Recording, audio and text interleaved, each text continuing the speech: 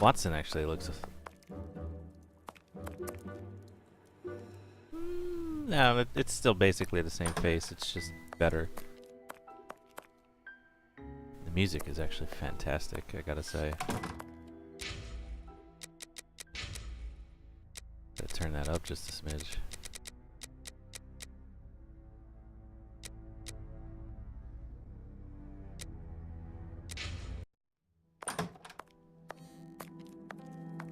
The speedrun for any chamber is incredibly short. Yeah, you could probably sequence break the entire damn thing.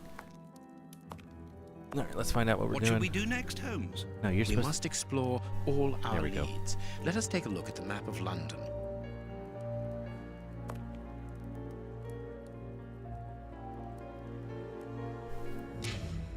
How do I... There we go.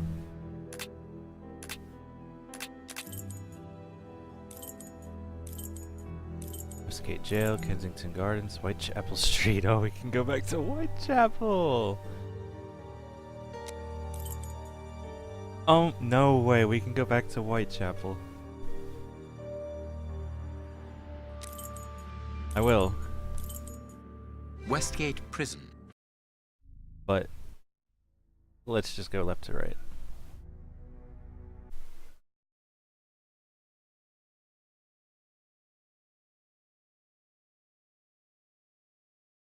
I'm trying to remember. Here we are at the famous Westgate Prison, one of the oldest and surest in the kingdom. I've heard that it is soon going to be demolished. Don't you find it strange that it still houses criminals as dangerous as Hans Schielmann? There's nothing strange about it, Watson. The name of this prison is linked with numerous failed escape attempts. As long as it stands, the criminals will fear it. Okay, maybe the music doesn't have to be that loud. Good morning, gentlemen. Are you expected? No, but we wish to meet with one of your prisoners, Hans Schielmann. I'm afraid that at the moment that is impossible. Access to the cells is controlled strictly. You can't go there without permission from the director. Then would you be so good as to announce us? I am Sherlock Holmes, and this is Dr. Watson. The famous Holmes and Watson. What an honour. My name is Brighton. Frank Brighton. I'm afraid I can't announce you. I'm not allowed to leave my post under any circumstances. Exactly, pop up, yeah. But I'm sure that the director won't refuse to see you, even without an appointment. Do you see the corridor behind the reception? Follow it to the secretary's office. You'll find him there. Thank you, Warden Brighton. One last thing. Hans Schielmann received any visits lately? None. And I'm sure because I've dealt with receiving visitors for several weeks now. I volunteered because it's a calm post to be in. We don't get many visitors and it gives me time to write. Just like you, Dr. Watson. I enjoy literature and the... Very good. Thank you.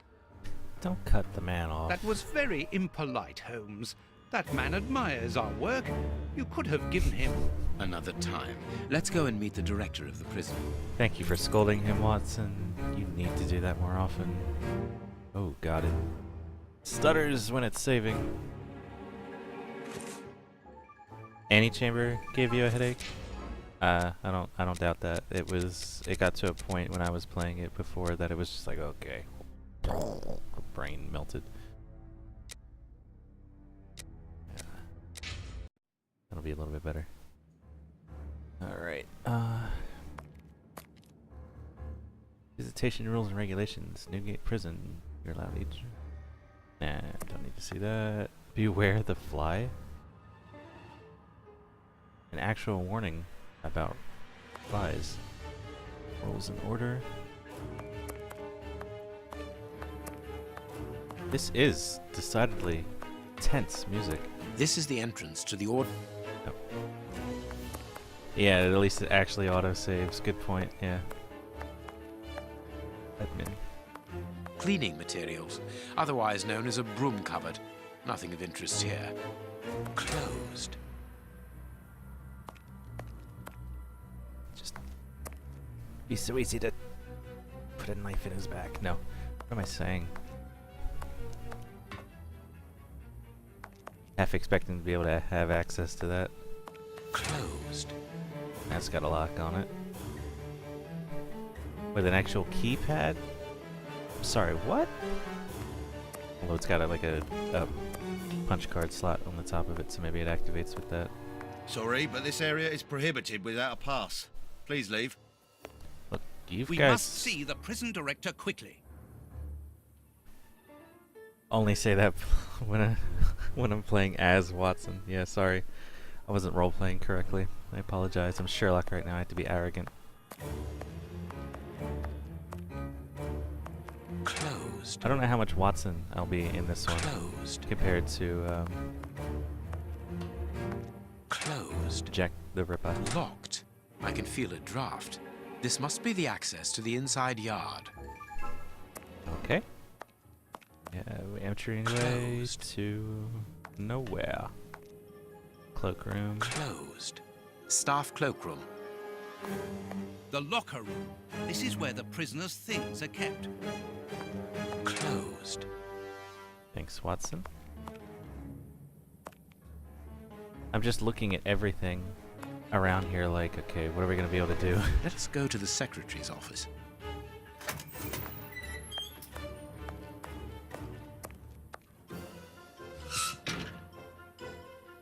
Is she asleep? Good morning, miss. Yep. Oh, excuse me, I dropped off. Good morning, gentlemen. What can I do for you? I am Sherlock Holmes, and this is Dr. Watson. Ms. We would Jenny like to talk to the Patterson. director. I'll just go and see if he can receive you.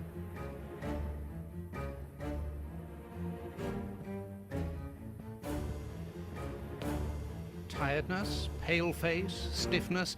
I believe that the young lady is expecting a happy event. It would seem so.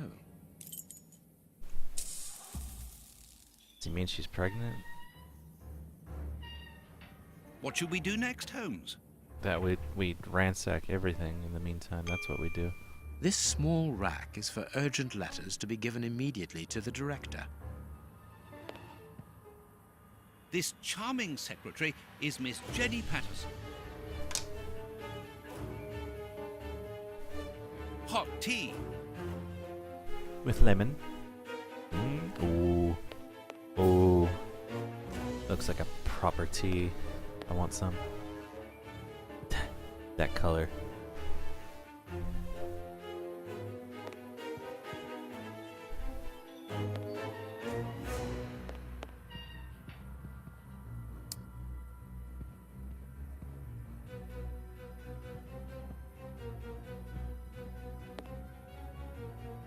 This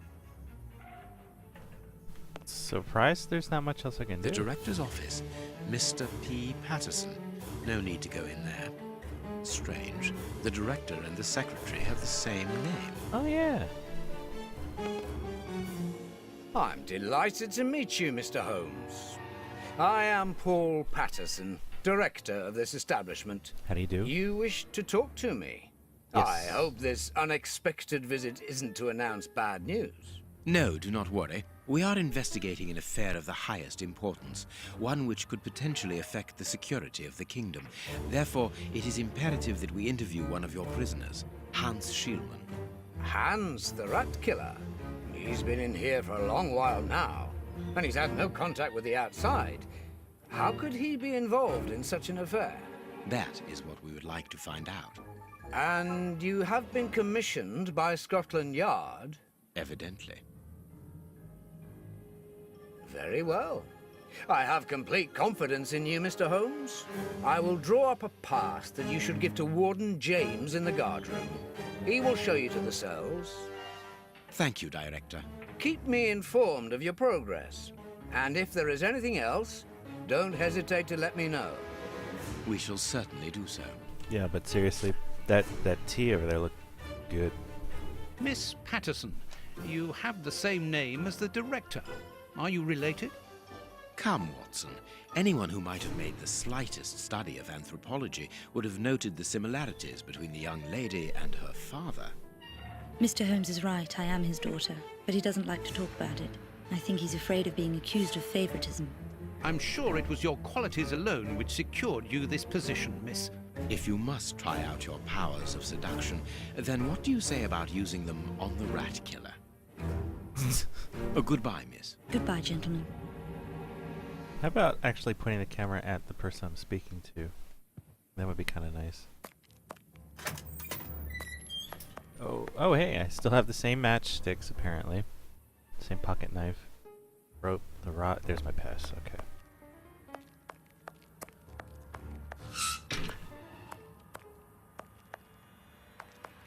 Ah, you've got a pass for the high security area. It's the door at the end. Go ahead. Thank you much. It is potassium nitrate, isn't it? Yes. Saltpeter or whatever. It is about the signing in book. Oh, they're playing dominoes. I'm gonna play some dominoes.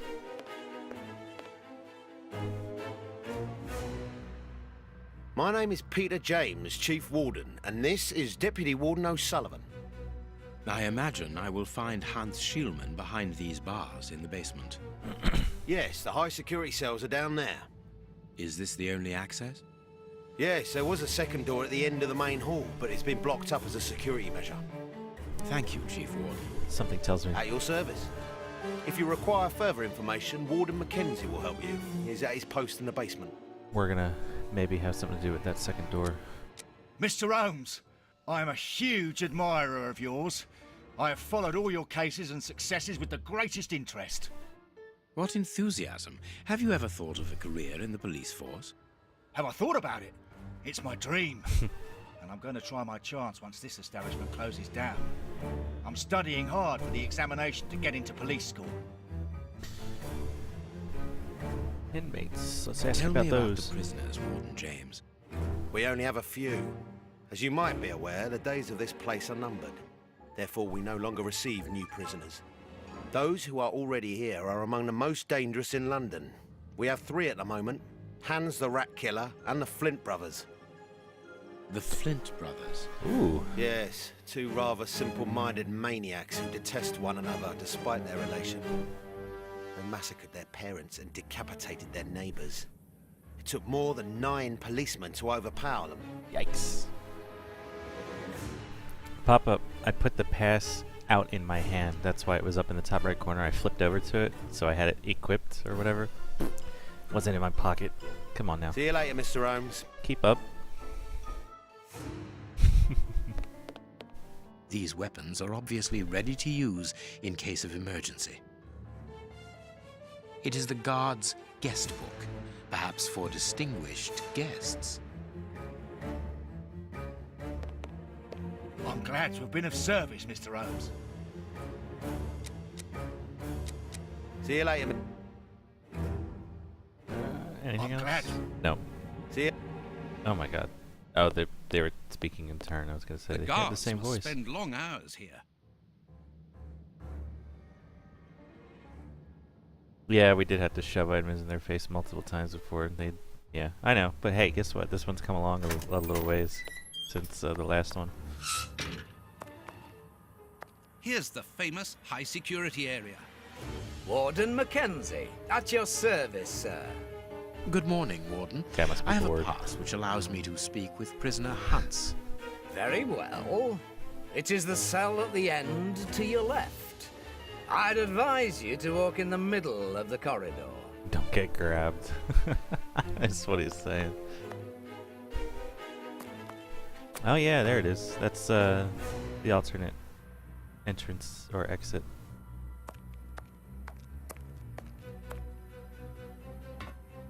You've been lucky, little brother.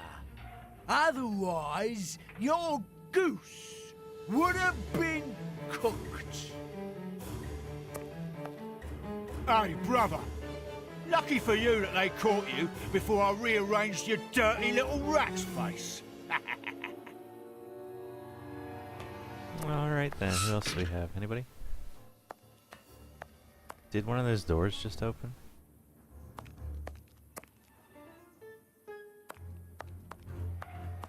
It was all the way down on the left. There you. Oh, what are you doing, bratty boy? Hans Schielman, I require some information from you. So, who do we have here? The celebrated Sherlock Holmes himself. Do you know that for all the time I have spent rotting in here, you are my first and only visitor? I think this is cause for celebration. A confrontation between two geniuses, two extraordinary minds. I'm afraid that you are not quite as great a chemist as you believe you are, Mr. Shielman. I will not say that you never were. No, it was certainly true once. But you see, while you are whiling away your days in here, it appears that someone on the outside is at the point of surpassing you, if that is not already the case. Yes, I heard about that. A chemical poison that eats away at the flesh and provokes hysteria. I recognize talent when I see it, but it's only a matter of time before I win back my laurels, believe me. What can you tell me? That depends on what you can bring to me. What do you want? Do you know why I am treated so harshly? For my meals, I am given nothing but a hunk of bread. And even then, not just any sort. Get to the point. Never interrupt me! Where was I? Oh, yes, the bread. Okay. Did you know that with a little rye yeast, a pinch of moss, certain cockroach secretions, just enough light and damp, with a few other ingredients that I will keep quiet about, I succeeded in poisoning half the staff here. Unfortunately, a little something was omitted, which would have made the results fatal. Instead, it merely caused acute attacks of stress and powerful hallucinations.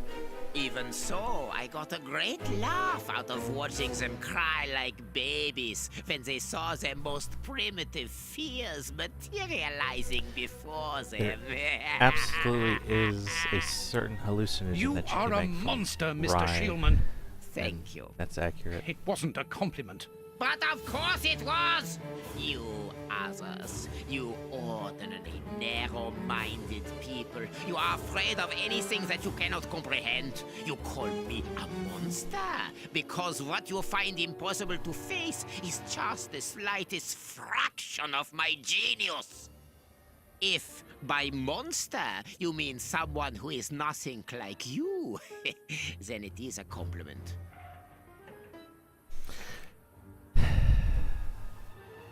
I hope we don't have to talk to this guy for too long. The voice is kind of grating.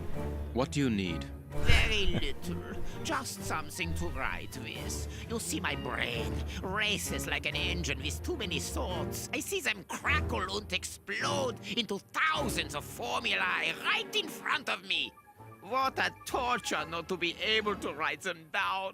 What a hell to see them vanish just as quickly as they appear to me. Just bring me something that I can write with. That's all. That seems an easy enough request to fulfill. But listen, I don't want a vulgar inkwell and a pigeon's feather. No, I need material fit for my talent. I want my ink pen. Bring it to me, and I will be happy to pass on to you a little of my knowledge of modern chemistry. Where is it? It was confiscated upon my arrival here. I suppose it might be in my locker, in the locker room. Leave me now, and don't come back without my ink pen. Back to errand voice status. See you soon, Mr. Holmes. Alright, let's see how we're gonna do this.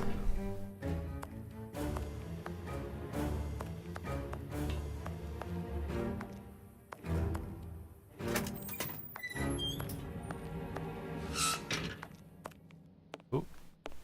This device must be the alarm.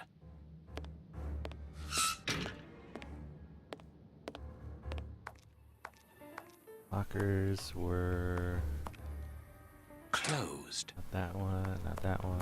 I think it's this one. Locked. Nope.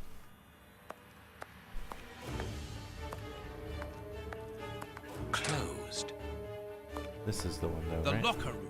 This is where the prisoner's things are kept. Closed. Yeah. So let's go ask for it. Let's see what the result is. Nope, not that way. This way. I'm glad to have been. Can you tell me where I might find the locker room? In the corridor that leads to the director's office. That's where the prisoners' civilian stuff is held. But seeing the length of their sentences, they've little chance of ever getting it back. Can you open the locker room for us? We would like to inspect Shieldman's personal items. No, Mr. Holmes. I'm not responsible for that. You will find the keys in the Secretary's office. See you later, Mr. Holmes. Alright. Straightforward.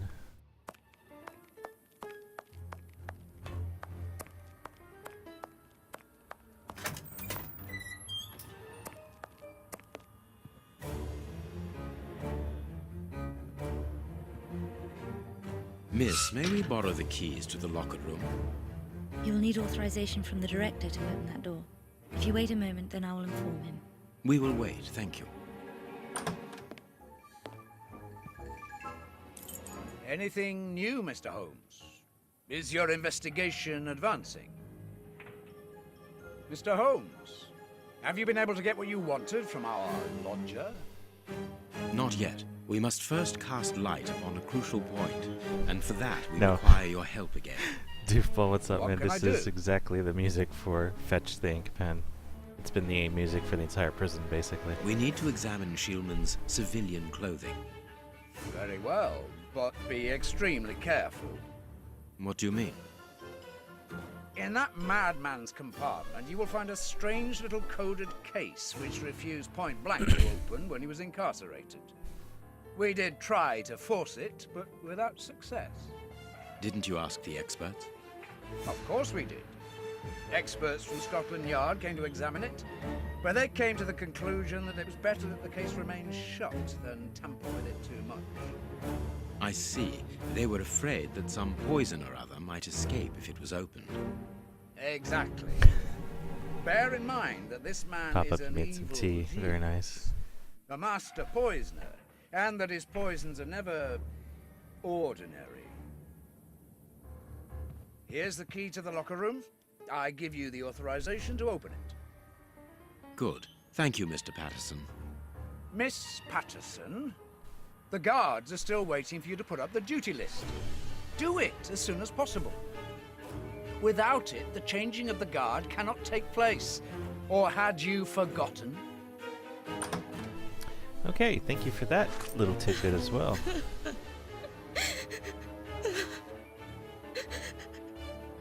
Dry your tears, miss. I'm certain that your father didn't mean to hurt you. Mr. Watson, I can't put up the duty list. And when he finds out, he'll be furious. Why can't you? It's in my locker, in the cloakroom, and I've lost the key. Your aunt. Say no more, Holmes. As you keep repeating, time is against us. Let's go and look at the things in the rat killer's locker.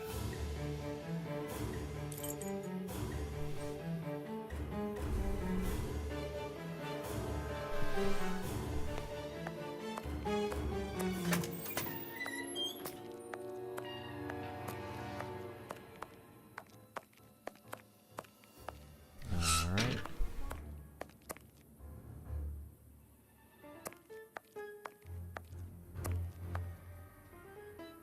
Here is the locker of our friend, Hans, the mad scientist. It's the only one labeled. Oh, what a jump! Oh boy. Blotting paper. A paper knife. A paper knife. This solid box must hold a precious object. Let us see.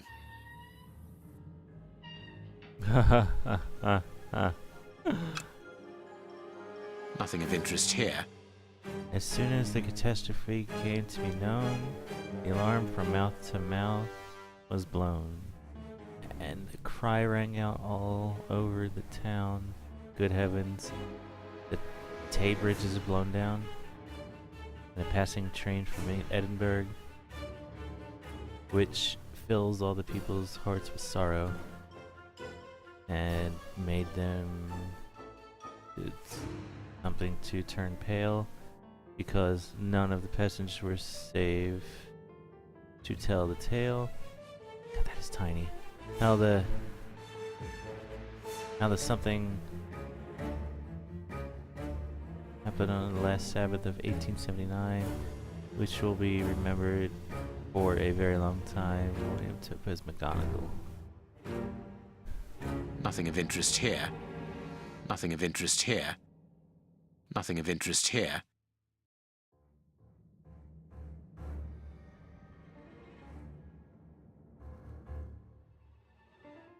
Alright, well, it's a table of elements, basically. Just not in its normal shape.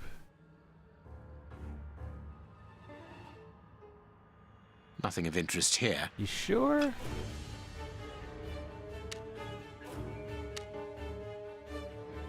Oh boy.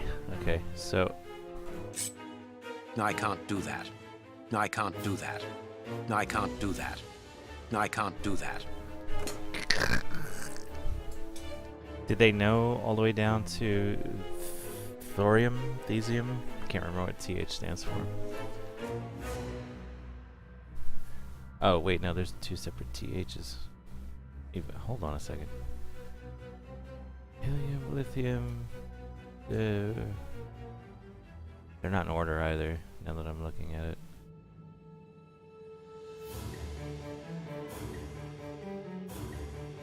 Okay. Is there something to do with this?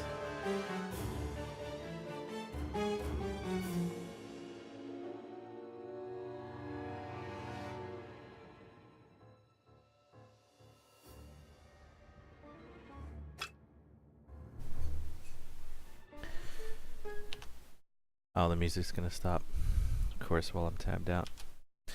As soon as the catastrophe came to be known. Let's see if I can... is this a real poem? Yep, it is. It's okay, hold on. So, the Tay Bridge disaster. Let me read this.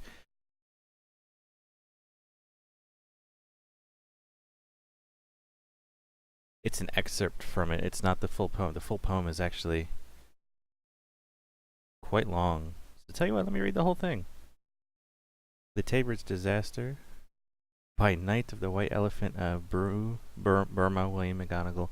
Beautiful railway bridge of the Silvery Tay. Alas, I am very sorry to say that 90 lives have been taken away on the last Sabbath day of 1879, which will be remembered for a very long time.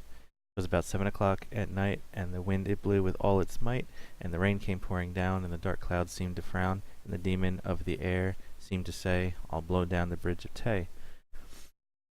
When the train left Edinburgh, the passengers' hearts were light and felt no sorrow, but Boreas blew a terrific gale, which made their hearts for to quail, and many of the passengers with did fear say, "I hope God will send us safe across the bridge of Tay."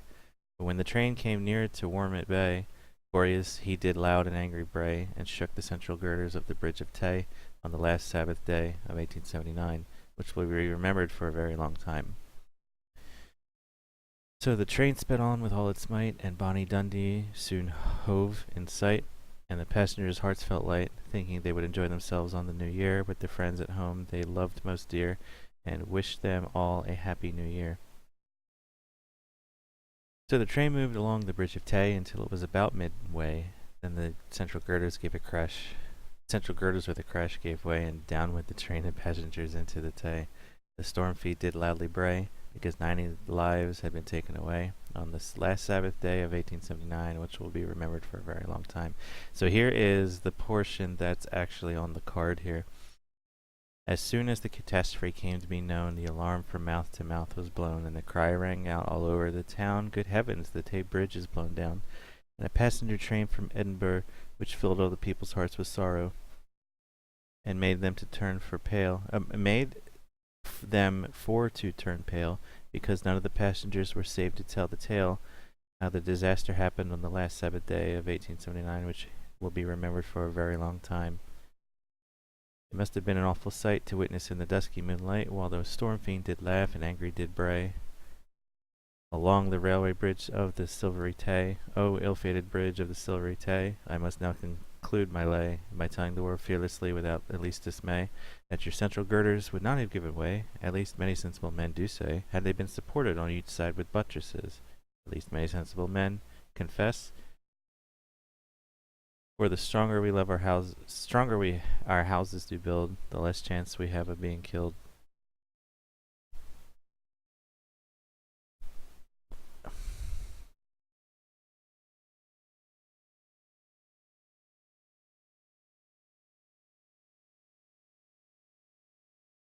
As soon as the catastrophe came to be known, there's a reason why this is here. As soon as the catastrophe became to be known, the alarm from mouth to mouth was blown, and the cry rang out all over the town, good heavens, the Tay Bridge is blown down, and a passenger train from Edinburgh, which filled all the people's hearts with sorrow, made for them to turn pale, because none of the passengers were saved to tell the tale.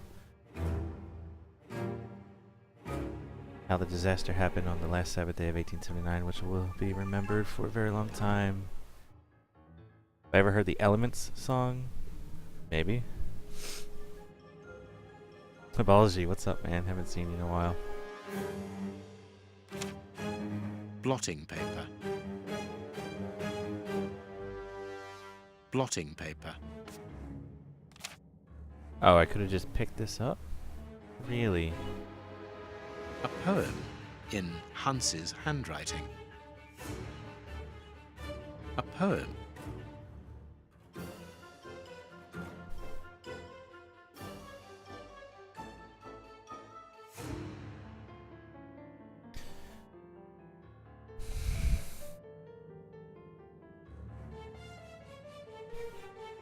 Like this is line for line correct, right?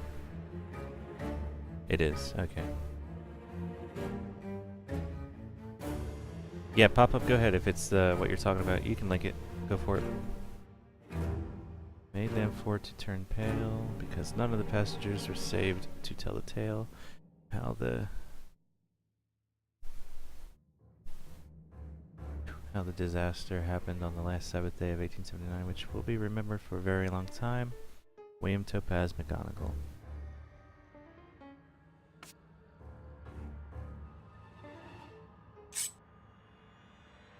I can't do that.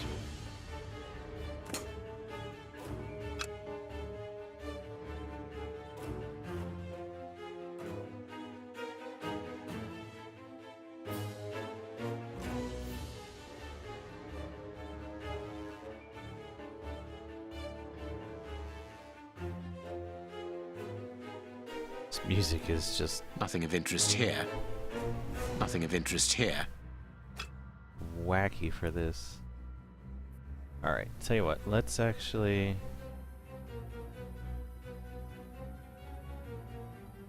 go back and chat maybe with our friend.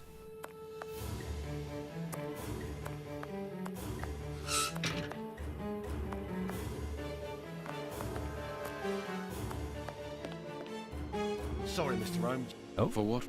The door has locked itself Do it then. Miss Patterson hasn't put up the guard duty list yet. Without that information, we don't know who's authorised to take note of the new code. So Mackenzie is locked in the high security zone. Yes, but don't worry about him. He's trained for this sort of dysfunction. Why not ask the director to take note of the code and open the door? He isn't allowed to, and I doubt that he would run the risk of going against the orders of the administration centre. Anyway, the bars in the high security section are joined to the alarm system, which is in that room. We only need to sound it to unblock, but you see we can't do that now. We'll try to find the duty list, Warden James. or we can divert.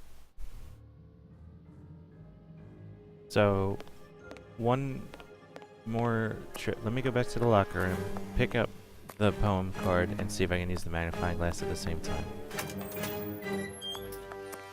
Oh, what a jump! Oh, do not crawl on me. God damn it. Ugh. I hate that. Well, there you go.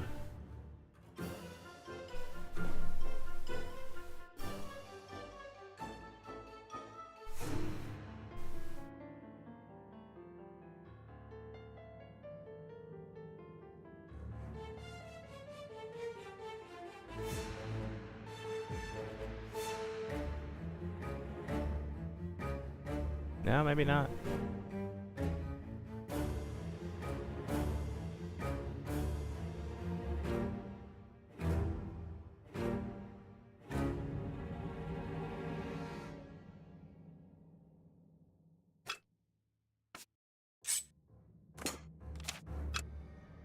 Ooh. There is something interesting here. There is something interesting here. No, it is unnecessary.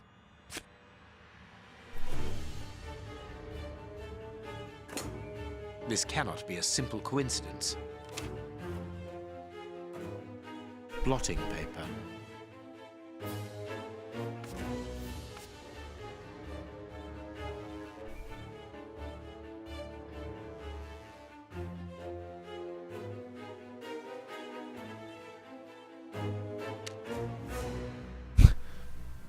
Am I actually not seeing barium? There it is.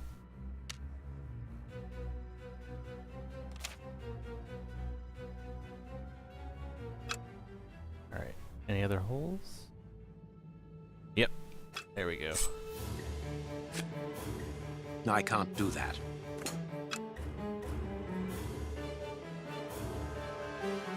This is actually pretty clever. I like this. Oh, there we go. There's another one.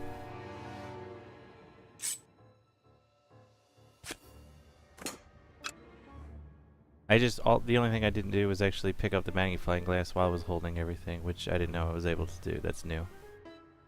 Either that or I forgot that I could do it.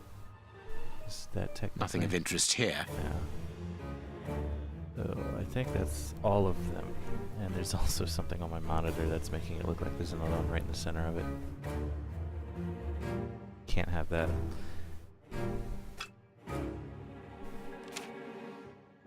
Okay. H.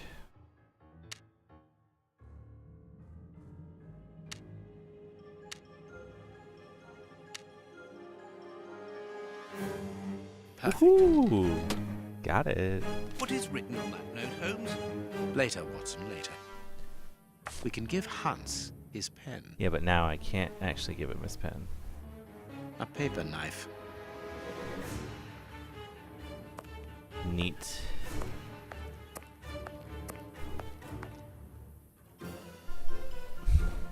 Watson.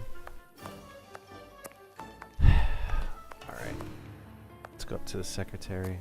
Oh, no, let's back this way.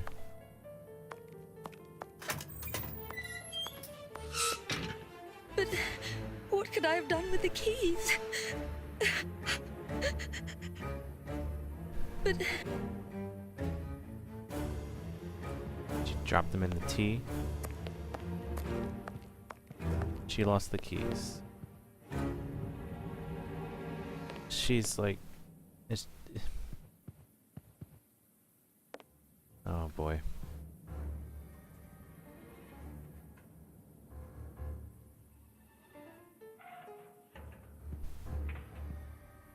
What should we do? We can give Hans his pen. But we can't give him his pen. Alright, so now that we have the pen, let's go back into that room or something.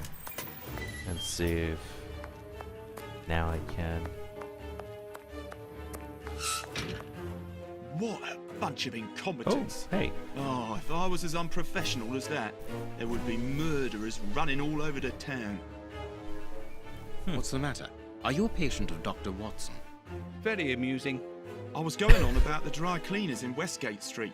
I've just delivered my ceremonial uniform in the middle of my duty, when I've told them 1,000 times not to bring it until after 6 in the evening. A ceremonial uniform? You've been promoted? No, and that's not about to happen. No, I've been invited to a wedding. I mean, I hope to be... I'm in trouble. If the director sees that I've left my post, I'll be sacked without pay. Give it to me, Warden Brighton. I'll take care of it for you. Really? Thanks a lot. Here's the key to the cloakroom and that of my locker. I'm really grateful, Mr. Holmes. What have you got in mind, Holmes? You're not doing this out of kindness, are you? No, out of curiosity. We will be able to access the cloakroom with these keys.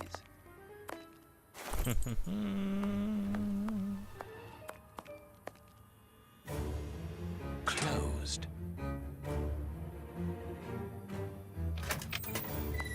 What's that other key, though? Key from Brighton's... Oh.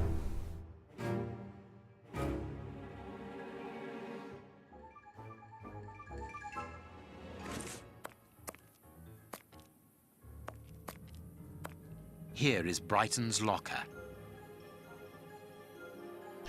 Yeah. It's awkward, I agree.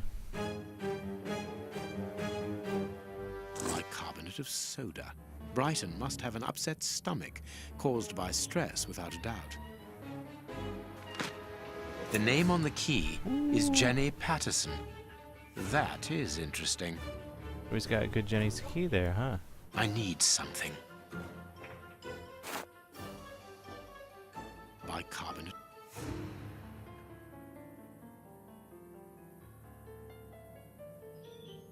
Alright.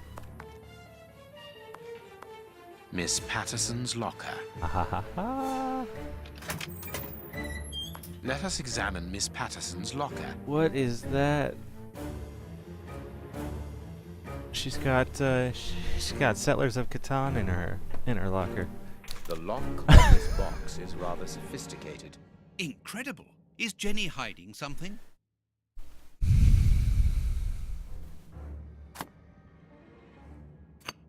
Okay, so 3, 6, 10. I got 10 of these.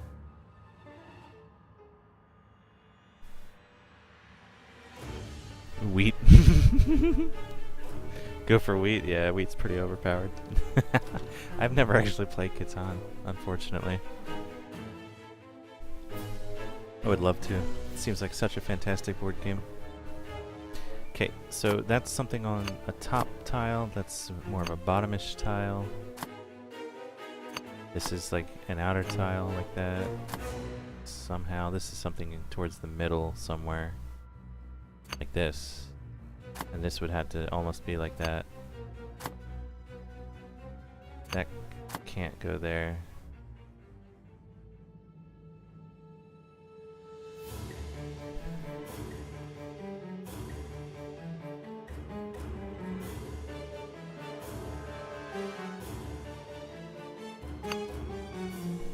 That could work. Okay.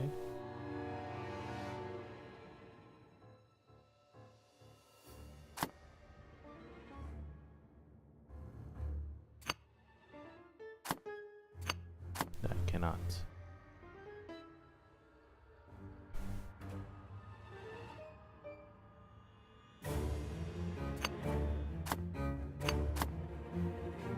there anywhere else this could go? Not there, not there. Could go here. Oh. No.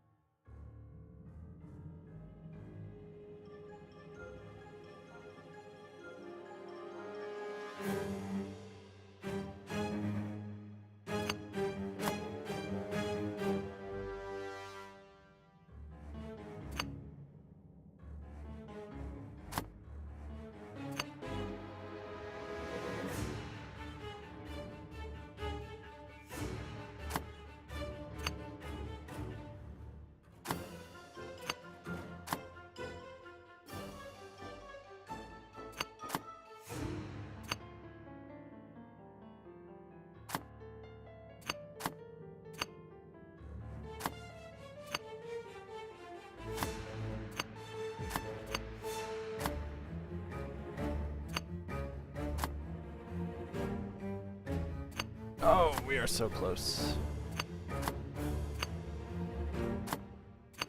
Boom. It's really very clever. Little Jenny is astonishing. That's looked very suspicious, like some kind of molecule. Brighton's Locket, Jenny Patterson, Frank Brighton. A single heart with 2 souls in eternal love. Ooh. A locket, sealing the relation between Jenny and Warden Brighton. Decidedly, this boy is not a great poet. Letter from Brighton. My Jenny, let's get married. Never mind the consequences. Your father will have to accept the fact that we are in love. Think about the baby. And don't forget. Uh-oh. Okay, so it's his. Don't forget that. I love you, I love you, I love you, I love you, I love you, I love you, I love you, I love you. And I've written you a poem. Jenny Patterson, your heart pounds. Mine weighs a ton. Our love has no bounds. It just goes on and on. It was inspired by the great Chinese poets to write it. I was inspired. Be courageous, my honey bun. Your Frankie. A letter from Brighton to Jenny. Barely literate. Apparently, Jenny is carrying Brighton's child. and it seems that Jenny's father, the director, is unaware of this. Service sheet. Basement guard, Warden O'Sullivan. Reception, Warden Brighton. On call in the guards room, Warden Mackenzie. Coordination, Chief Warden James. Here is the famous guard duty list. Interesting.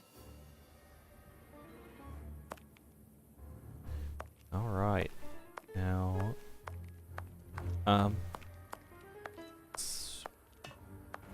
let's see if we have anything to say to her. We have found the guard duty Yeah. cards, miss. If you like, I can go and discreetly give them to the guards. Oh, thank you. You've got me out of a lot of trouble, Mr. Holmes. Not all the trouble. We have found...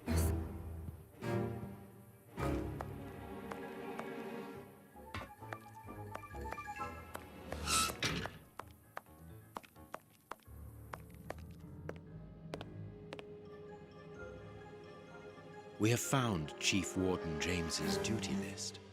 Good. Thank you, Mr. Holmes. Let's see. O'Sullivan, it's you who takes over from Mackenzie. Take note of the code, please, and unblock the door. At once, Chief.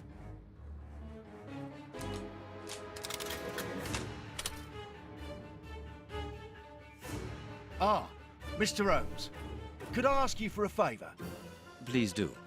I think I can say on behalf of all the staff that we would be honoured if you would care to write something in our guest book. Except we're gonna go take a With look pleasure, at the names of the O'Sullivan. guest book at the same time. That 1,000-mile stare. What are you doing, Sherlock?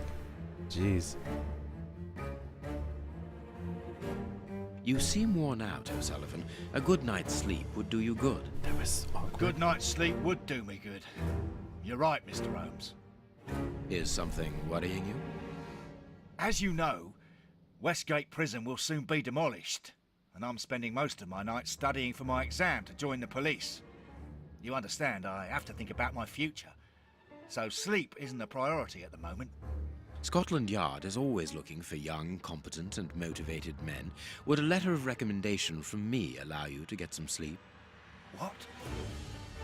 A letter from Mr. Sherlock Holmes, recommending me for Scotland Yard? Are you quite serious? Completely serious, my young friend. May I use this writing paper? The one on your desk.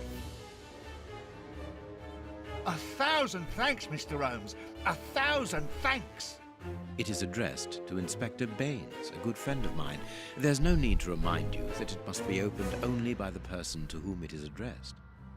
Yes, of course. I'll give it to him personally. Thank you again, Mr. Holmes.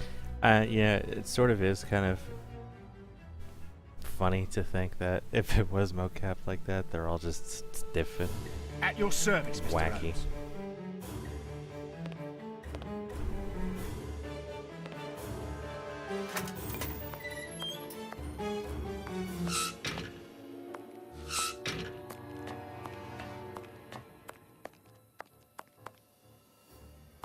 Well, Well, we got your pen.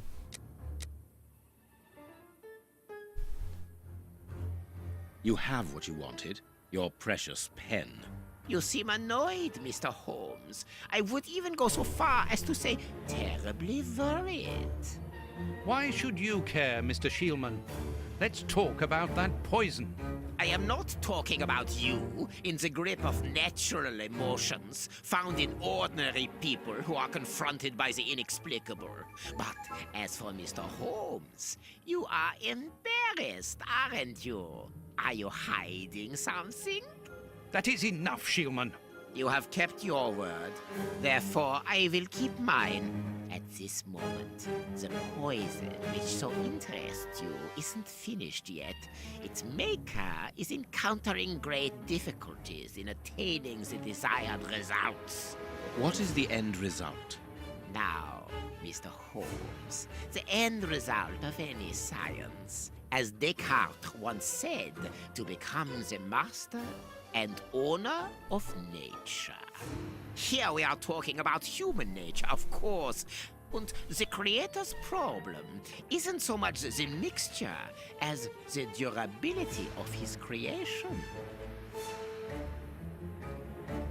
What do you mean? You see, this poison was made using rare but very volatile short-living compounds, which means that it is only possible to produce small quantities, which most importantly do not keep for a long time.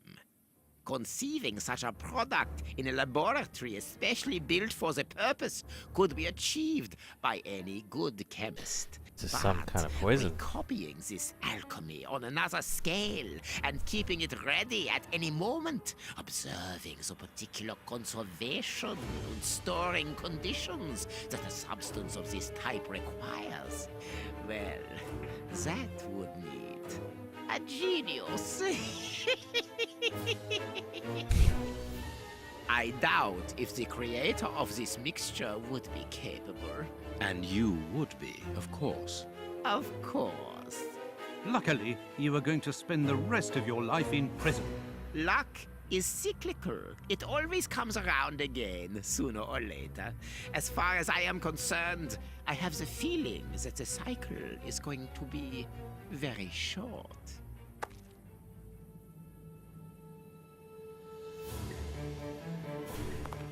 Holmes, it sounds to me as though this Shielman is implying that an escape attempt will be made. Sure does. Yes, we must go and warn the director. It's gonna happen. Watch, before I can even get to the director somehow. At your service. I would not be surprised if all of a sudden the alarm started ringing.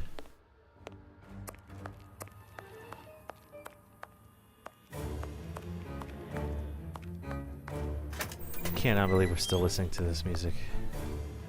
It is out of the question that your bastard is named Patterson. Very well. You refuse to reveal the father to me? Well, then go and join him. I'm not stopping you. I can't. Director, you will have to postpone this. One moment.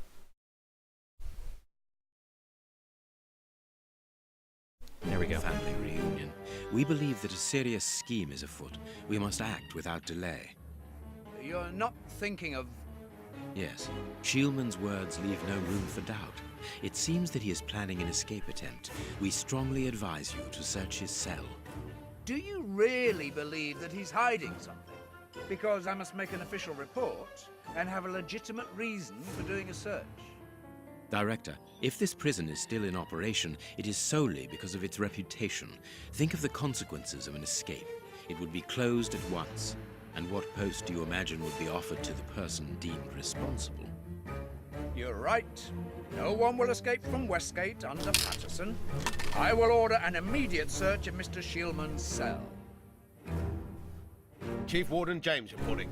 The search of prisoner Hans Shielman's cell has been carried out. No suspicious items were found. But it was in his pen. Thank you, Watch. Chief James. We just gave him I his feel means of better escape. now. Without wishing to offend you, Mr. Holmes, I am glad that you were mistaken. If I'm not mistaken, we've nothing more to do here. Shall we go, Holmes? There's just one more thing for me to see, Watson. What's that? Mr. Holmes, sorry to interrupt you, but Miss Jenny wishes to see you alone. She's waiting for you in her office. This, Watson. How did you know? Wait for me in the guard's room. I won't be long. Okay. What an extraordinary gentleman that Sherlock Holmes is. This guy's in on it. You must have had lots of adventures with him. Oh, yes, dozens. Thought he was infallible. But there wasn't anything out of the way in the rat killer's cell. Could he have been mistaken? No. I must admit... This what? Okay, so Warden Brighton, in my office immediately. That's an order. The director seems furious. yeah. So that's the guard at the Yes. front now. Must be important for him to order Brighton to leave his post. I wouldn't want to be in his shoes.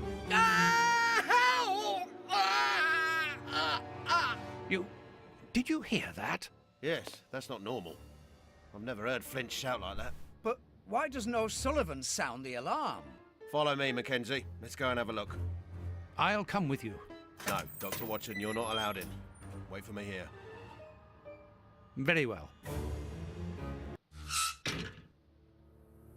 okay, but the grill is blocked, Chief. Oh, it's this one. We've been locked in, Oh. and that smoke, it's coming from below. Oh, Sullivan! Can you hear us?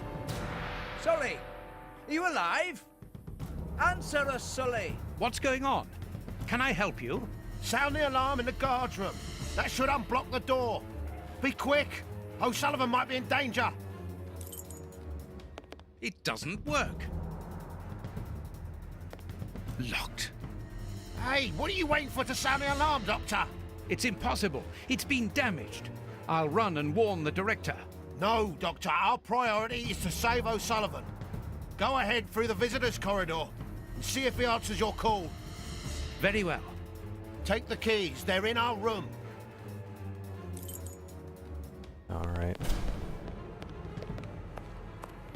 Wait, this room? No. The guard's room? What was that?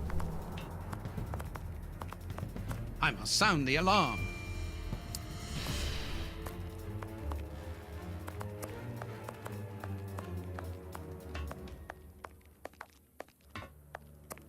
No. This way. There we go. There is nothing interesting here.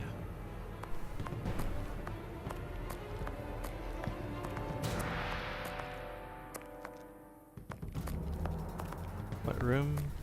Locked. Now the music is finally coming together, right? Yeah. Oh, this one? There is nothing interesting No, here. it's maintenance. Oh. There you go.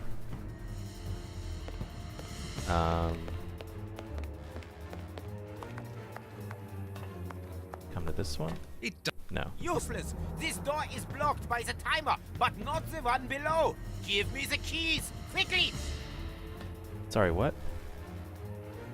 No, wait, no. Why? I got the keys, Doctor! Thank you! That's... Follow me, Watson. We must repair the alarm. You idiot, Finally! Watson. There you are, Holmes. Follow me, Watson. We must repair the alarm.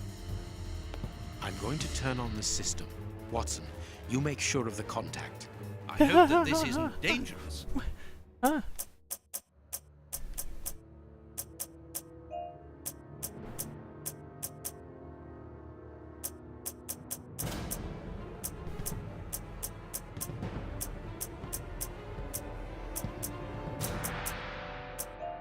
I don't see...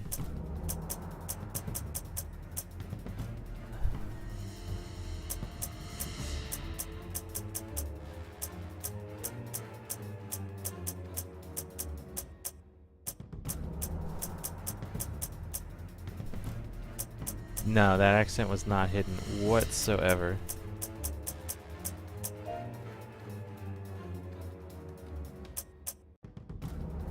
I don't see another opening in that second ring. So what am I supposed to do?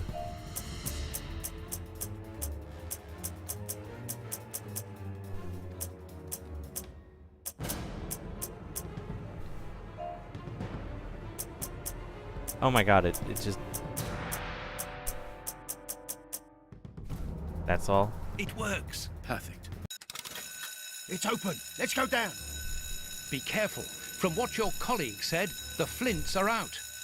We are trained for this sort of situation. And we're armed. Come and help us, Watson. Worst sidekick ever, yeah. Yeah, boy did he just... Ugh. Everything is back to normal. Thank you for your help, gentlemen. No, our It was a pleasure. rat killer, rat where is poisoner, rat O'Sullivan? guy. He's no longer here. He must have gone out for the visitors' entrance. Yes, and he must be pleased to have gotten out of the basement. See, but... Okay. Good. We must now check all the cells. It's the procedure in case of an alarm. Sherlock knows those We'll come guys and help you. gone. And You are evidently fond of wasting time, my dear fellow. Rejoin me at the reception when you've finished. Sherlock knew this was going to happen, and he sort of orchestrated it to happen. I have a feeling. He wanted him out. The grate is open. This is alarming. He's fine where he is, under the cover, still. How can he sleep with all this noise? I'll admit it's not normal. Perhaps the smoke has poisoned him. I had better take a look. Be careful, Doctor. He is dangerous.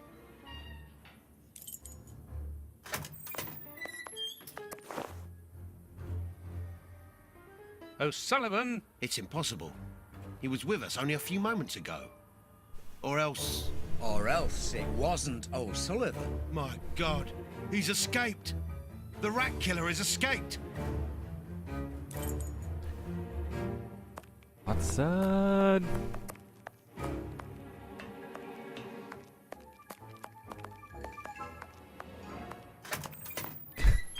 Now they don't want to let me out.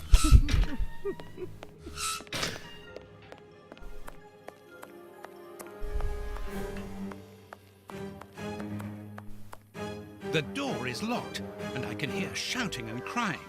We're in the middle of some family drama, so there's no chance of them hearing me.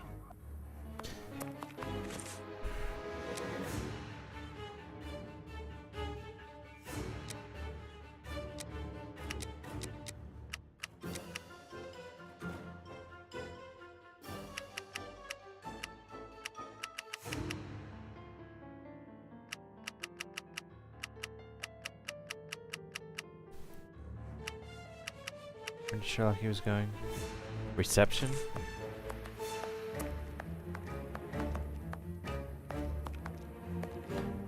No. Okay. We're just gonna leave, because he did it on purpose. Holmes, there you are. Hans has escaped. I fear that this inquiry is a bitter defeat for us. Not at all, my dear fellow. Quite the contrary. Follow me. Why the devil have you brought me behind the prison?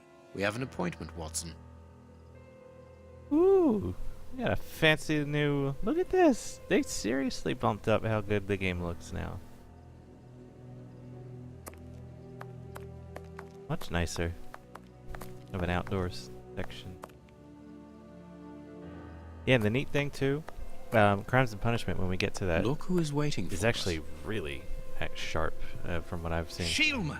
I'll go back and alert the guards. No, don't. Calm down. He's harmless. Just have a talk with him. But what is he doing here? Why hasn't he run away? Because I asked him not to. Are you telling me that you helped him to escape?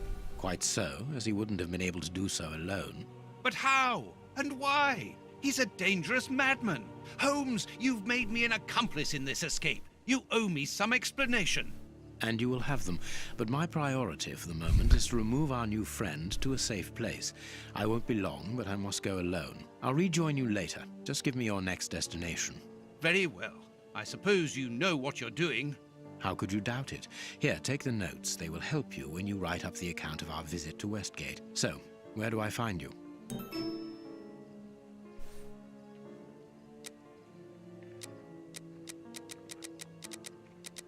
Come on, we gotta go to Whitechapel. We have to. We gotta go to Whitechapel, right? The next step of our investigation should take place in the Whitechapel area. Good. Go then, and I'll rejoin you there. We gotta go to Whitechapel. Escape from the Westgate prison. Holmes's notes regarding the way that he helped Hans Schielman to escape from prison are so extraordinary that I feel it would be better to transcribe word for word the conversation that we had afterwards regarding this matter. I felt the impatience in my friend's look, however he delayed relaying to me the details of his incredible achievement. He began by telling me about Hans Schielman's fountain pen. This is what he said. The key to the escape was actually Hans Schielman's fountain pen. You think? I discovered a note inside Schielman's locker. I can quote it to you from memory. Whoever is smart enough to open this case should know that a couple of drops of my masterpiece are mixed together with the ink inside this pen's reservoir. If you're reading this note, it means that I am in a tight spot, so understand that my special ink will temporarily destroy the will of anyone it touches. Therefore, you have a few precious seconds during which you can shape the subject's will. Did he just poison Watson? If you recognize my genius, use this knowledge to get me out of the embarrassing situation that I am undoubtedly in. Schielman had left this instrument for his future escape inside a case secured by a devious combination. That way he could ensure that none of the prison staff would find it, other than a well-informed friend. Understanding this, I decided to play along with him, but with a double game of my own. I would help him to escape, but I would also keep him under control. Oh, okay, so he He drugged Shielman. Alright, so I'd help him escape, but I would also help keep him under control by using his own creation on him. Okay. I allowed Shielman to commence the game by giving him his pen, and then I started to advance my pawns. My first move was to persuade the director that it was necessary to search the cell. I therefore passed the ball into Shielman's court by giving him this opportunity with Warden James. He did not waste it. He coated the bars of his cell with his poisoned ink, and Warden James, whose hands were contaminated, was under the control for a few seconds. He discreetly and quite simply ordered James to give him the keys. The ball was then back in my court. Now I had to find a way of neutralizing Warden O'Sullivan, who was to be the basement guard, as we discovered when we found Miss Patterson's duty sheet. I must admit that the young warden helped me enormously by asking me to sign the prison visitor's book. Absorbed in the tale, I went over the chronology of the events in my mind. I remarked that Holmes had already signed the visitor's book before giving Shielman his pen. He replied in the most annoyed tone. Exactly. I anticipated it, and it was because of that I managed to get a step ahead in the game with my game with Shielman. I was leading the race, and all the while he believed it to be the other way around. Shielman did not suspect that I had already used his poison, and thought that O'Sullivan's being asleep was a godsend. He therefore was not suspicious about the letter of reference that he found inside the warden's pocket. Holmes then returned to the point at which he had broken from his tale to point out to me the lack of pertinence to my remark. Exactly. I anticipated it, and it was because of that I managed to get a step ahead in my game with Shielman. Oh, wait, no. Why is it not going down? Is that the... That's the end of it? Oh, continue. Jeez. But do not put the cart before the horse, Watson. Do let me continue. So, by merely touching the fresh ink upon the page in the visitor's book... Oh my god. Keep up. Let's go. Keep on. Come on. O'Sullivan was under my control. I suggested a state of advanced drowsiness, but ordered him not to do anything immediately. Just sufficient for him to be unable to resist a siesta during his guard duty. Later, after the changing of the guard, Shielman used the keys to let himself out of his cell. He hit the sleeping O'Sullivan over the head and exchanged his prison uniform for the warden's. Then he created a smokescreen by using the ingredients I had given to him: sugar from Miss Patterson's tea tray, Brighton's bicarbonate of soda, potassium nitrate from the guard's room, and sulfur from a few matches. He used the keys again to free the Flint brothers. The two ruffians leapt at each other's throats and made the very dickens of a noise. He had the diversion he needed to leave the high-security area, and that is the moment where you entered the game, Watson. Thinking that you were helping O'Sullivan, you allowed Hans Shielman to open the corridor annex's bars by throwing him the keys. On my side, I opened the second lot by turning the alarm on again. In light of Holmes's explanation, it began to see my actions during this episode from quite another angle. I was troubled by the way that it used me without my having any idea at the time of the duplicity of my actions. I interrupted his monologue to refer to the guards, who had not realized what was happening, and who were occupied with restraining the Flint brothers. Holmes continued, "Exactly. So there was now only one obstacle in front of Shielman, Warden Brighton on the reception desk at the front of the building." I interrupted him again. "But it was the director who summoned him so insistently, Holmes." Well, that's because Sherlock clued him in on who the father was, probably. "You won't have me believe that he was an accomplice in this escape." "Of course not. I provoked the director's raids towards Brighton." Too impatient, I could not stop myself from asking. "I discovered that..." Or asking how. So we're back to Sherlock. "I discovered that Jenny Patterson and Brighton were lovers. I also knew that the director did not have any idea about their affair, and that he would surely fall into a foul rage if he found out." I asked him if that was also the reason why Miss Patterson had been summoned.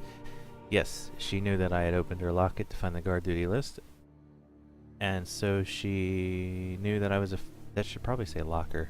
Opened her locker to find the guard duty list. And so she knew that I was aware of her affair with Brighton. She wanted to make sure that I would not say anything. I pointed out that it had been rather unfeeling on his part to have told the director everything, reminding him of his promise to the young woman. He denied it in a somewhat hypocritical manner. I did not say anything. I simply left the lovers' letters inside the urgent correspondence box in the secretary's office, knowing that they would be delivered to him in a few minutes later, thereby provoking his anger.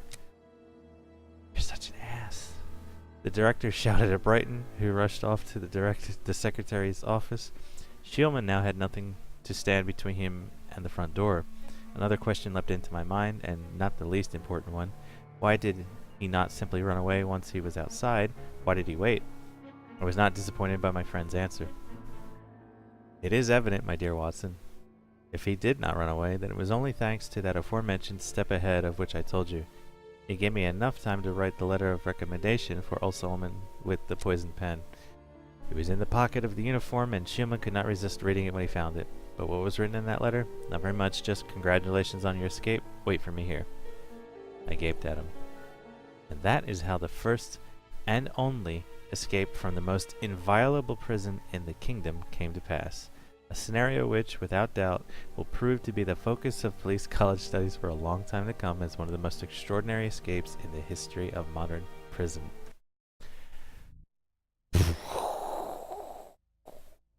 Golly.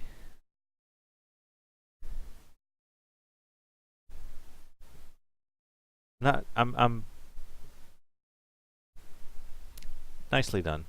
Nicely done. That was pretty cool.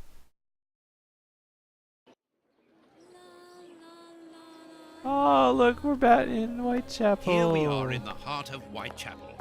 Keep an eye on your wallet, Holmes. This area is the highest for pickpockets in all of the kingdom. Don't worry about my wallet, Watson.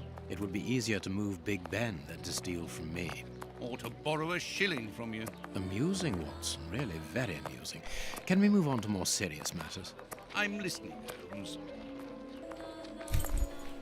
There were only 3 prisoners inside that prison as well, doofball. Not only was it just the kingdom's best prison, had 4 guards, counting the warden, but there were only 3 prisoners.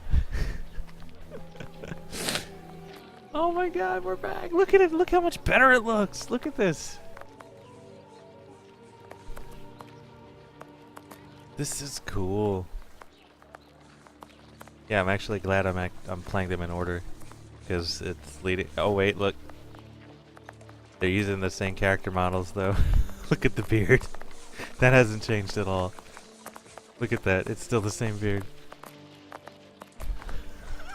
It's slightly upgraded. It's got a transparency around it. Nothing of interest here. Oh look, our cart music man is still here as well. He's... Ugh. But there... It's true, the highest level of prisoners they had there was literally just the rat killer and 2 twins that wanted to kill each other. What should we do next, Holmes? Go look around. That's what we're gonna do. I know exactly where I am too. This is Finley's down there. This is this was the brothel. Behind that. Wow, the horse looks like it's made out of plastic. Or bronze. Something. They give it blinders though too. Nice touch. Really nice touch.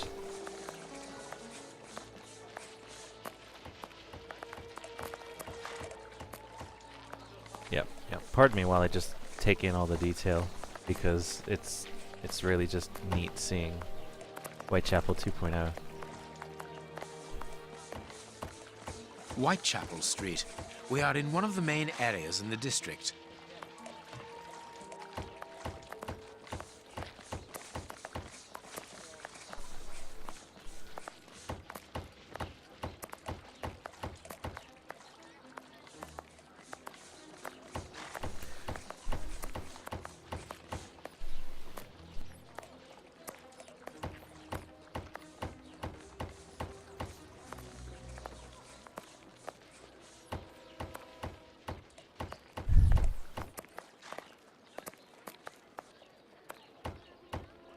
Whitechapel Street. We are in one of the main areas in the district.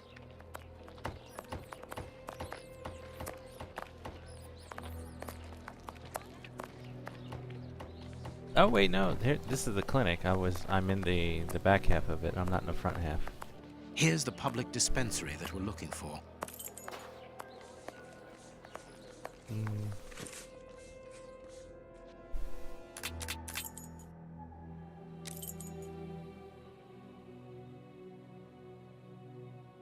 Okay, so doesn't look like it's gonna let us into all of Whitechapel. Or rather, the entire chunk of it that we were able to run around in the last game. My husband can't pay the rent. We've got nowhere to go. Best of luck to you.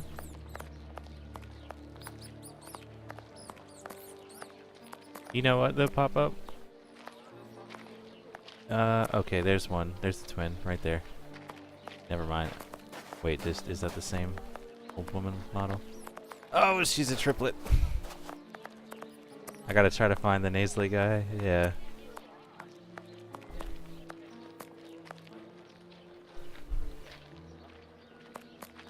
Burner Street.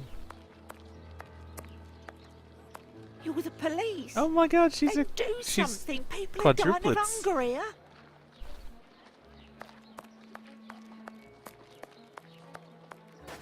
This is new. Huh. Burner Street. Yeah, I get that, but what's this? This sign would appear to be that of an establishment not fit for honest folk. Sorry, what? That sign's just in Chinese as far as I can tell.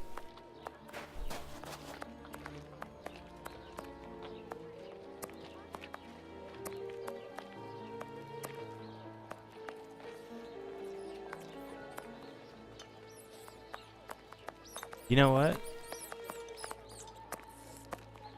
This right here should have been the cobblers. This is not the same building shape.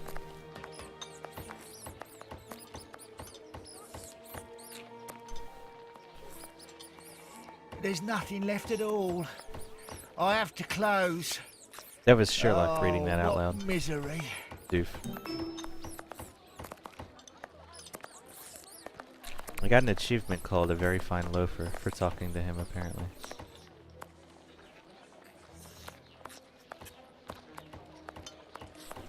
Doop. Alright. Let's keep going down, and then I'll come back. Oh, hey, look, is it, Hardiman? Is this Hardiman? Oi, oi! We're No. giving out free soup after mass, right here. Don't hesitate. Come get yours. All thanks to Prince Woodville's kind generosity. A ticket for a hot bowl of bacon soup. Excuse me, my good fellow. You don't look like the needy. We're not here for the soup, we're merely passing through. But I would like to commend you for your good charity. Nah, it's the Prince of Woodville who's the charitable one. All I'm doing is filling the bowls. For the first time ever in this area, someone's thinking of the poor people here. Look around you. At every street corner, you'll find someone giving out soup, just like me. I grew up here, and I can promise you, it's the first time the toffs have thought about us. And no one tries to take advantage of this? No, mister, that's not possible. You have to exchange a ticket against a bowl. The tickets have the day's date on them, and are handed out after mass. That way no one can cheat. A circulating soup kitchen. Neat.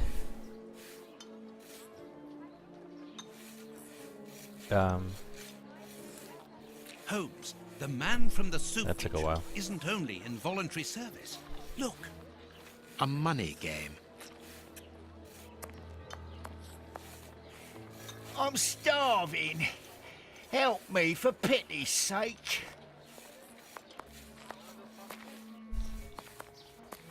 Closed. even here, decidedly the poor people have been abandoned to their fate. I agree, though. Watson would be, or not Watson, Sherlock would be the one to read the sign. If he was actually able to read it. Buy my flowers, my lord, for your dear departed. Wow. Didn't expect that.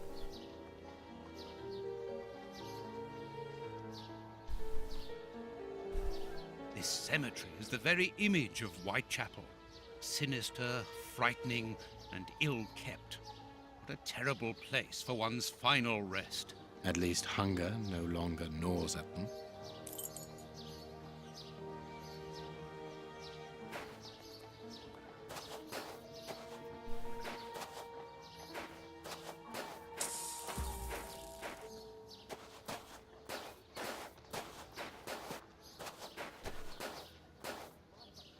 Let us see if the elements analyzed in Baker Street and this cemetery have something in common. I forgot we were even doing this.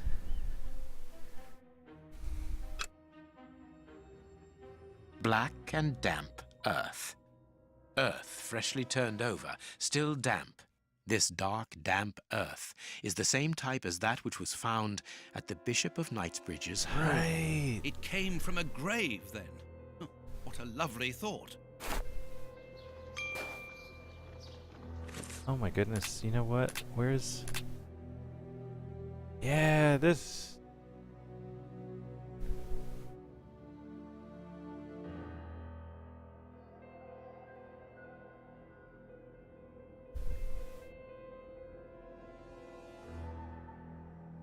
And... Well, I think the dirt just got removed from my inventory.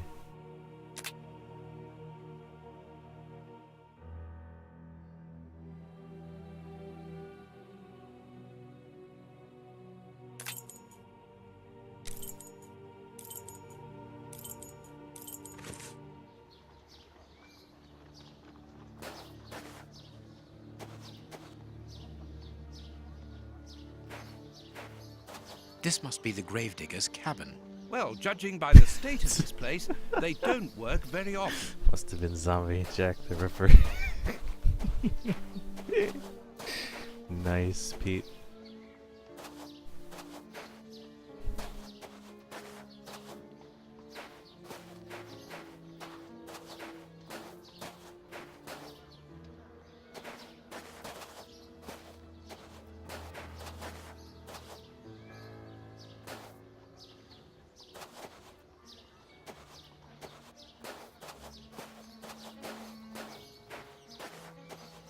You know what? I keep forgetting I could just walk around in third person. But he actually moves incredibly awkwardly.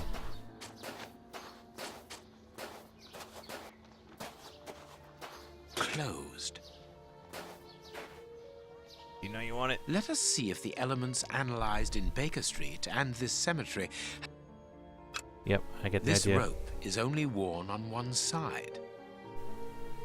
Oh, wait a minute, yeah. This rope is only worn on one side. The rope used to tie up the Bishop of Knightsbridge came from this cemetery. It is only worn on the one side because it is used to lower coffins into graves.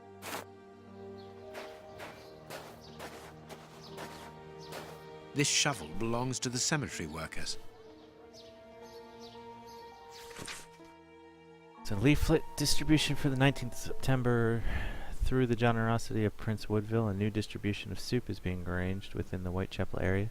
This voucher is valid for a meal on the 19th of September in any distribution area. Kurtz, don't forget to pick up the tools at the cemetery and don't be late this time. Grape Ape. A leaflet for the soup kitchen. This leaflet is dated for the day after tomorrow. The tickets for the soup kitchen are given out on the same day. Only somebody who works there could have written on it.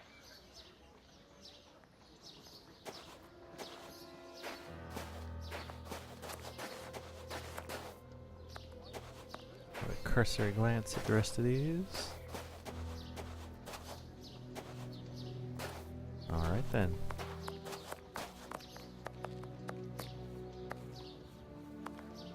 Oh my god, we've actually even got pigeons.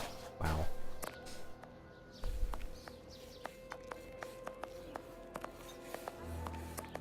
Hold up.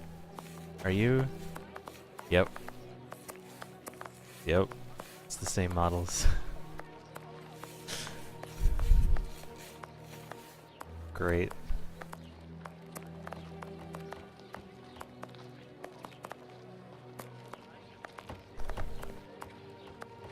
Wait a minute. Oh, wait, no.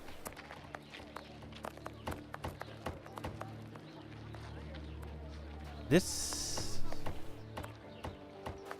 Is that on the right side? I don't think it is. Because there's Solomonovich.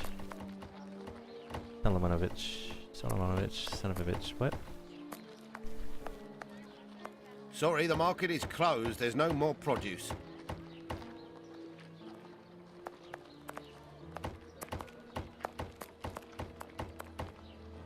It's the last bread shop open in the area.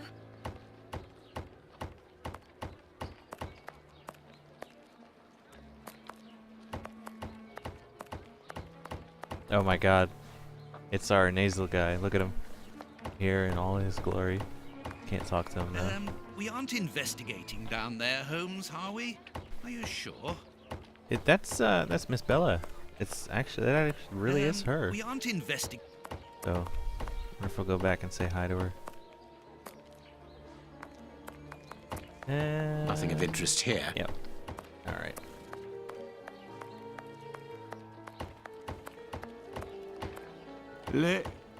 Leave me alone. Oh, I can't go in. The pet shop down here, too.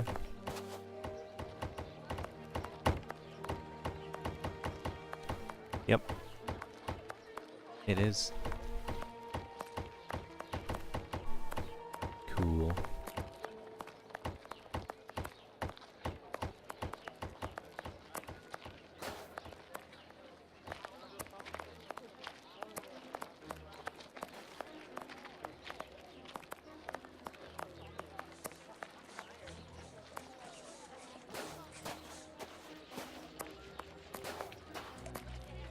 Can I not go in? Oh jeez, it's all the way up high this time. It used to be down at ground level to open the door. Now it's up at way above my head. They all just sleeping on the benches. I'm starving. Help me for pity's sake. There you go, look, it's Hardiman again, but not.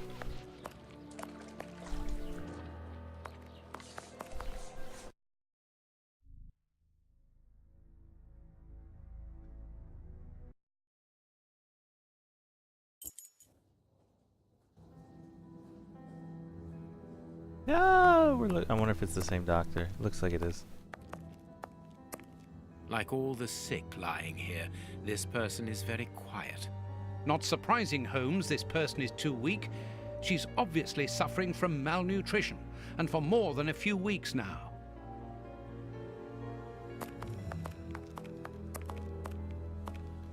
Although, hold up, this is brand new.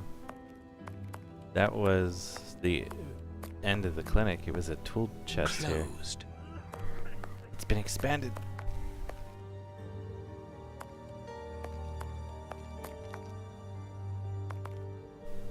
Hey again, Doc. Good day. Please excuse us. Oh, Grant, is it you? Yes, but wait a moment. Watson. Nope, different doctor. It's been years. Since the Faculty of Medicine, if my memory serves me right. Yes, we were young and ambitious. I didn't expect to find you here. I thought you had gone to America. No. I find that I prefer the filth here, amputating gangrenous legs. Ah. I'm joking, Watson. Unfortunately, I was unable to leave for Washington. I had to give up surgery. So instead, I crouched down in this rat hole, rubbing shoulders with the world's misery. Grant, treating those in need is a noble calling. You underestimate the importance of your work. If you say so. It's true that in the beginning I felt as you do, but as time goes by, the more this cursed area seems like hell. You think that nothing can get worse, and the next day you see that it can. Now famine has hit these poor wretches. One can't always do as one might prefer when one is a doctor. Grant, I'd like to introduce you to Sherlock Holmes. Pleased to meet you. Well, no one comes here by chance, therefore I imagine that you need something in particular. How can I help you? Dr. Grant, we are in possession of a scalpel which was found in an unusual location. Wow. Does it come from your dispensary, as we believe? Jeez, forgot about the Well, scalpel. Mark, I'd say it was stolen from us. A lot of things disappear from here, you understand. Life is hard in Whitechapel. When the staff find a way of adding to their salary, they rarely hesitate to do so. See, this is the right music for this right now. Can you tell the difference? So much better suited for this. Yeah. Alright. Need to take a quick break. Walk around, stretch, get some water. I'll be right back, guys.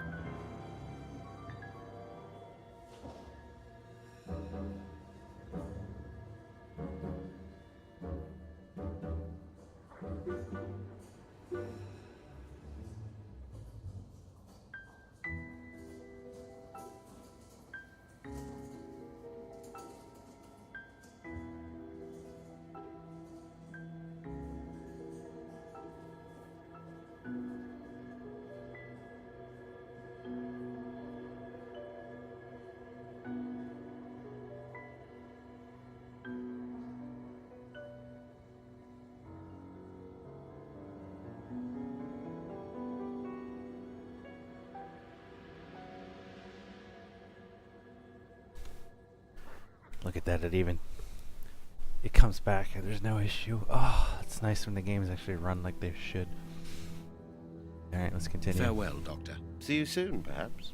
And take care of yourself. Shall do. Alright. We found out that the dirt, the road, all of it points right here.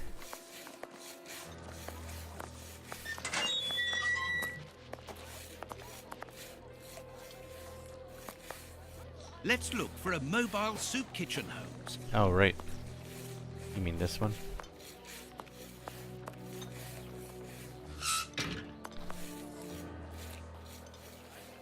Aren't you gonna leave me alone? Can't you see I'm busy?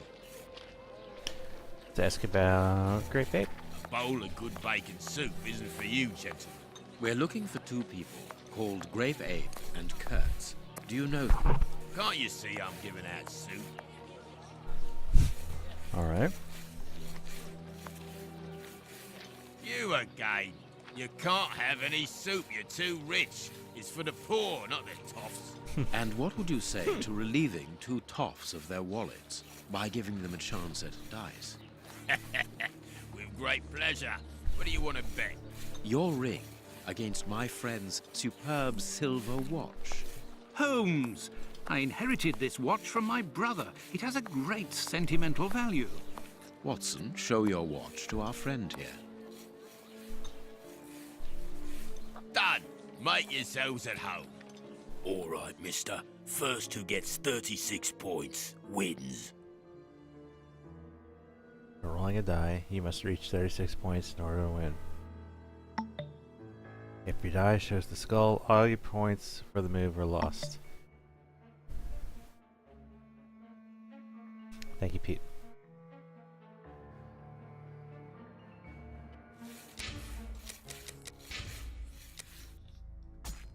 Oh wow, makes a lot of autosaves. Look at this.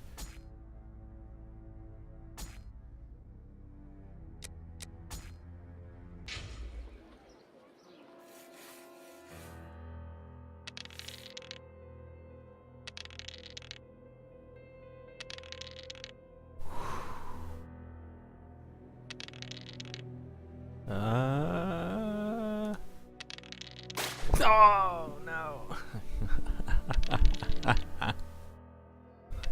Got too greedy.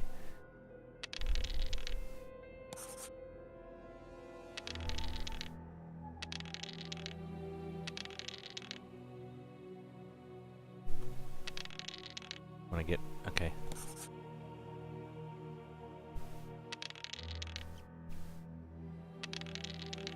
Neat little game. Ooh.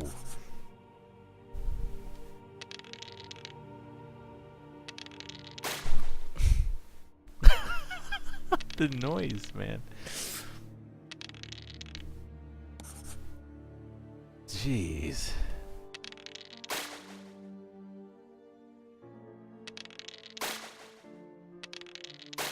Whiff.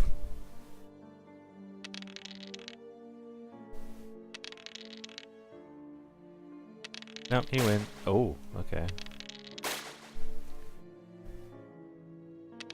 Am I supposed to just lose? Without success, Holmes. No, I'm supposed to win, apparently. Yeah. Start with 11.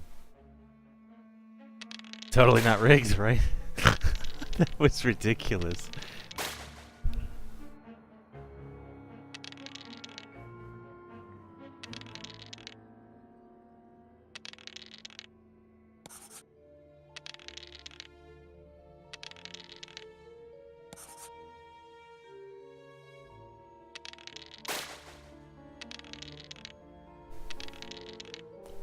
One twice in a row. One more. Okay. That's not bad.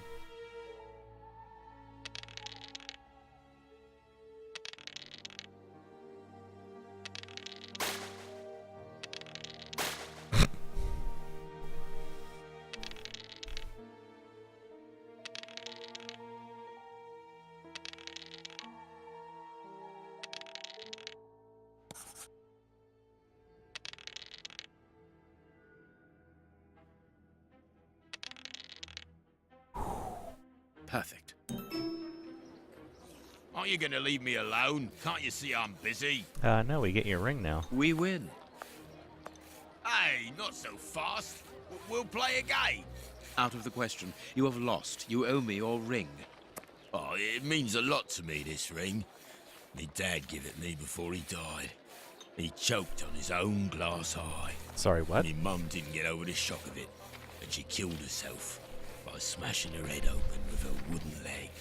And she'd only just heard that me sister, who's a prostitute, had caught an embarrassing disease that made all her hair fall out. What? Worse, our dog got run over when he... As this ring holds such sentimental value for you, I will allow you to keep it. What would you say to exchanging that against some information about Grape Ape? That seems like a fair deal, don't you think? Yeah.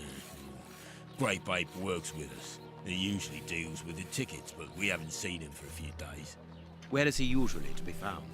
Well, last time I saw him, he was with his mates from the dispensary, them that deal with the morgue. Now, that's all I know.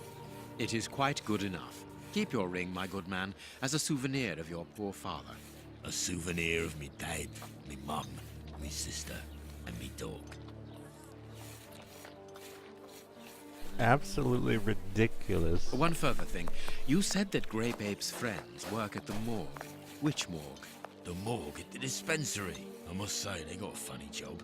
They wash the dead, dress them, cut their hair, they clean the blood off the floor, chase the rats, stamp on the cockroaches. Mister, I can tell ya, I prefer giving out soup. There isn't a certain Kurtz amongst the employees. Listen, we didn't play for info about the whole city. I'm not telling you anything else. The dispensary has got its own morgue. Interesting. That must be that back yeah, there I for the just building. told you so. It's the one that all the undertakers prefer. Think about it. It's just next to the cemetery. Thank you, my good man. Goodbye. Yeah, goodbye, mister. Fantastic. Why don't we have a go looky-loo? Why don't we see if we can get in there? Check this side. Check the other side. We'll just go back inside, I think. Yep. Alright.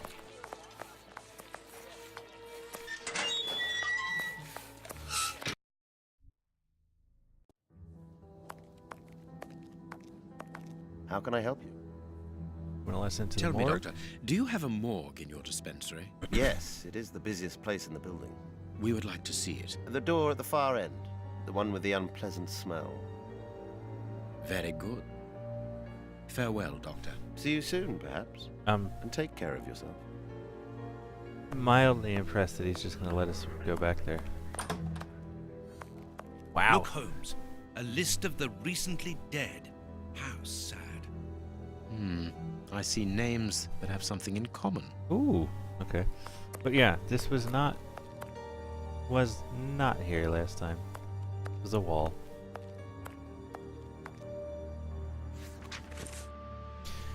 List of the recent deaths from the morgue to the cemetery.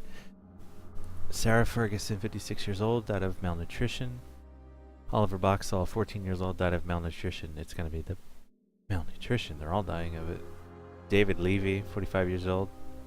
Sally Petticoat, 17. John Hamilton, 19 years old. Same cause of death, suicide by poisoning, to be buried in the same part of the cemetery. They were going to be married. James Barnaby, 32 years old, killed by 23 knife wounds. Is Jack still around? Harry Copperfield, 65 years old, died of exhaustion and malnutrition.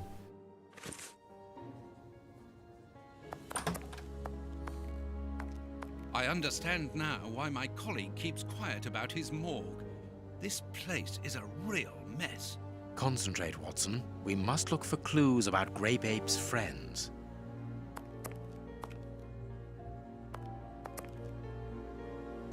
The same.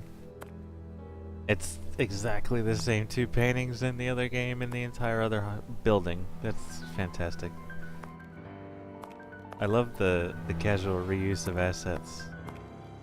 But I mean, this must have. I can't remember if this was a completely indie team that put this game together, Frogwares. I don't remember exactly their standing as a dev. Either way, I don't mind at all. This one in particular is pretty cool. Like, you know, it's the knife, dagger, whatever that is, to like, cut his entire skin off. I mean, it's gross mildly, but it's pretty cool. Oh. Kurtz, there we go. This is Kurtz's overall, so he really does work at the morgue. Strange that he left his overall here. Holmes, this is Kurtz. We've just found one of the Bishop of Nicebridge's murderers.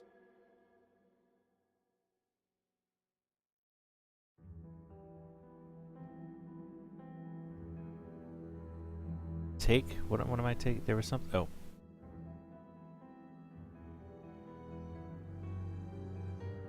I need something.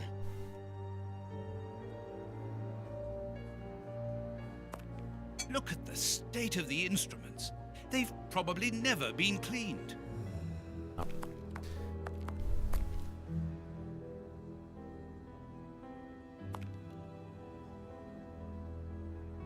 Ah!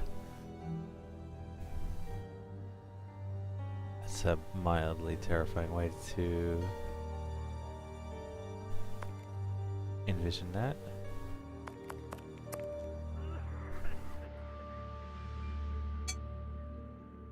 Perfect.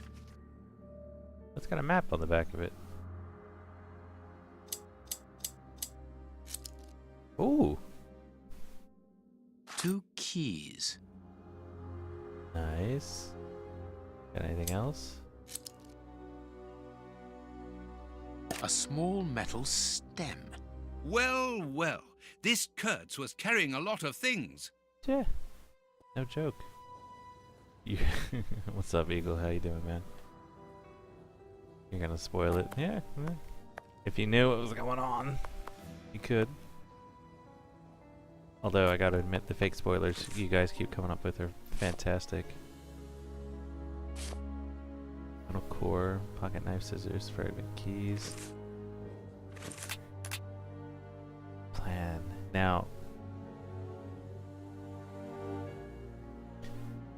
that is the cemetery, but the street is on the east side of the slip there. So in other words, that arrow pointing in is where I walk through the gate, and something's up with that shack over there.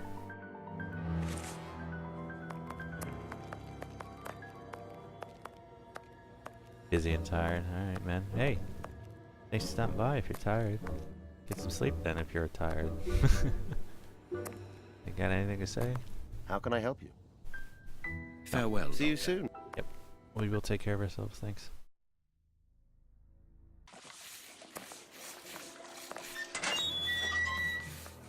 Alright, let's get back over here.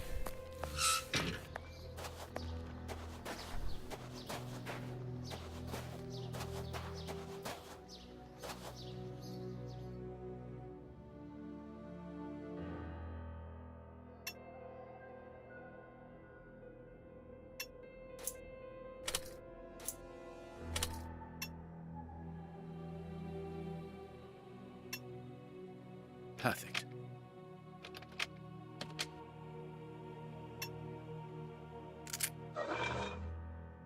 It's open. Just want to chill and relax. Alright, man. Appreciate Here, it. this hut that is you on the stopped by map. here then. Let us search it from top to bottom, Watson. Oh, what a jumble. There's leaves falling through the roof of the building. Okay, well, again, not gonna be perfect. Note from the cemetery to all employees: fell the lover's tree to make place for another grave. If the famine doesn't end, we can expect a lot of customers. Chief P. Long. How is it that there is no room in this cemetery? Yeah, I mean, maybe something's actually buried in a couple of the graves, and it's taking up room. Impossible to open it. Bags filled with nails. There are a lot of them. Well, really. I can see a large crack. I'll need something thin. Bags fit. A hole was drilled a short while ago. There is a sack inside this hole. Let us see what is inside it. Yeah. A note. Note for the cemetery bandits. I wanted to do what you told me to do, but it didn't all fit in. So I've closed the chest and I've hidden the rest with Romeo and Juliet, the two newcomers. That's the 17 and 19-year-old. We are making headway. How do we know what this means? This message confirms that we are on the right track. Yep. Valuable objects. But what are they doing here? So...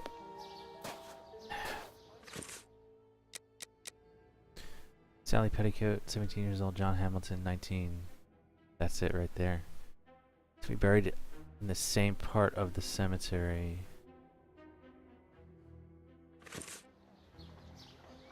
As...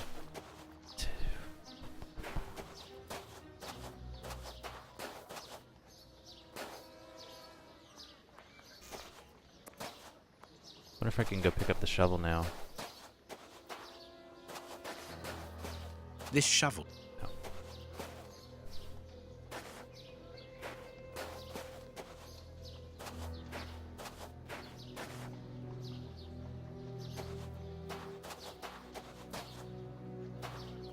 Two. No.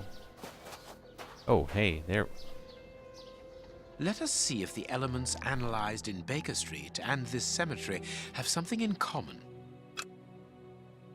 Granite.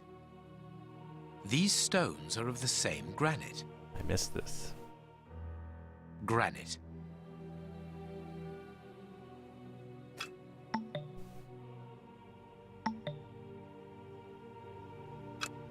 Black paint. Granite. Granite. Granite. This black painted stone is identical to the fragments found in the rope which we analyzed at Baker Street and in the footprints of the Bishop of Knightsbridge's murderers. Everything coincides, Watson. The fragments of granite at the bishop's home came from the tombstones of this cemetery. As well as the rope that was used to restrain the poor man. One of those used to lower the coffins. I can think of only two reasons why anyone should happen to spend a great deal of time in a cemetery. Either he is at rest here, or he works here. At least one of the bishop's murderers is employed here. Yeah, and it's a shame. If he was at rest here, it would have made our job easier. Yeah, it would have. Why did you walk me all the way back here?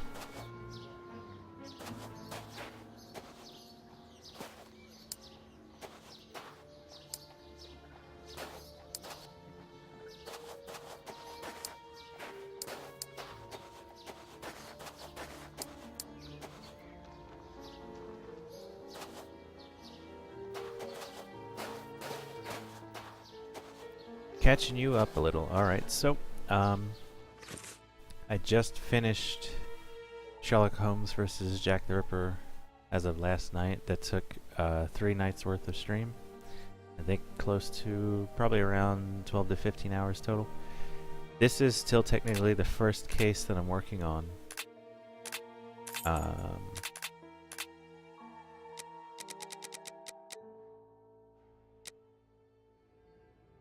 Yep. Let's see. Yeah, let me go back to the deduction of Knightsbridge. So we were called to a chapel, I guess, and it's for the murder of the bishop of Knightsbridge. Now, the reverend showed us in. The poor bishop was in a corner in a chair, like mutilated, tortured, apparently burned. His fingers were smashed and broken and all nasty. Like truly he was, the poor guy was tortured. Do a whole bunch of puzzle solving in there. It turns out the reverend has a wife and children. That's a no-no. So he's got a lot of that hidden and locked away in certain places. which made him pretty defensive as far as trying to help us out with anything. He really wanted us out there. I don't think it really had anything to do with the bishop's murder yet, but there might have been. There were 3 people's sets of footprints in the murder scene. Piece of rope, some of the dirt that was on it, a chunk of stone that was found, all come from this particular graveyard. So the tools and things that they used to bind up the bishop come from here. 2, we found a broken vial of something that contained an unknown poison in it. From there, we went and visited the prison in the area that's holding the rat killer, famous mass murderer poisoner. Did a whole bunch of puzzle and crap there. We actually let him out. Sherlock orchestrated it, let him out so he could find out a little bit more about the poisoning. And now I've come here to Whitechapel to investigate the items and things that seems to have come from this area. So that's basically where we are. This is the deduction board, so you know, one of the murders led with the bishop's shoes. The murders are poor. The bishop's murders were hired by someone. They were looking for something specific. They didn't get it. Yeah, they didn't get what they wanted. The bishop was resisting torture. And yeah, the murderers had used a poison that caused madness. So this is basically still what I'm working on. Right at the moment, right now. So I've closed the chest and have hidden the rest with Romeo and Juliet, the 2 newcomers. And if we come back here, that would be Sally Petticoat, 17 years old. John Hamilton, 19 years old. Same cause of death, suicide by poisoning. To be buried in the same part of the cemetery. They were going to be married. I just have to find...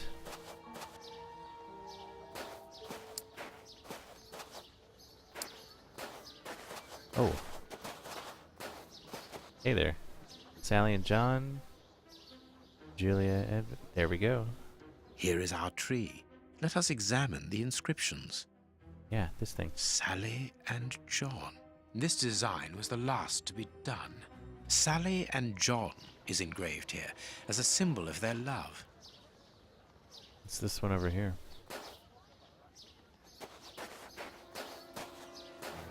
Yes, it must be there.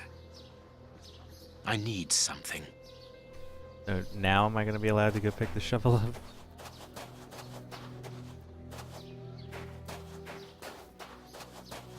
This shovel belongs to the cemetery workers. You frighten me, Holmes. Yes, I'm going to go exhume a body. Deal with it, Watson. This must be the grave. Dig quickly, Watson.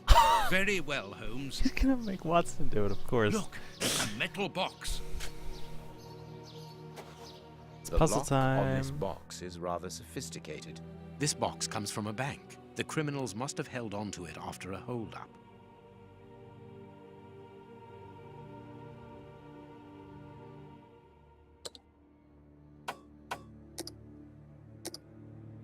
Oh, I see what I'm doing. I gotta match that 7823546 by sliding these around 2 at a time. Ooh, this is neat. Okay, so let's work on.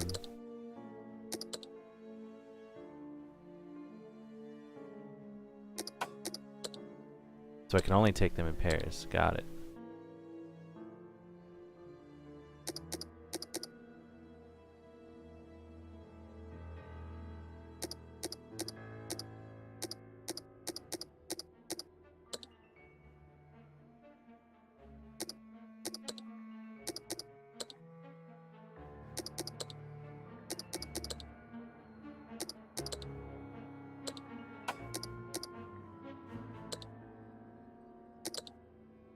Seven, 8, 2, 3. I almost got it in the right order by accident there.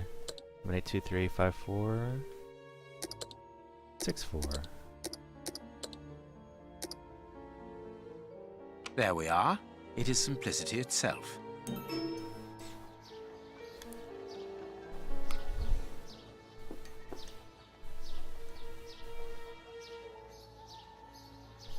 These candlesticks are undoubtedly stolen. This key must be important to be hidden here. A hammer covered in blood. Uh-huh. Oh, what? Holmes, there is someone in that hut. I saw, Watson. Come, and keep your revolver at the ready, just in case.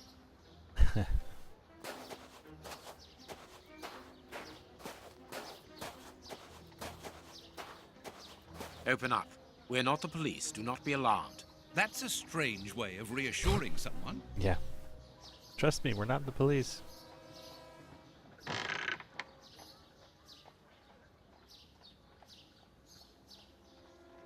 Holmes, they are children. My God, one of them is hurt. What do you want? Don't come any closer. Are you the police? Don't be afraid. I am a doctor. I'm going to look at your friend's wound. Wait, Watson. I've got some questions to ask these children. This is urgent, Holmes. In this filthy place, the risk of infection is very high, and the wound could get worse with every second lost. The immediate danger for these children is not so much the wound as Mr. Fletcher. Who? Look at the wound, Watson. It's thin and precise. It was made by a sharp, well-kept blade. Any other blade, less well-kept, would have torn the tissue around it, and its size would be irregular. So what does that imply? In this area, who would take such great care with a blade? A butcher, of course. And the only butcher in the area is Samuel Fletcher, who at this moment is replacing a window that has been forced open. He's a man to hold grudges, as anyone around here will tell you. The children are in danger. A man as skillful with a knife as a butcher, and with a bad reputation to match, could easily strike a fatal blow by cutting the child's jugular. If he hasn't done it, it's surely because these little thieves broke into his shop at night to steal a piece of meat. The poor lighting in this area saved them. I can assure you that Mr. Fletcher has spent the day trying to trace these children, and if he finds them, wounds will be the least of their problems. That's true. What do you want? Don't let the butcher find us. Dr. Watson will see to your wound, but the treatment won't be free. I don't need to remind you that life is hard, you know that already. Give me the address of a certain Kurtz, and the doctor will dress your wound. No address, no treatment. I can't tell you, mister. Kurtz is a dangerous madman. Holmes, you go too far. You have frightened the poor child. I could give Mr. Fletcher a compensation for the damage to his property, and he would certainly give up trying to find you then. But for that, you'll have to cooperate. Or else? Or else he'll likely find a less agreeable way of repairing the damage. Wait, mister. I know everyone here. I'll help you. Only protect us from the butcher. I am looking for Kurtz. Tell me where I can find him, and I'll smooth things over with Mr. Fletcher. Everyone here knows Kurtz. He's the worst person in the area. We call him the Colonel because he fought against the Zulus in Africa. He got chucked out the army because he's completely crackers. He lives at number 8 Batty Street. Of course he lives on Batty Watson, Street. see to the wound. Then we will settle the problem between these young men and Mr. Fletcher. You'll find Kurtz at number 8 Batty Street. To get there, take the first left turning out of the cemetery, then the first right. Number 8 is on the right at the end of the blind alley. We must protect these children from that butcher, Holmes. It won't be necessary. I've had dealings with Samuel Fletcher before now. He's not the monster I've made him out to be. If he had wanted to kill them, he would have done so, even in dim light. By wounding the little thief, he wanted to warn him never to set foot in his shop again. Forget Mr. Fletcher, Watson. You mean you lied to frighten those poor children? Sure. Exactly. Clever, wasn't it? Colonel Kurtz, maybe. Maybe it was. I'm not entirely positive, Pete. Hang on.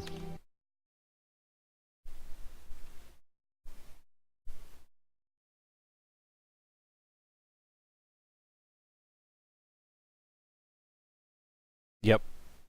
It was Colonel Walter E. Kurtz. Nice job, Pete.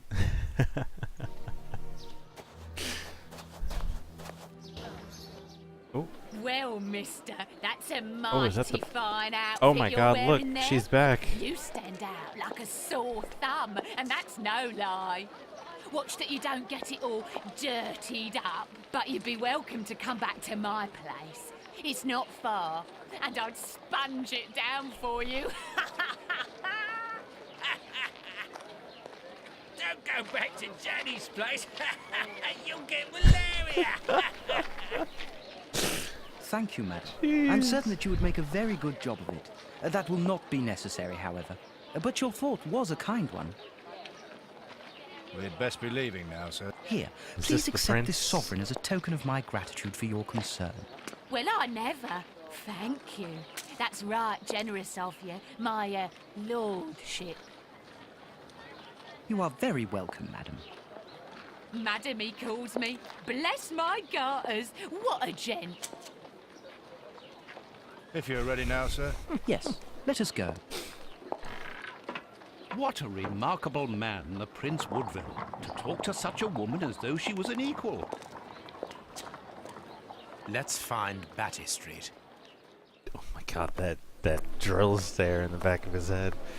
Let's find Batty Street, shall we? God. Alright. This is Batty Street here. No, this is Burner Street. Wait, what? Oh no, it's the right at the end of it. Hold on. Screwed it up. First left, turning out of the cemetery.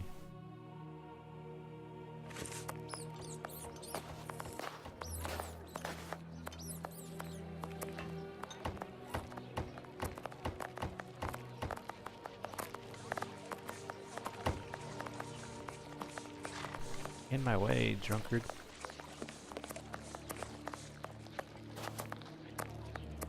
No, now, oh, wait.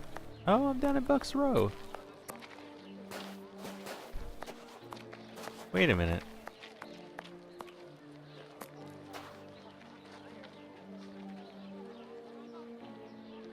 I wasn't allowed to go this far down Bucks Row last time, I don't think. Or no, this is not the same Bucks Row. It's, I mean, it's Bucks Row, but it's laid out slightly differently. It's not 100% the same.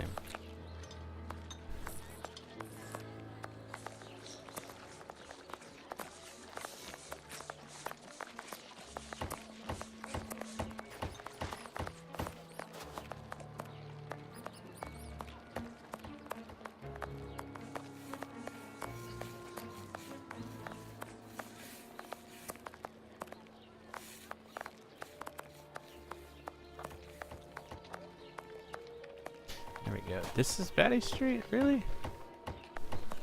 Yeah. It really has had a minor couple of tweaks to it.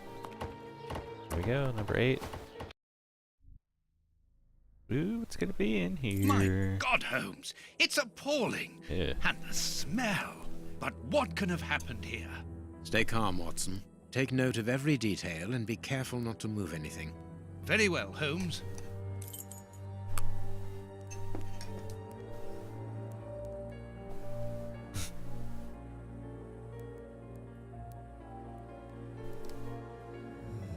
All right, then. A military badge of the 58th Infantry Regiment of Her Majesty and a letter stipulating Kurtz's exclusion from the unit. He served in 1881. At that time, the regiment served in South Africa. Kurtz was in the Boer War. A torn piece of a letter. Kurtz's letter. Colonel, I have heard that the heads of the Milan Commando do not appreciate your operating methods that they judge as being too expeditious, even cruel. We are defending our land. Our cause is holy and just. We need combatants who are honorable and motivated, not wealth-hungry assassins. There is no room here for opportunists like you. It seems to be a letter of dismissal.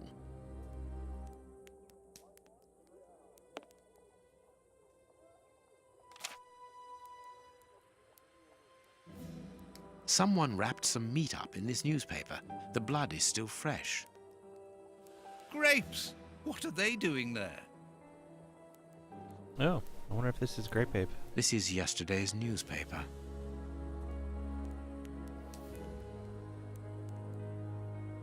The dog's bowl is empty. Someone brought food for the dogs, probably just before the fight broke out. And just after they had been fed, they attacked a man to eat him. Incredible. Let us look at our deduction board, Watson.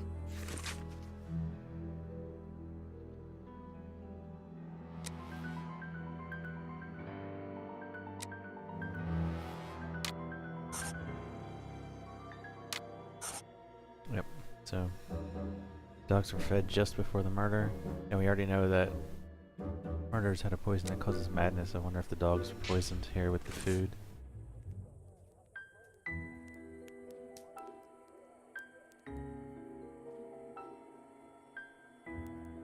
The skin was deeply torn. What a horrible wound.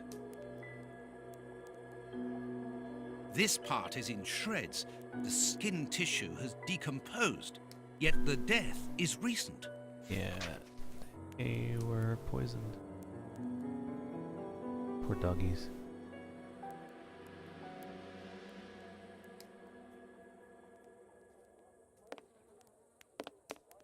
I am missing some information.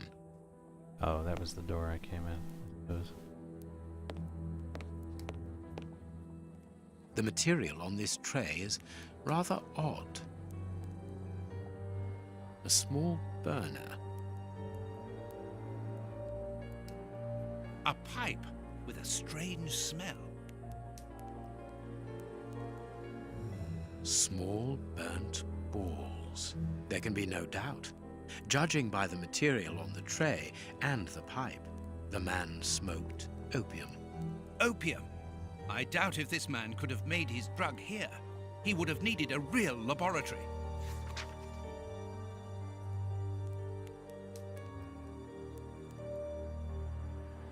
We're gonna be taking a trip to that opium den. More than likely. The skin was deeply torn.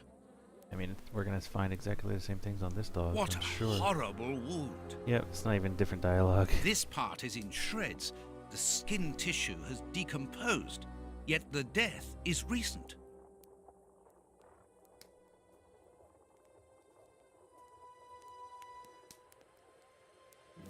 What a horrible wound. Alright, can we have slightly different? Size 9.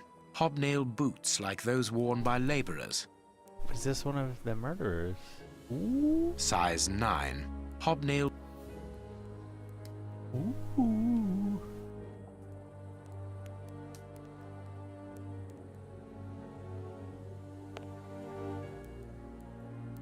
This bandage is a day or two old, no more.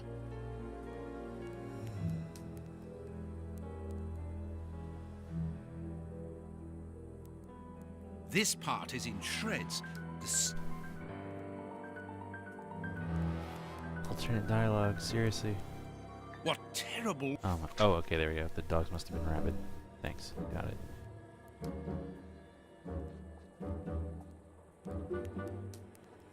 It is a dog bite. I can see the tooth marks. Only a dog could inflict so deep a wound, but it appears that the wound was gnawed at afterwards.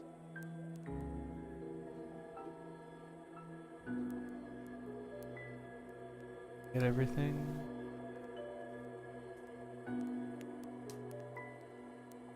Nope.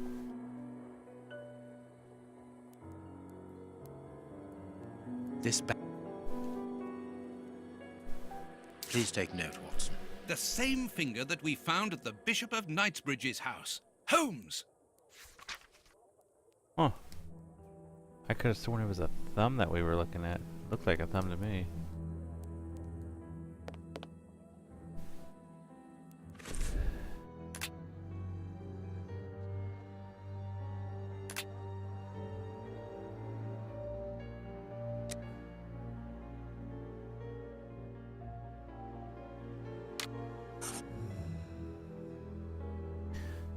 Alright, there are numerous bite wounds on this man's body.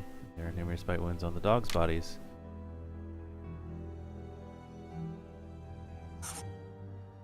Man fought savagely against his dogs. Dogs are poisoned. Maybe?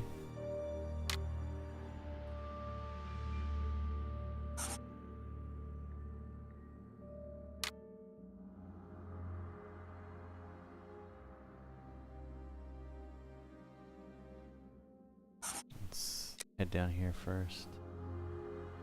There are no available instruments here for preparing opium. He had a supply of opium. Yeah, he had a supply of it. And it's missing a finger. Bishop tore his fingers off with his teeth. This man is one of the bishop's murderers, obviously.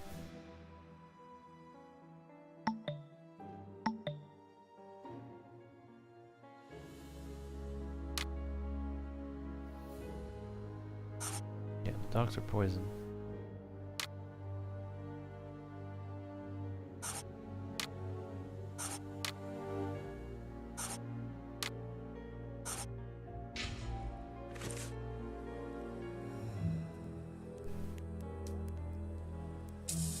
Oh, I didn't see this though. A newspaper covering the war in South Africa. Kurtz must have been following the war with some interest. The Boer War is abominable, and it still rages. Got anything else? An old photo. It's written to our comrade Jeremy Kurtz from Commando J. Malan, Bloemfontein, 1883. Kurtz served as a Boer commando. He fought against his country. Apparently, our friend Kurtz served in both camps in South Africa and was never a colonel, but that doesn't surprise me. A traitor, deserter, and a false colonel. What a charming gentleman.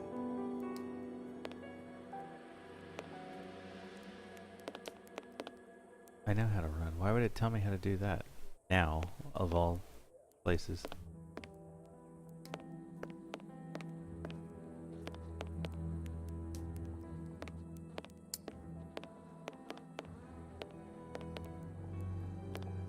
Let us look at our deduction board, Watson. Okay, we're not done yet.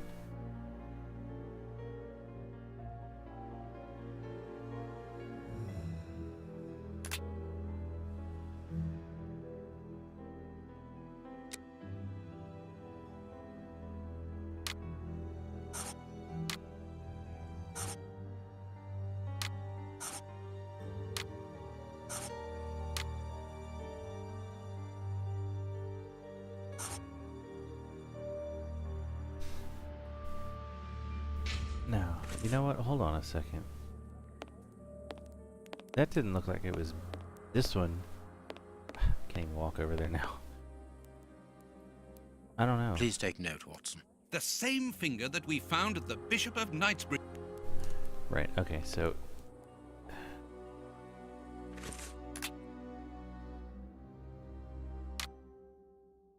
He didn't cut his finger off. This man is one of the bishop's murderers. My deduction chart is incomplete. That's the one I had wrong? We are missing an important detail. Okay. Let's return to the clinic and ask if our friend might lend us his morgue for 2 hours. What are you going to do? I'll toss I'm torn between a nap and a picnic. Oh, I've had enough, Holmes. The next step of our investigation, Watson, leads us inevitably to a post-mortem. As you're well aware, in the instance where a body's vital organs no longer function, every minute is vital. Be quick now and procure the room while I arrange the transport. Very well. I will see you later. Alright, we're gonna go cut him up.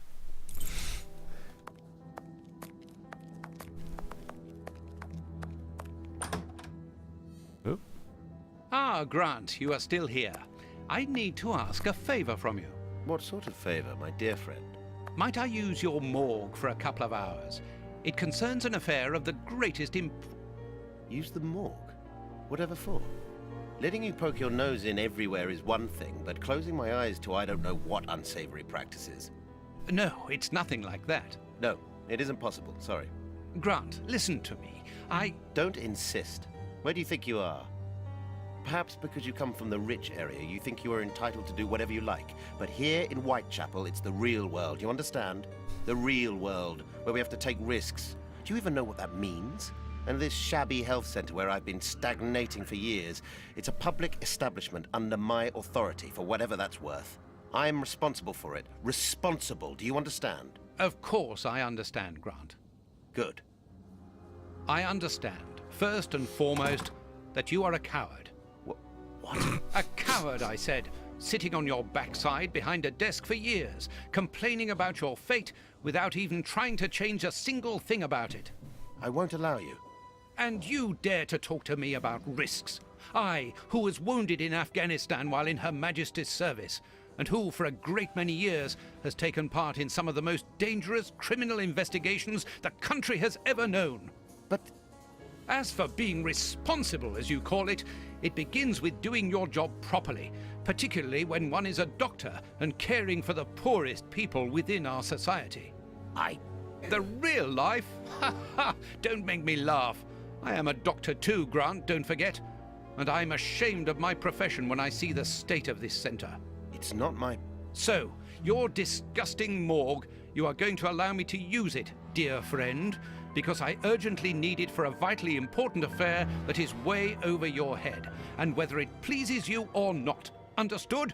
If you want to be like that about it, do whatever you like. I wash my hands of the entire thing. That doesn't surprise me. Boys, please. This is a dismal place. Have you ever carried out a post-mortem, Holmes? It requires a great deal of precision. Don't worry, I learn quickly. Hand me a bone saw.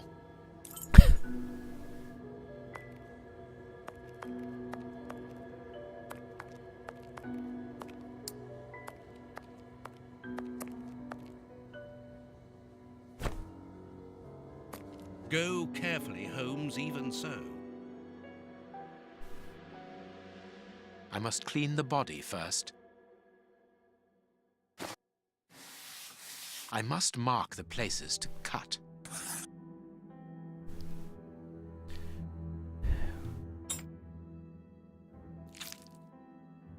My notches are ready.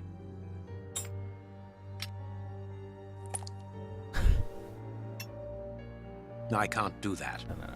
Gotta siphon that first. I can't do that. No? Really? I can't do that.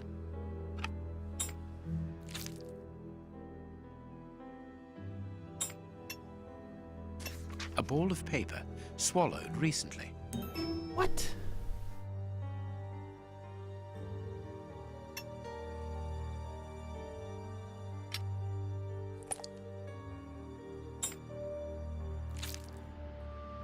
No, it is unnecessary.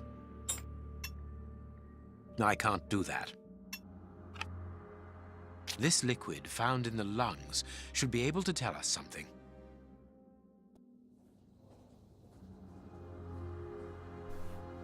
Where's the... There it is. This liquid found in the lungs should be able to tell us something.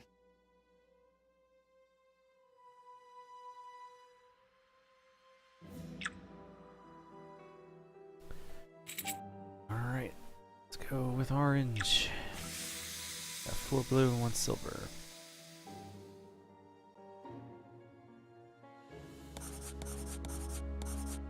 Oops, no, 1 and 4.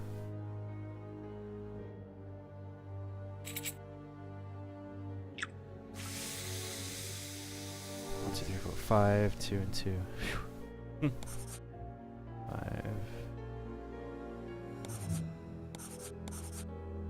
Oh, shoot, which one was it? That. Yeah.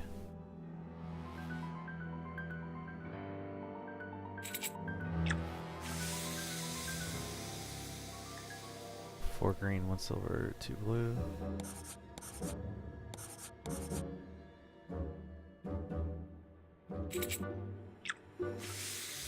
Two and 2.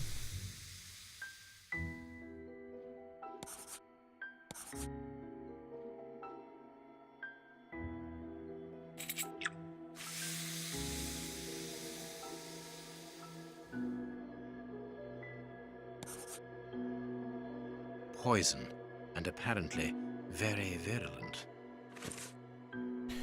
Results of the complete chemical analysis. Poison that was administered to the Bishop of Knightsbridge. A substance that provokes a heightened aggression close to madness. Substance fatal, in this case, death by cardiac arrest. Results of the analysis of the poison that was administered to Kurtz. A substance that provokes a heightened aggression close to madness, considerably heightened the subject's muscular strength. Provoked extreme degeneration of skin tissue following deep wounds. Substance non-fatal. Oh.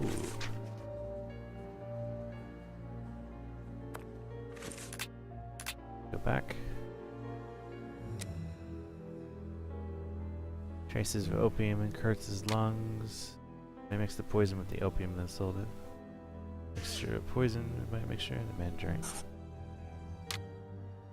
Mason was poisoned by the same poison as the bit. No. Man was murdered by the bishop. No.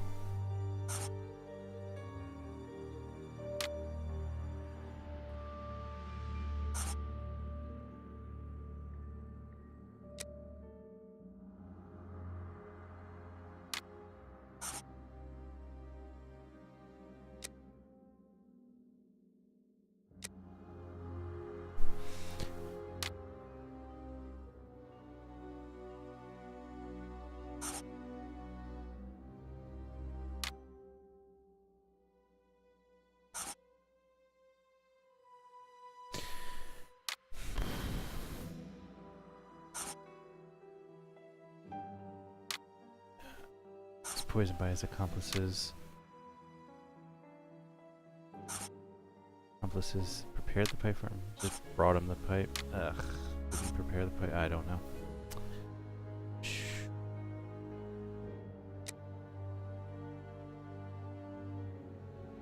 Whether opium wouldn't have poisoned him. Well.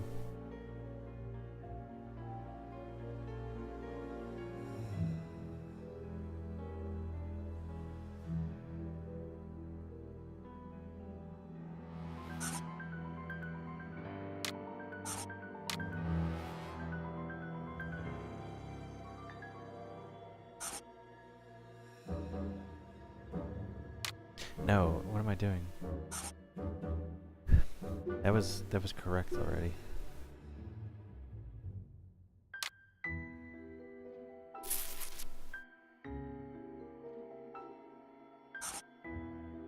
Let's say it was the same poison, even if maybe it didn't because it reacted with the opium. Maybe.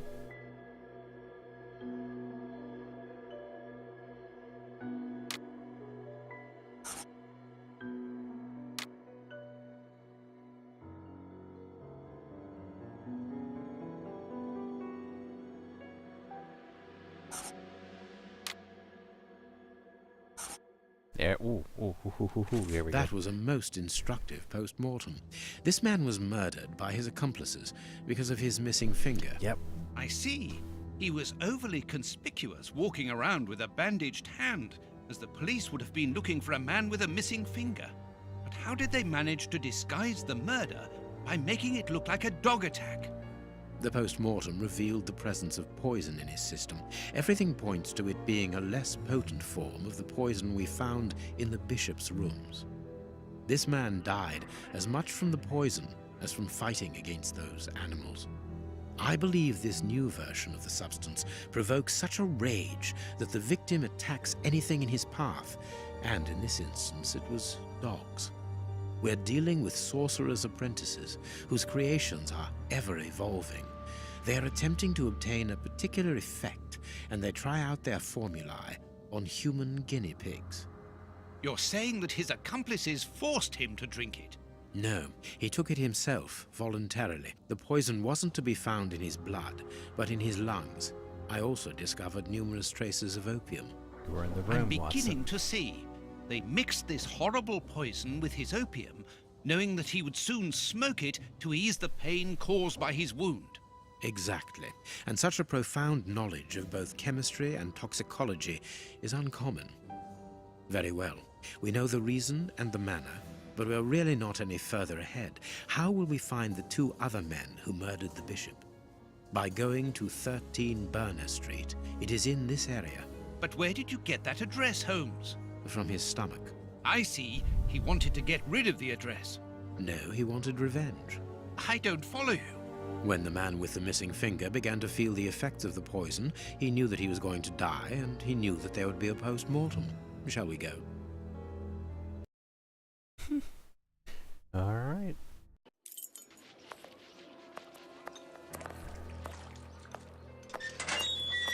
And that was down here.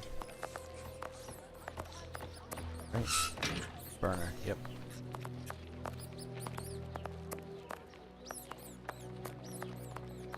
We're headed for the opium den.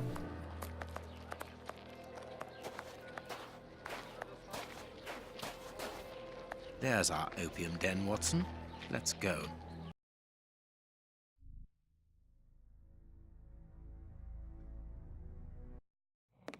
Good day, gentlemen. Welcome. What can I do for you?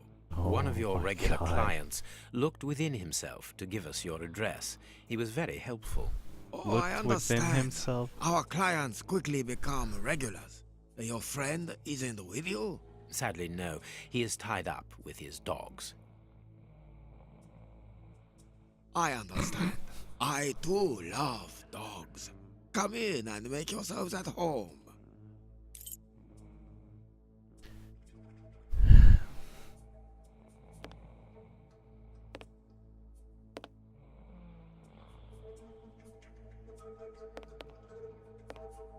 The keys to the establishment are all here together. Interesting. He's just gonna let me casually look around the front room here. Have you... Not yet, but Oops. we would like to ask you... Make yourselves at home, gentlemen. Someone will take care of you.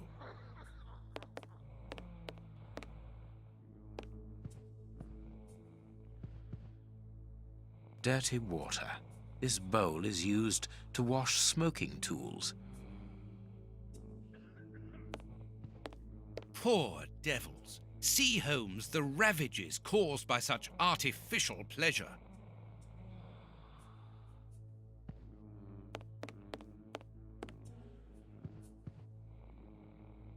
Jasmine tea, judging by the aroma.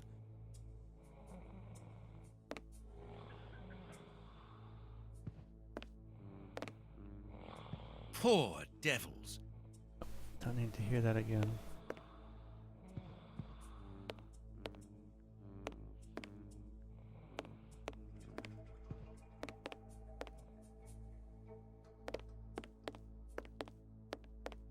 You can't come in here.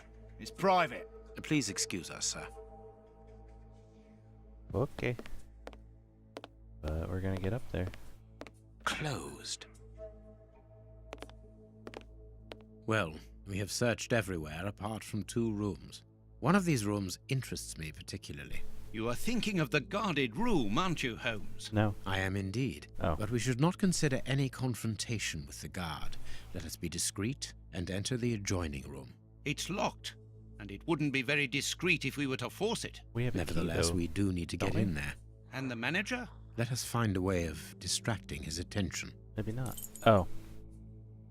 No, I don't have a key. Right. Alright.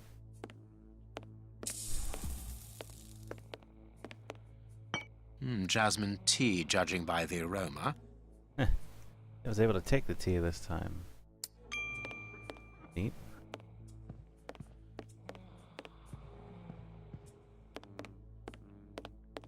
Have you chosen somewhere to sit, gentlemen? Not yet, but we... Make yourselves at...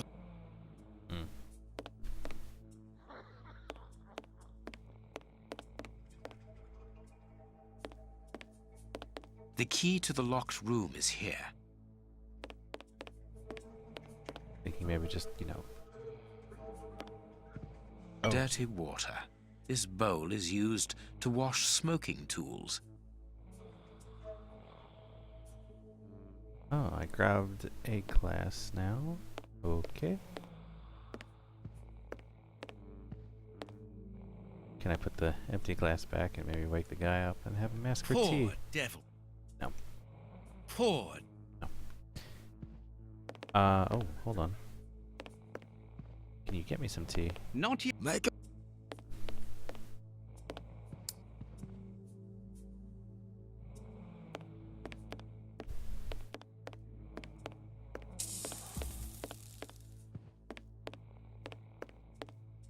A pity I don't understand Chinese. Closed. Yes, what a pity. Dirty water. I actually do have tea made with dirty water. You can't... Please excuse us, sir. Can I give this to someone?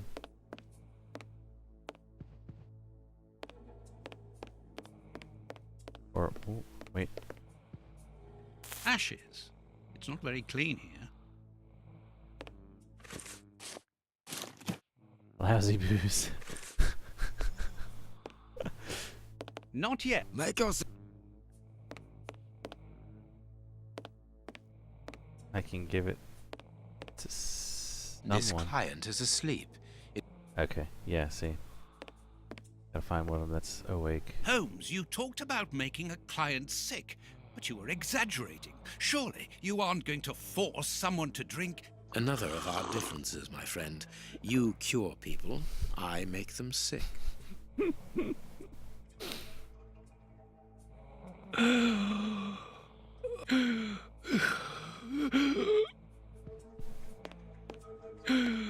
What's the matter? Are you ill? Hey, mister! It'll be all right. Breathe. The Chinese waiter is busy. We can go. Let's grab the key and go. Oh, crap. I don't know which key. Supposed to look at the characters on the sign. 3 with a house in the middle.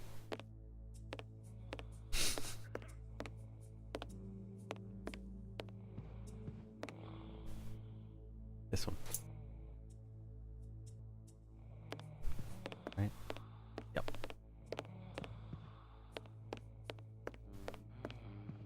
Wonder if you could fail taking the right key like all 8 times. There we are. It is simplicity itself. And he would just put stay the key there. back in its place before the manager notices that it's missing. I shall be quick. I managed to return the key without being seen. Perfect. Let's go in. Okay.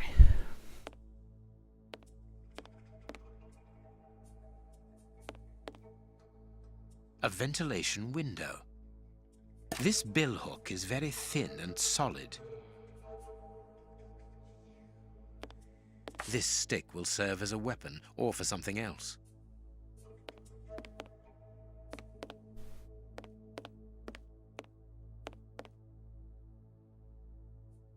All this material must be for heating opium before smoking it. It is impossible to get out.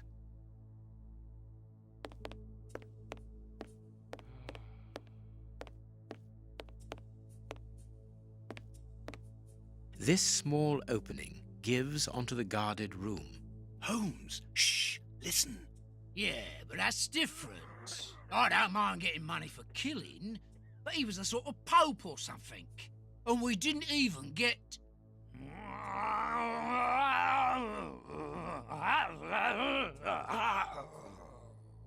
Yeah, I know. I got nice rich man's boots. They must be worth about £20. But even so, and the boss ain't happy. And when I see him unhappy, I'm afraid. I don't fancy ending up like Kurtz.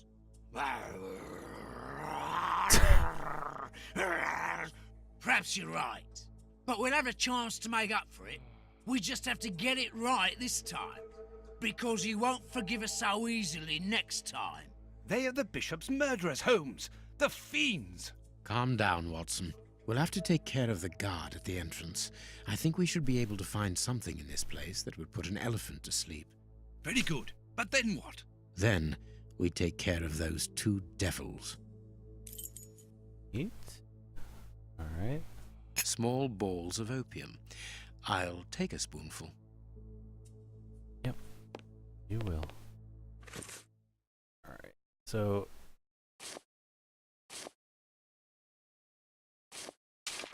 Nope. Nope. Okay, now stuff's just moving all around all over the place.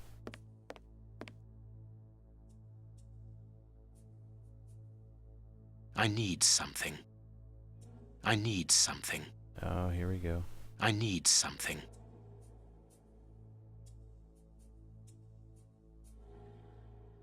Can't even point at it now. I need something.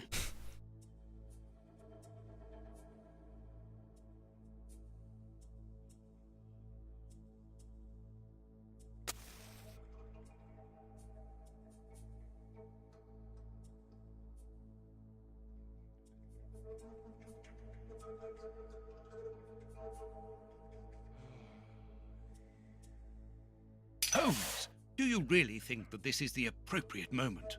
Don't worry, Watson. My mind only requires stimulation when it is unoccupied. That is not the case at the moment. I am merely heating these opium balls to obtain a liquid solution.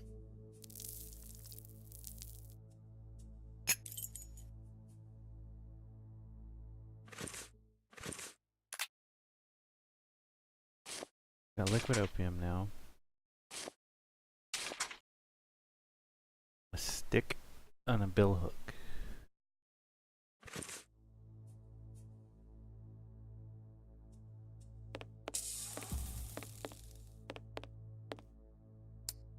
There's something else in here.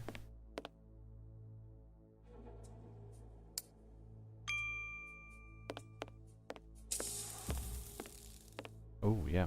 There we go. A syringe that could be useful. Phew! What a stink! This bottle is full of barbiturate acid.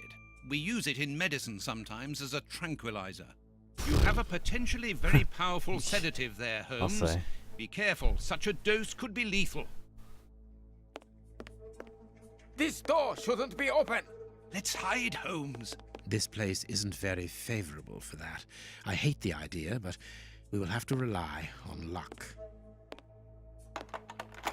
There, it's locked. We've been locked in. It is impossible to get out.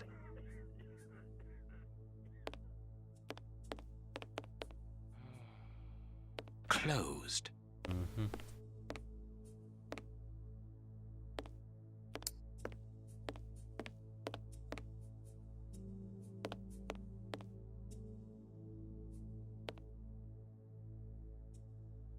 It is impossible to get out. Hold on, wait. Closed. Jam something into the door? How are we going to get out of here? Yeah, you're supposed to clue me in there, buddy.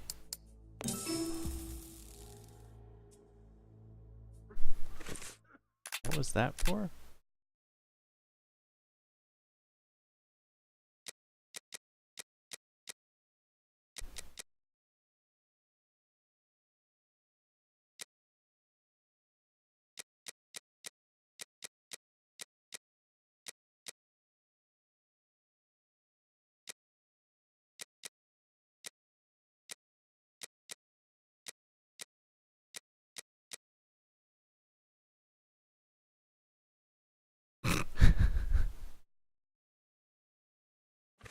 Yeah, I hit the help button enough times, apparently.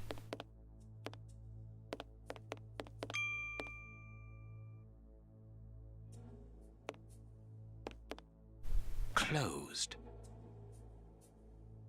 Closed. Closed. Yeah, okay. Alright. Let's come back over here.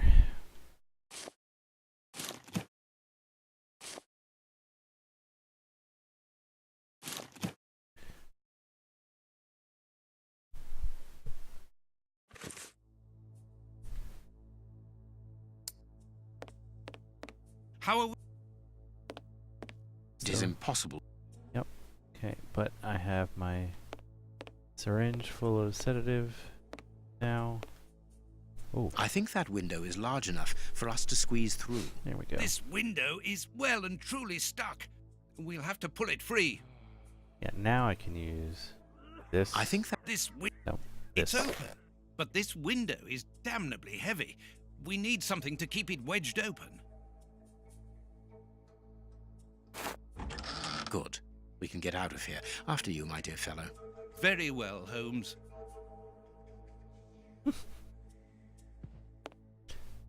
Sure. Nobody saw that. Nobody saw that. It's time to take action, Watson. Go and distract the brute guarding the door. What? Why don't you do it yourself? You're an expert boxer, after all. It's not a matter of fighting. It's a matter of luring him to me. Ah, I see. I imagine that the sedative is for him. Well deduced, Watson. Do something to bring the guard towards me. Good luck, Watson. Sir, would you be so good as to come here?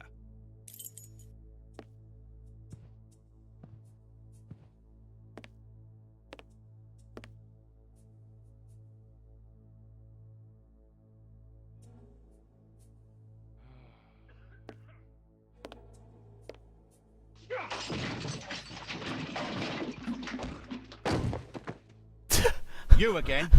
I've already told you that there's nothing to see here. Understood? What? What? Do something to bring... Sir. Oh. I had to be pointing it at his head.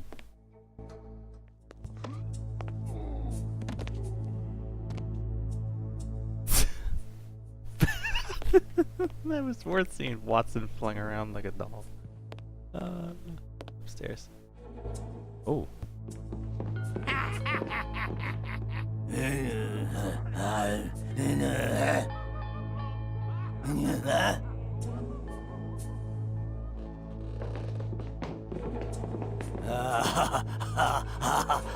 Holmes, what on earth are you doing? No! Stop! Put your hands up! Don't try anything clever! Uh-oh. You're under arrest. Take them away. So be it. Come, Watson. Let us go.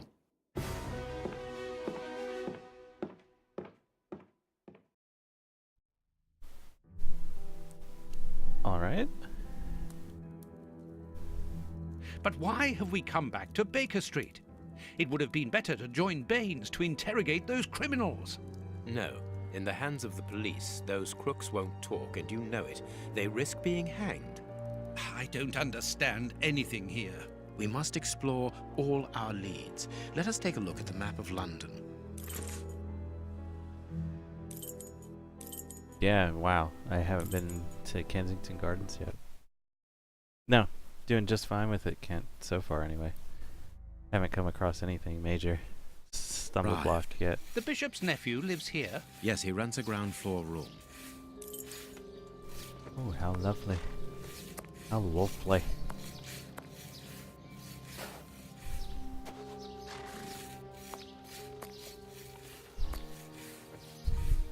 Can I help you, gentlemen? How do you do, madam? We should like to see one of your lodgers, Henry Hampford. Well, he's away. And you must understand, I don't open my door to strangers, especially with all these prowlers about. That is the reason for our visit. You're the police. No, Henry is a friend of ours. He expressed his concern to us about these intruders. We're here at his request. I'm not surprised. Mr. Henry, while he might seem strange at first, is a thoughtful and kind man. He must have noticed how worried I've been. Why, just this morning some of my washing was stolen, and I'm sure it was those ones who took it. It seems like the best place to start our investigation. May we step into your garden and then perhaps look into our friend's room? I don't see anything wrong with your looking over the garden, but his room... You understand, he didn't warn me. I understand. What should we do next, Holmes? Let's have a look in the garden. Yes, let's... Alright.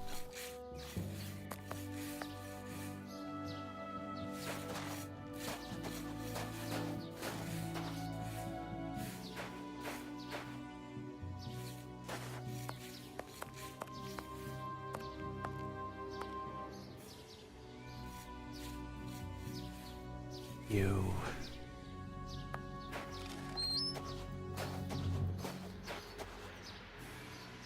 Without a doubt, it is the linen belonging to Henry's landlady. Indeed, there appears to be some linen missing.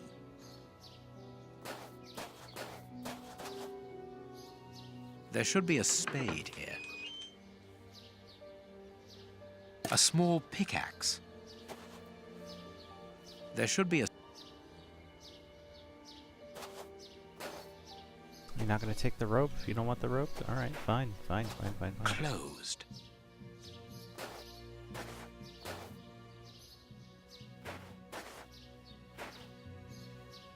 A rake. Why take it, Holmes? To beat you over the head with it. Rake. Tins of food tied to one another. The wire seems long enough. They look to me as though they're rudimentary traps used to indicate the presence of intruders. Oh, what a jumble!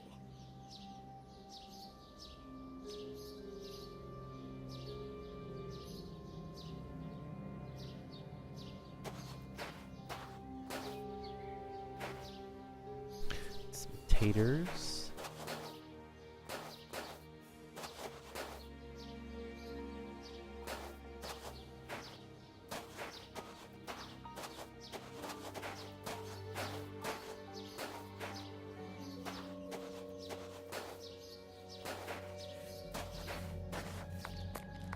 Closed.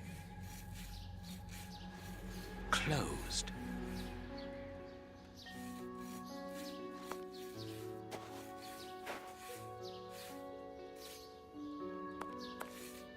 No, it is unnecessary. Okay, let's come back. What did we miss?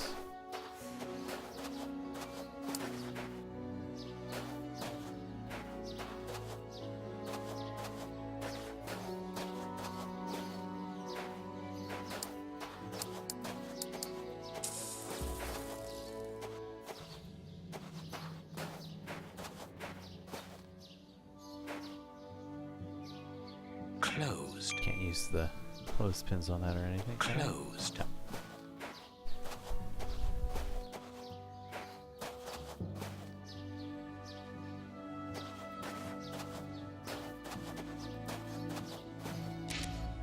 Oops.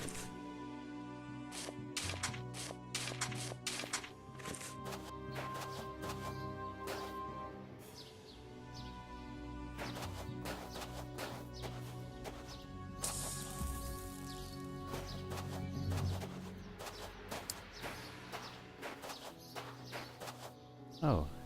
There is something interesting here. Uh-huh. No, it is unnecessary. Good, we can pass. Yes. This newspaper is 4 days old. The bishop's nephew was being watched long before his uncle's murder.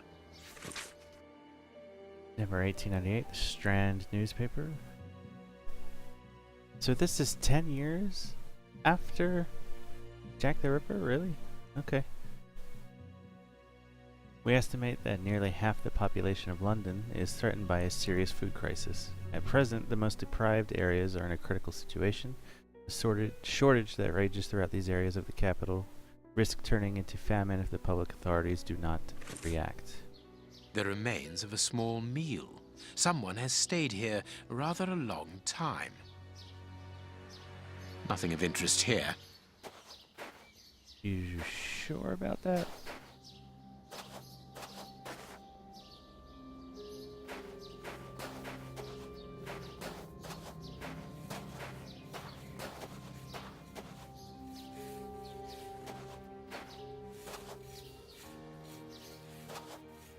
To let.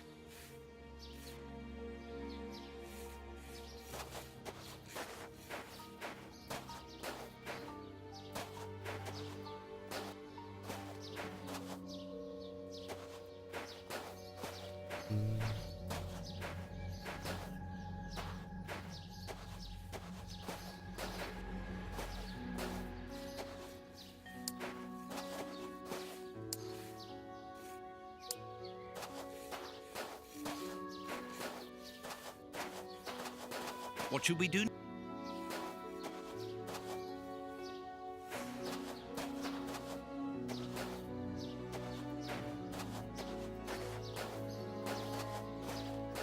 Nothing of it.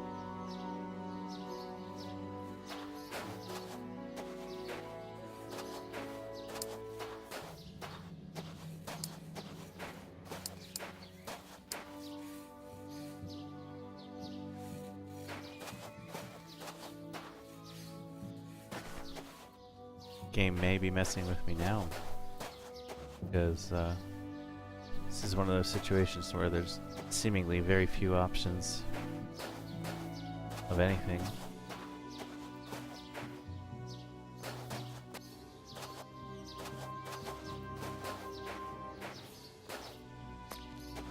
Oh. It is just as I thought. Here's an ideal view of Henry's room. There we go.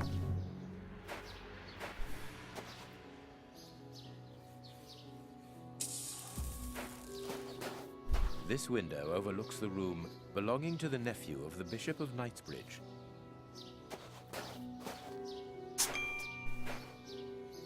There should be a... closed.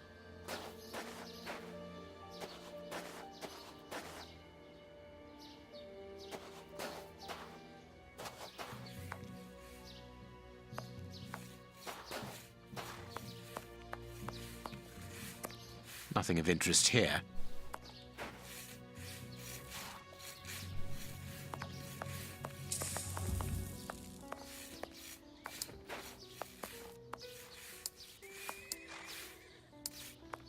No. No. No. No. No. No. Click all the things.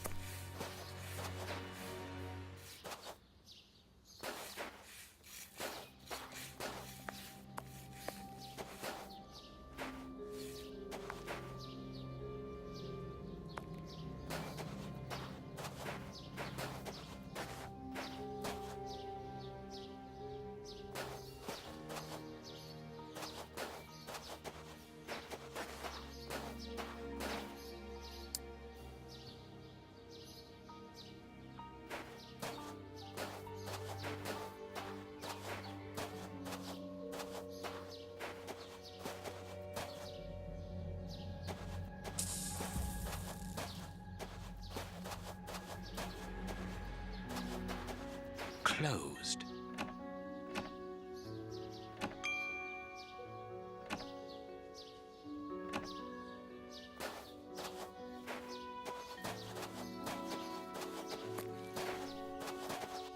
So... nothing of interest here. I beg to differ, once again. What do you think?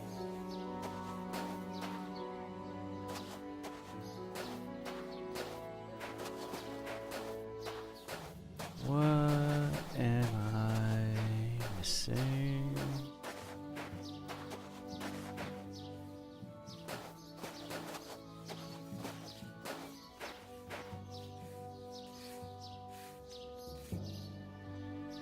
To let.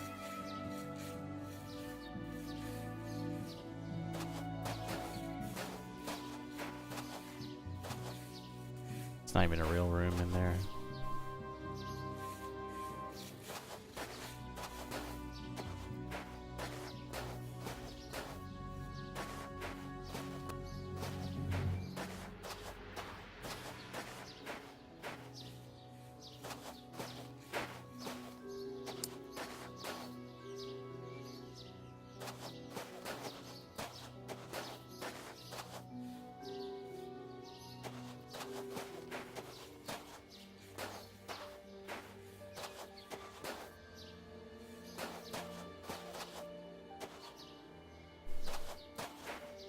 I have no idea. Well, I mean, it doesn't have handles specifically because it's a.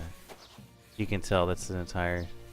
The walls in there are just sprites, and actually, it's two fireplaces on either side. Look, there's a fireplace there and a fireplace there.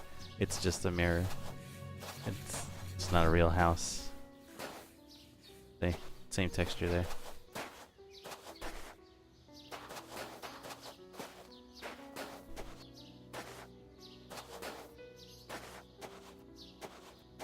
I'm missing something.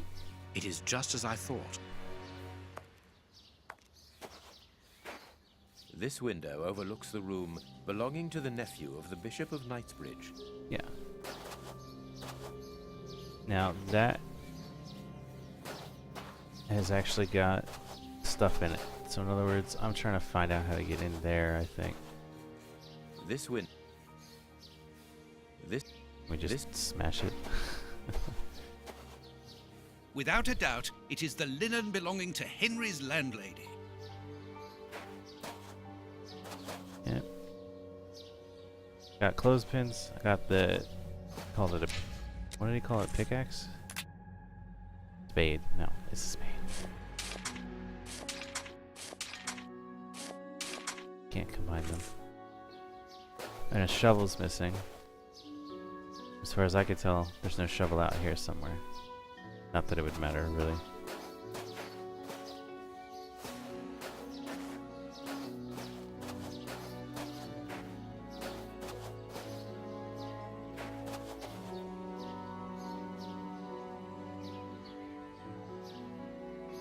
Yep, I already took a look at that.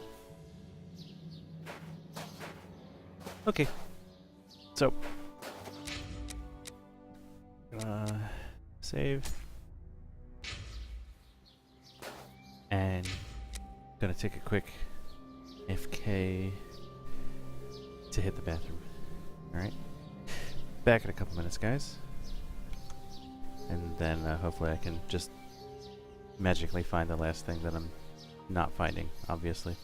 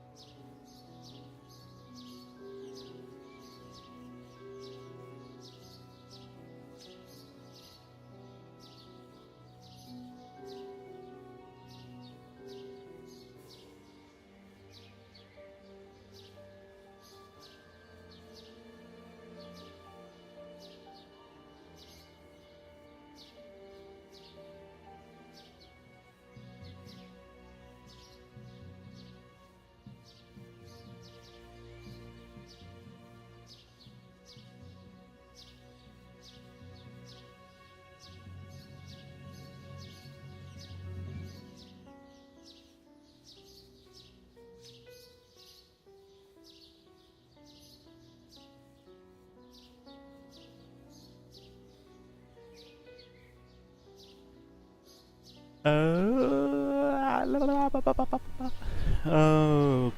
we're back. Hello, Serene. How are you? Saw that you're actually just gonna go watch some anime, so hey, enjoy.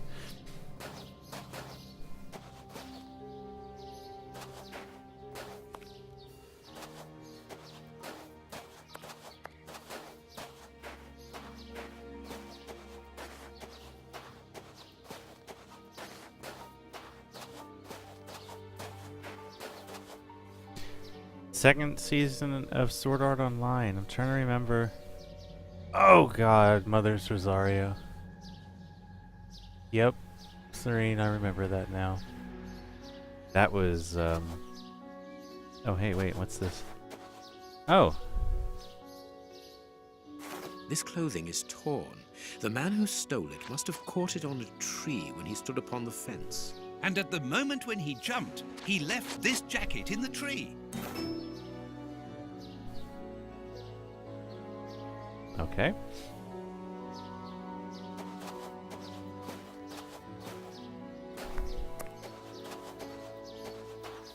Closed.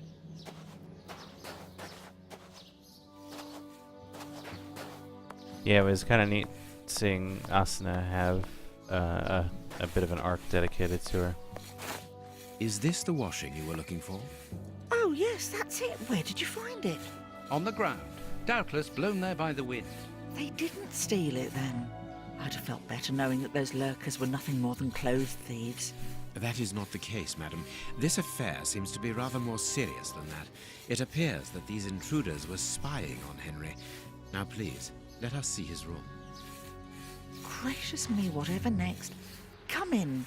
Take the first door on the left. It's open. He never locks it. Never? No, never. Well, you know him. He doesn't do things like everyone else. He lives in a world of his own. When did you see him last? Did he say anything to you? Yesterday morning, he just muttered a few words. I can't always understand what he's saying. When he does talk, that is. I can ask him a question, but he just stares off somewhere. The floor, the ceiling, as if I wasn't there. At first I found it strange, but I've gotten used to it. Yes, I know exactly what you mean. He's sometimes nervous too, isn't he? Oh, yes. As soon as anything upsets him. Even when he's alone in his room, he gets cross. And then the next second he is standing stock still. He stares off into space and calms down again as fast as he became angry. All right. We're in. Of course. Ah, there's closed. Back door as well. All right, let's get in here. He got his scarf out, but he forgot to take it.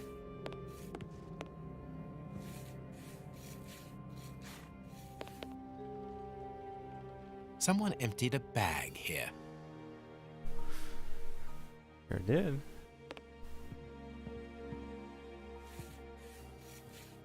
No hat, no coat.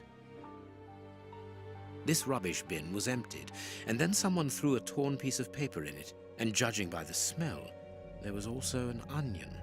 Onion? Let us put these torn pieces of paper on the table.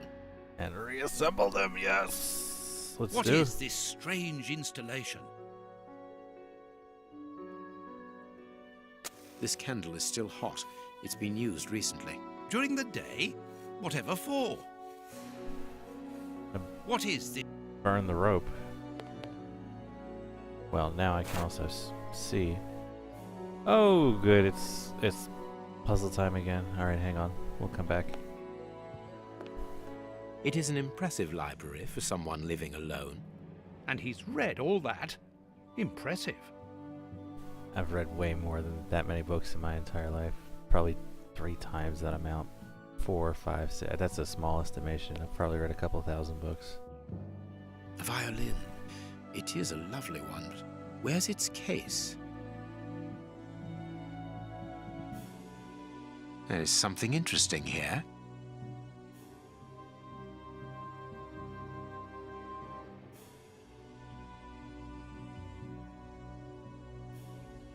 Oh, there it is.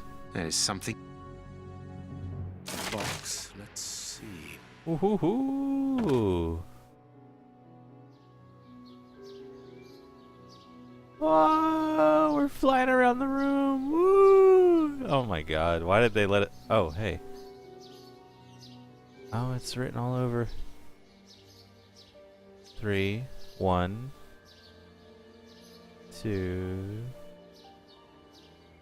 3.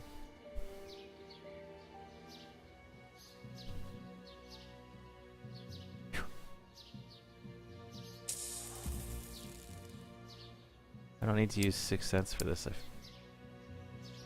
He scratched the lock's cipher codes for himself. Watson, write them down for us. It is noted.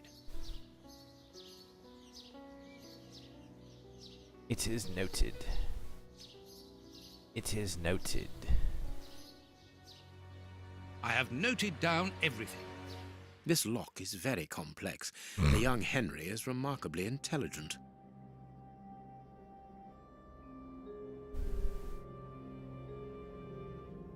Oh my goodness, what is going on here?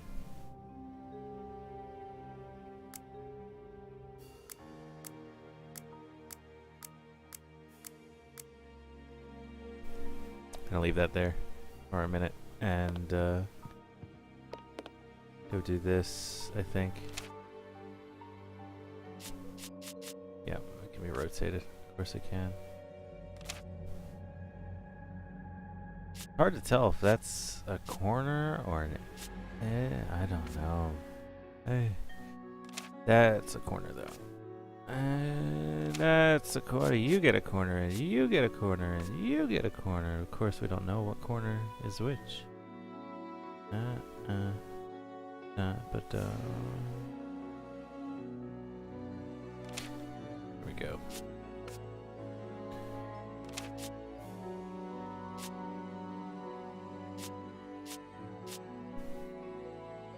A mysterious flippin' has arrived.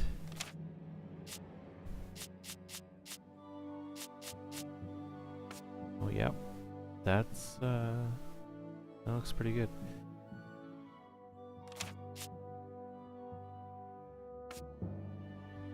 Okay, that definitely goes like that, but that does not go there.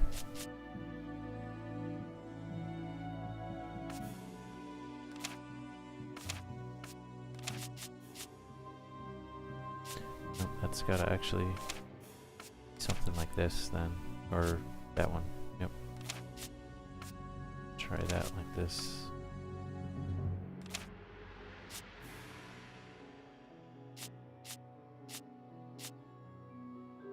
Oh, yep. No. No, not at all.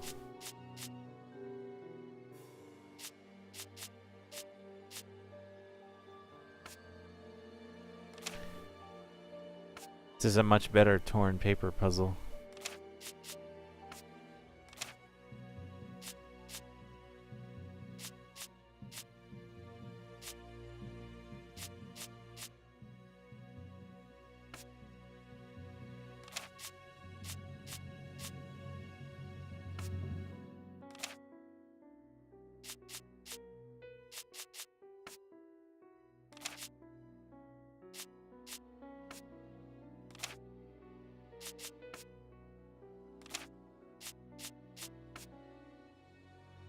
Both sides of the paper are blank. All this for nothing, Holmes. I don't think Perhaps so. not, Watson. Yeah, no. We're gonna... It's got invisible ink on it. Check this out. Okay. There, yep. Yep. And now... Ta-da!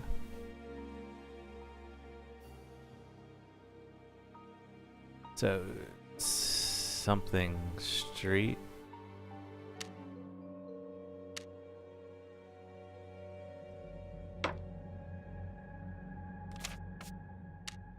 Stinging Street, Wharf,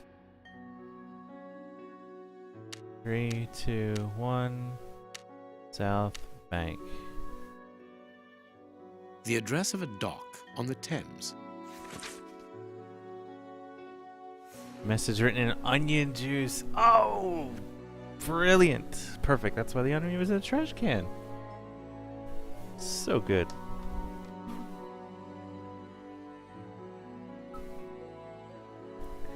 Sydney Street, Wharf 321 South Bank. Neat.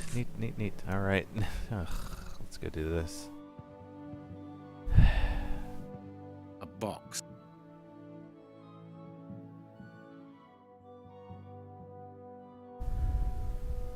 One. Let's just simply do.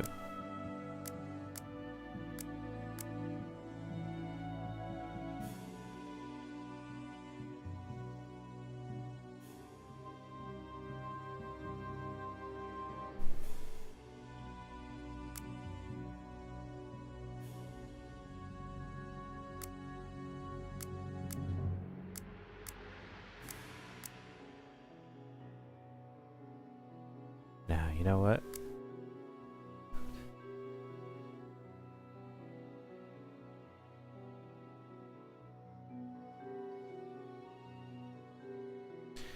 That's what each one of the dials is going to be, is something with each.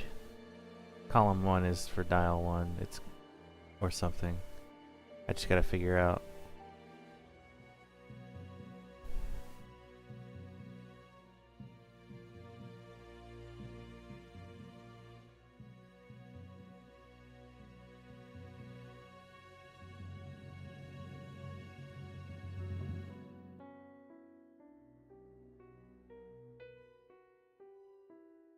Okay, hold up.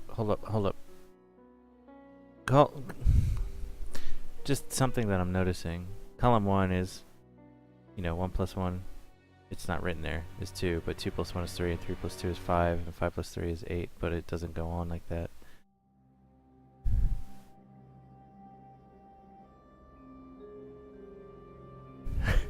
I don't know what the point of that was.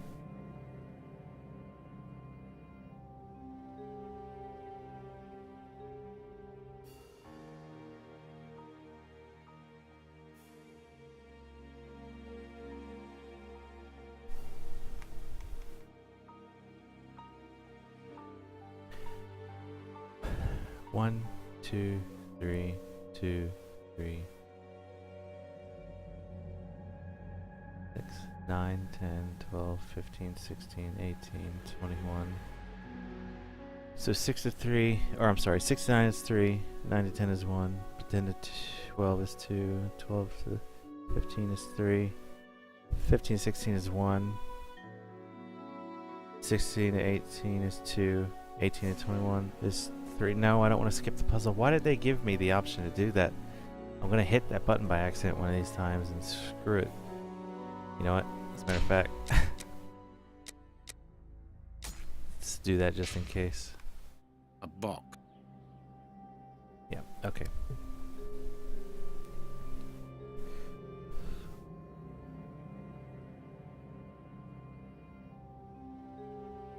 Nine to 6 is 3. 9 to 10 is 1. So 3, 1, 2, 3, 1, 2, 3.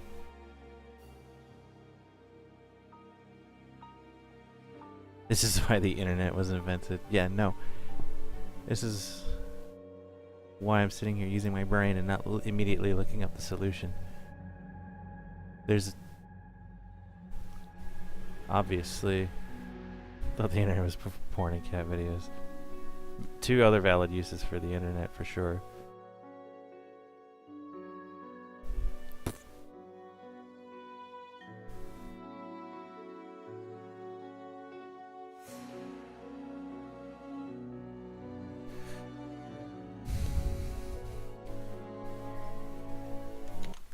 I'm gonna tab out so I can actually write something down on Notepad.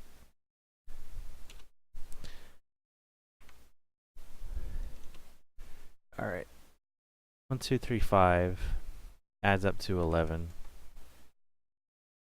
4, 1 is 5, 10, 11, 12, 18, 21, 24, 26,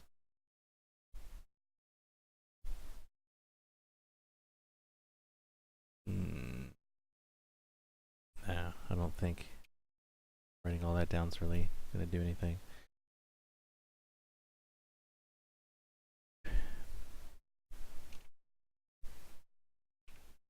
Whoops, whoops, whoops.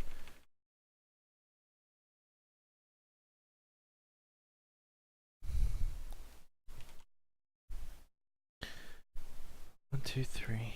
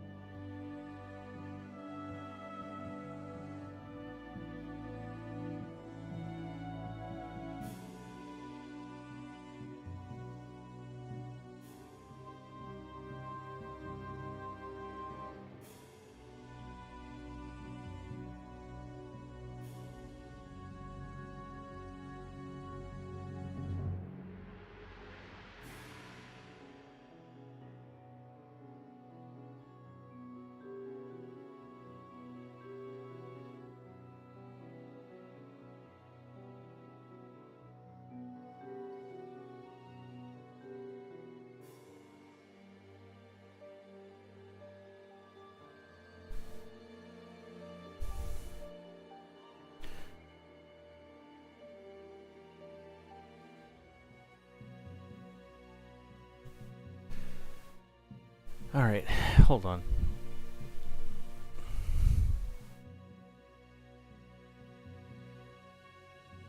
One and two is 3. 3 and 2 is 5. 5 and 3 is 8. Okay, let's try that it's a Fibonacci sequence for column 1, because it's not for anything else.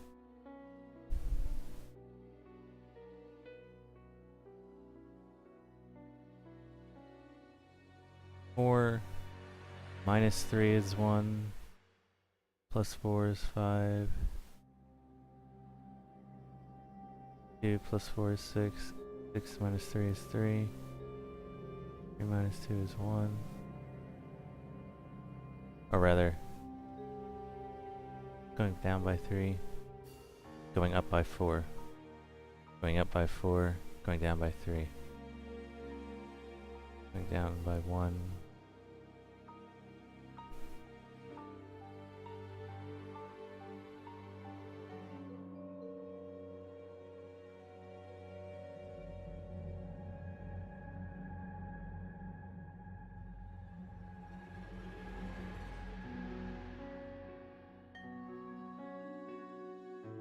Six to 9 is 3.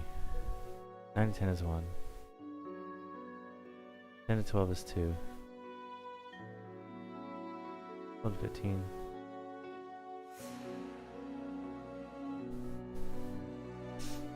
Ah! Oh my god, man.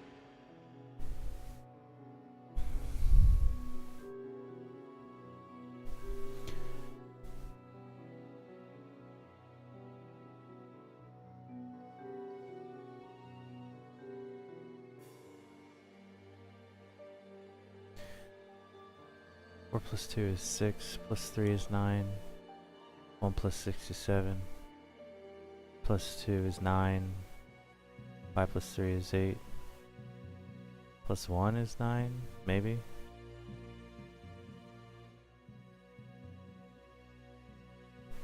Six to 9 to 10. Let me. Oh, you know what? Hold on. Let me get the other way. 21 to 18 is 3. 18 to 16 is 2. 16 to 15 is 1. 15 to 12 is 3. 12 to 10 is 2. 10 to 9 is 1. 9 to 6 is 3. 6 to blank. I guess maybe 4.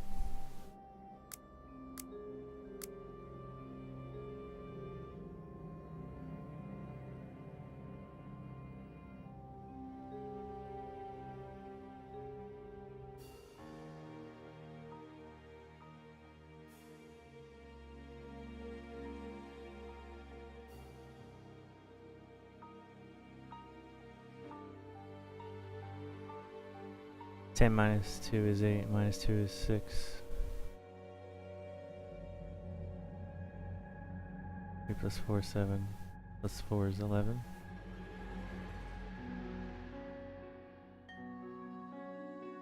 Three plus blank is what? Plus blank is 4.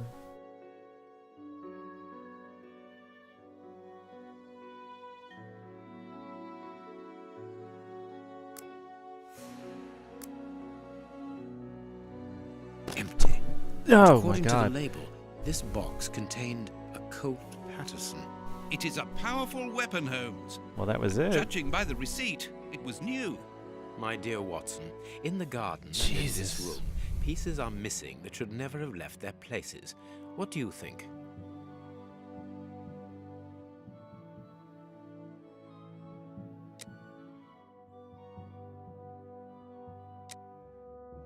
That's not right. Start again. Pieces are missing that should have never left their places.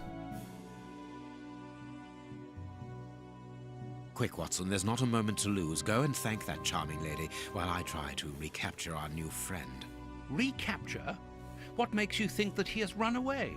I believe that our man suffers from behavioral problems. You must have seen or heard about those poor fellows who spend their time counting the gravel stones in the garden, or moving objects from one place to another hundreds of times in one day. Well, the bishop's nephew suffers from a moderate form of this condition. Nothing would be more disturbing to him than to leave a personal space in such chaos, and yet this is what he has done with this room.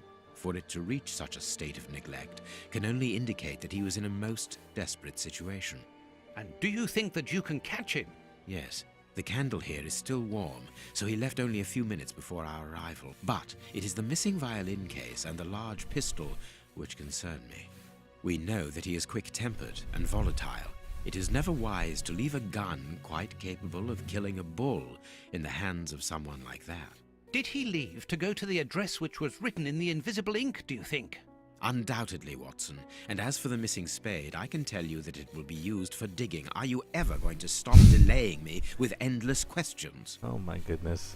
So, Such a gentlemen, rude have you found asshole. anything? We have learned I love enough to promise you that they will not return. That makes me feel better. Thank you, gentlemen. We are going to pay a visit to that mysterious address, Watson. But first, we must detour to Lambeth. Lambeth? What are we going to do there? Pick up an old friend. He will be a precious help in our locating Mr. Hampford. Good. And who is this friend? A friend who helped us in the case you so romantically titled The Sign of the Four.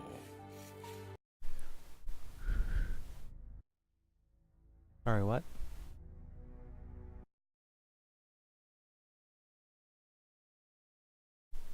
Uh-oh. Oh, jeez, it looked like it was gonna crash. Ooh, oh my goodness, look! Look at the puppy! That Toby? Here we are at the address that the nephew took such care to hide. I wonder what it is that links this place with the bishop's murder. The reason for the quarrel between the young man and his uncle is somewhere here in this industrial area, and that is what he has come to look for this evening. It's an enormous area, and there are dozens of potential hiding places. How on earth are we going to find him?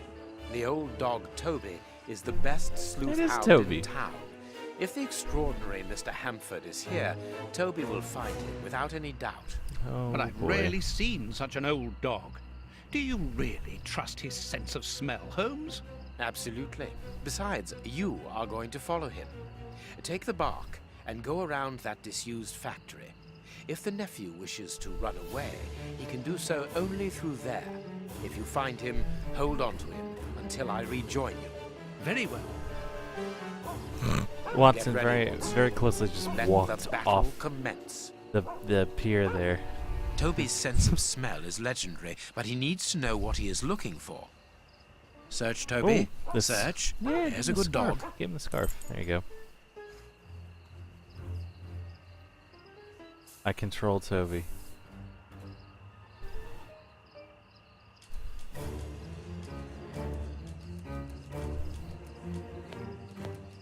Camera doesn't quite know what to do with me, I'm noticing, in third person.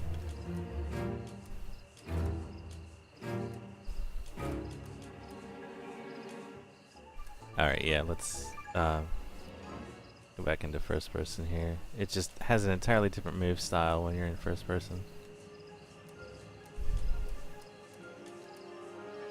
Oh, look, oh, that's cool. Toby, you have found his trail.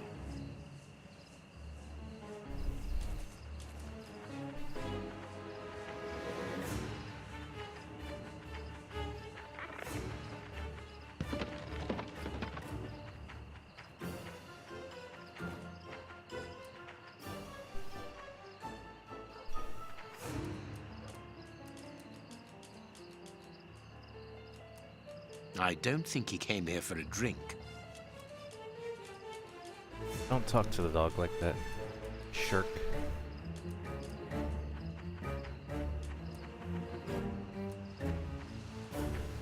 Okay, stuck.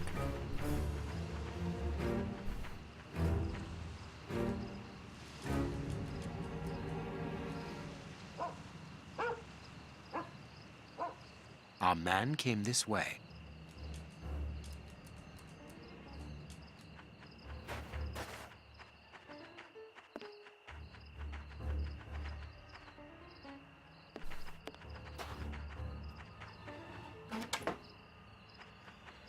Smart dog.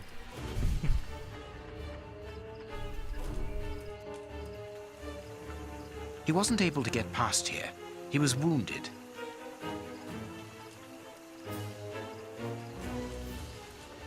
Nothing of interest here. Oh, hey. Can I not sniff these?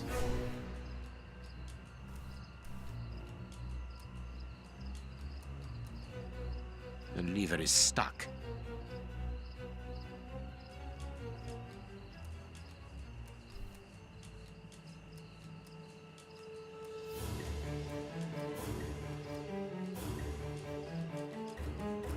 Closed.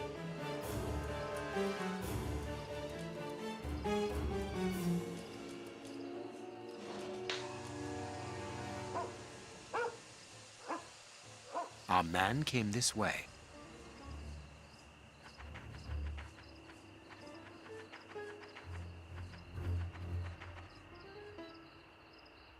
Grease.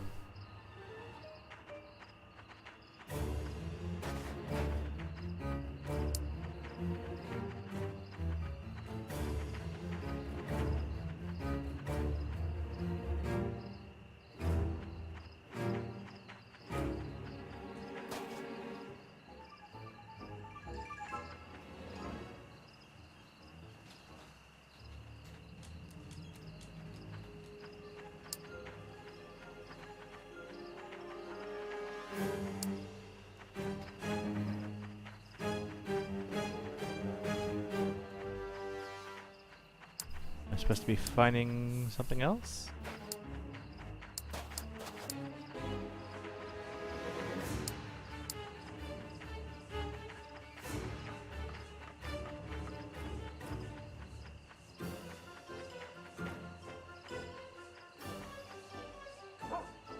Our man? Yeah. And...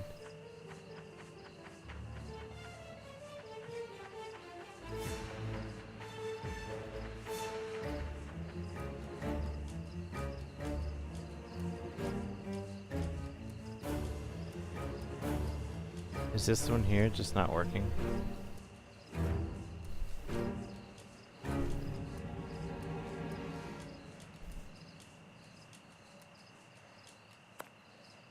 Oh.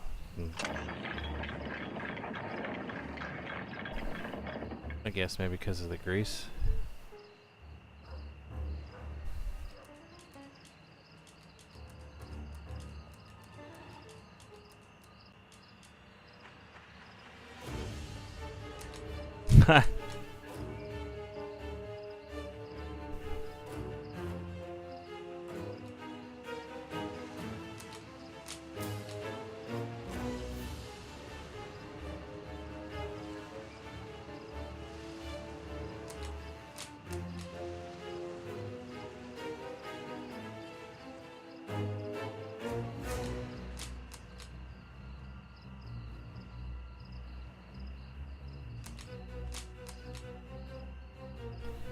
I can't. No, I can't jump that. Alright.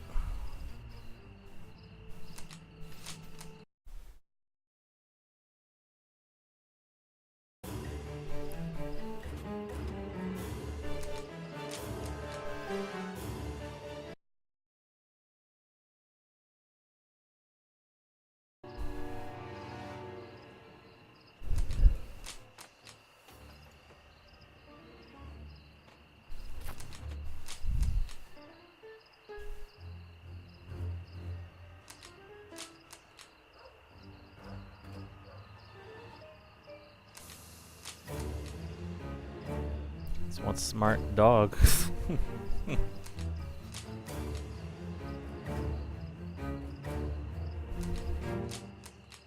All right.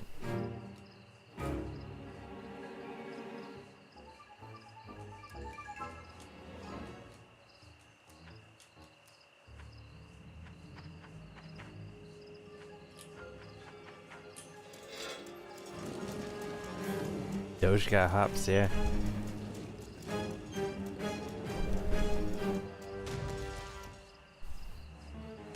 Good dog, Toby. Do I still have to be Toby? Yep. I still have to be Toby.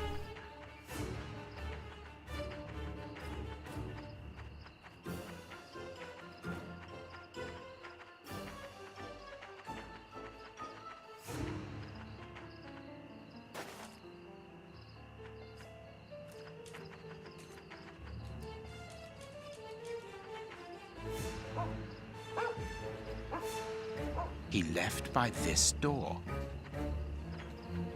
Locked from the inside.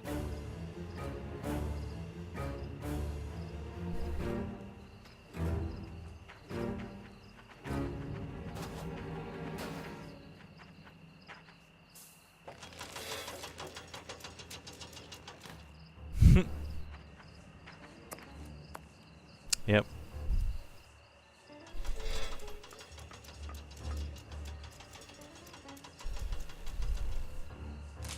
All right. Super dog.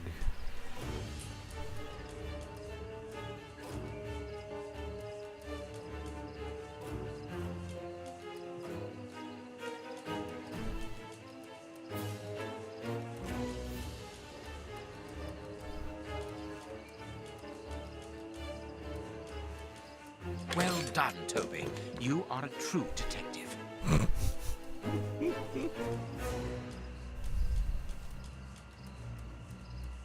Ooh. Some ice picks are missing. That's not good. The door is locked, but we can force it. The door is locked. Yeah, with what though? I'm a dog.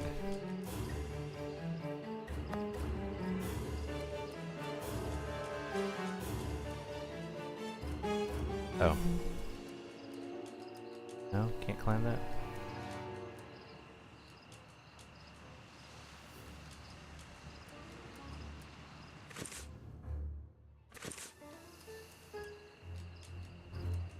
It's like the dog is being controlled by a human, yeah. The door is locked. The door...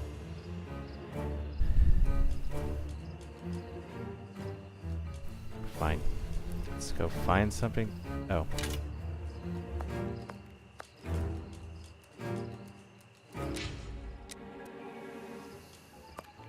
Oh, I had it in my mouth?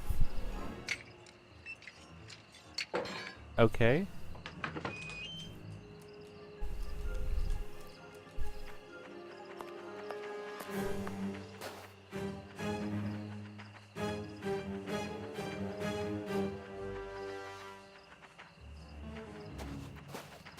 He did not go this way.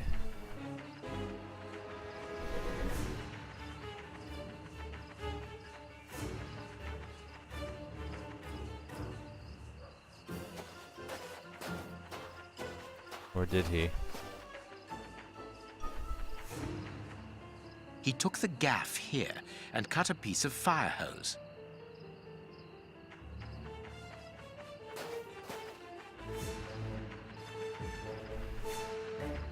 And then he went this way, I think.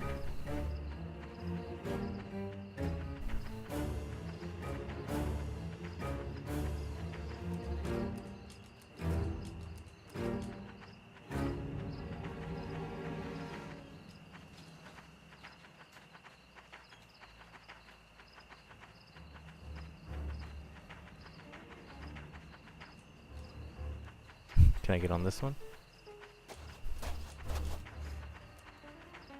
Our man must be on the other side of the gate. Now can I get on this? Please?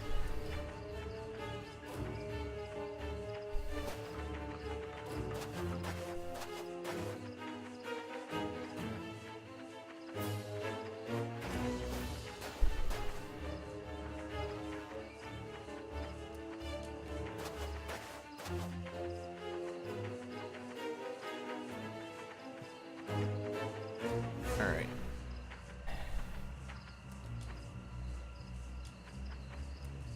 Oh. It would be better not to go down there. Yep, so... Can you just let me use this now? There. Do it, you stupid human.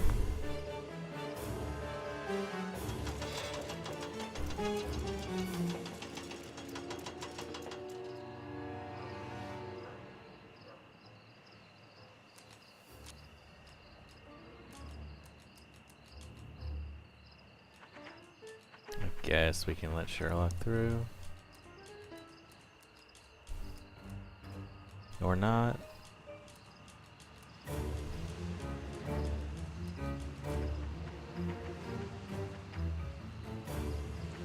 Oh. Aha!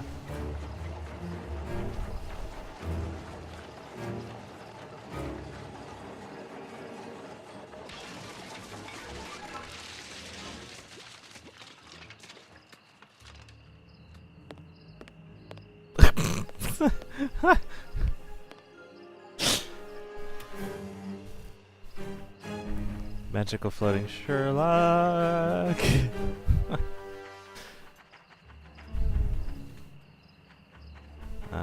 No, he came away from here. Locked from the inside. Yeah.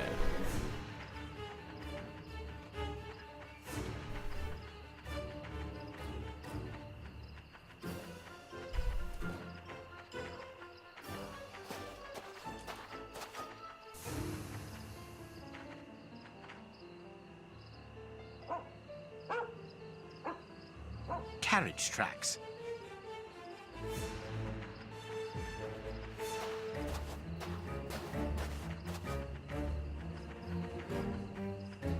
Oh, there we go. Toby, don't jump. Let us find another way in.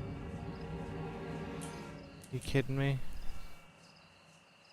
This was perfect, man.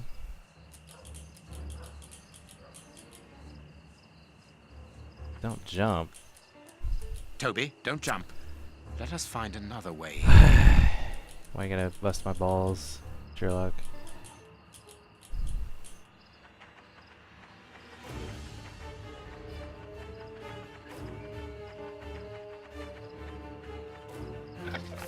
Oh. I was kind of hoping dog segment wouldn't be this long. Search, Toby. Search. Here's a good dog.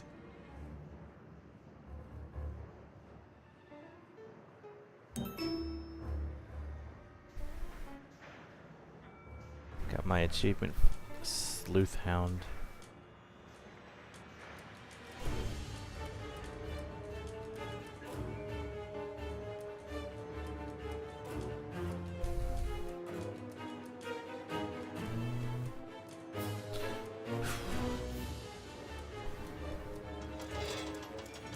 Now I can go down.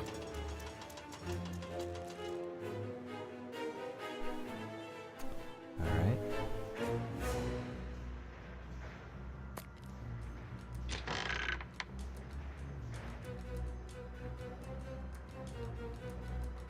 Hey, look, there's a ramp for me to climb.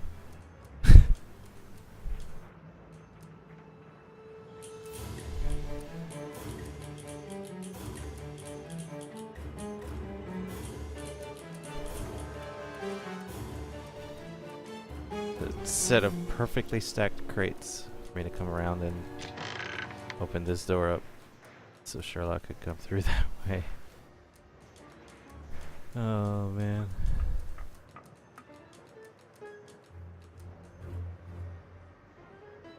No. No, well, okay, maybe not.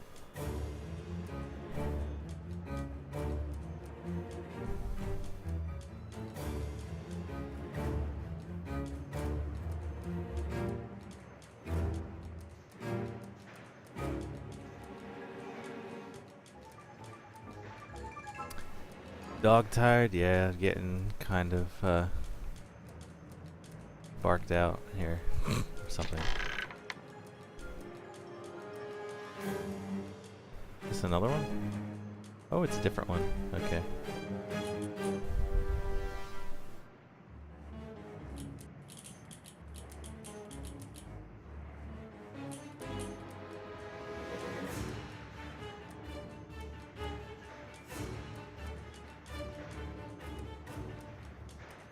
You really can't open that door? You can open all those other doors? Are you booing at flipping? Oh, thank God. No! Bad timing. Bad Toby. Stop it. Aren't you too old for this, Toby? Exactly.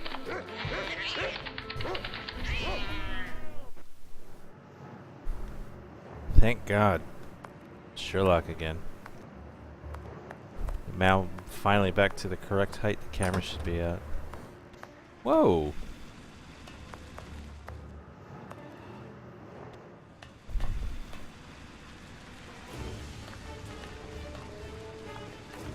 Was not expecting this.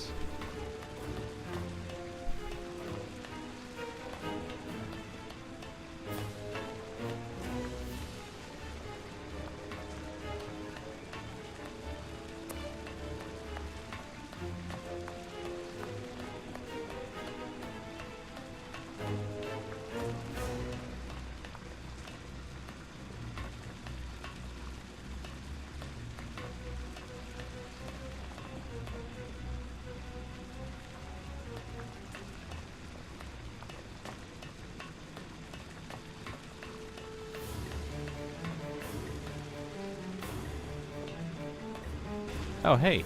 Safe here. Safe. Whew. Don't be afraid. Keep It's calm. you. Stay away. Uh-oh. I want to talk to you. Don't be hysterical. Drop your gun. I don't trust you. You're out to get me. Don't come any closer.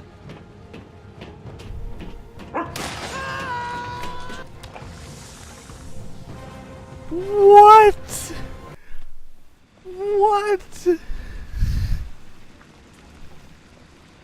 You gotta be kidding me! The poor man. What a dreadful end. He has definitely gone.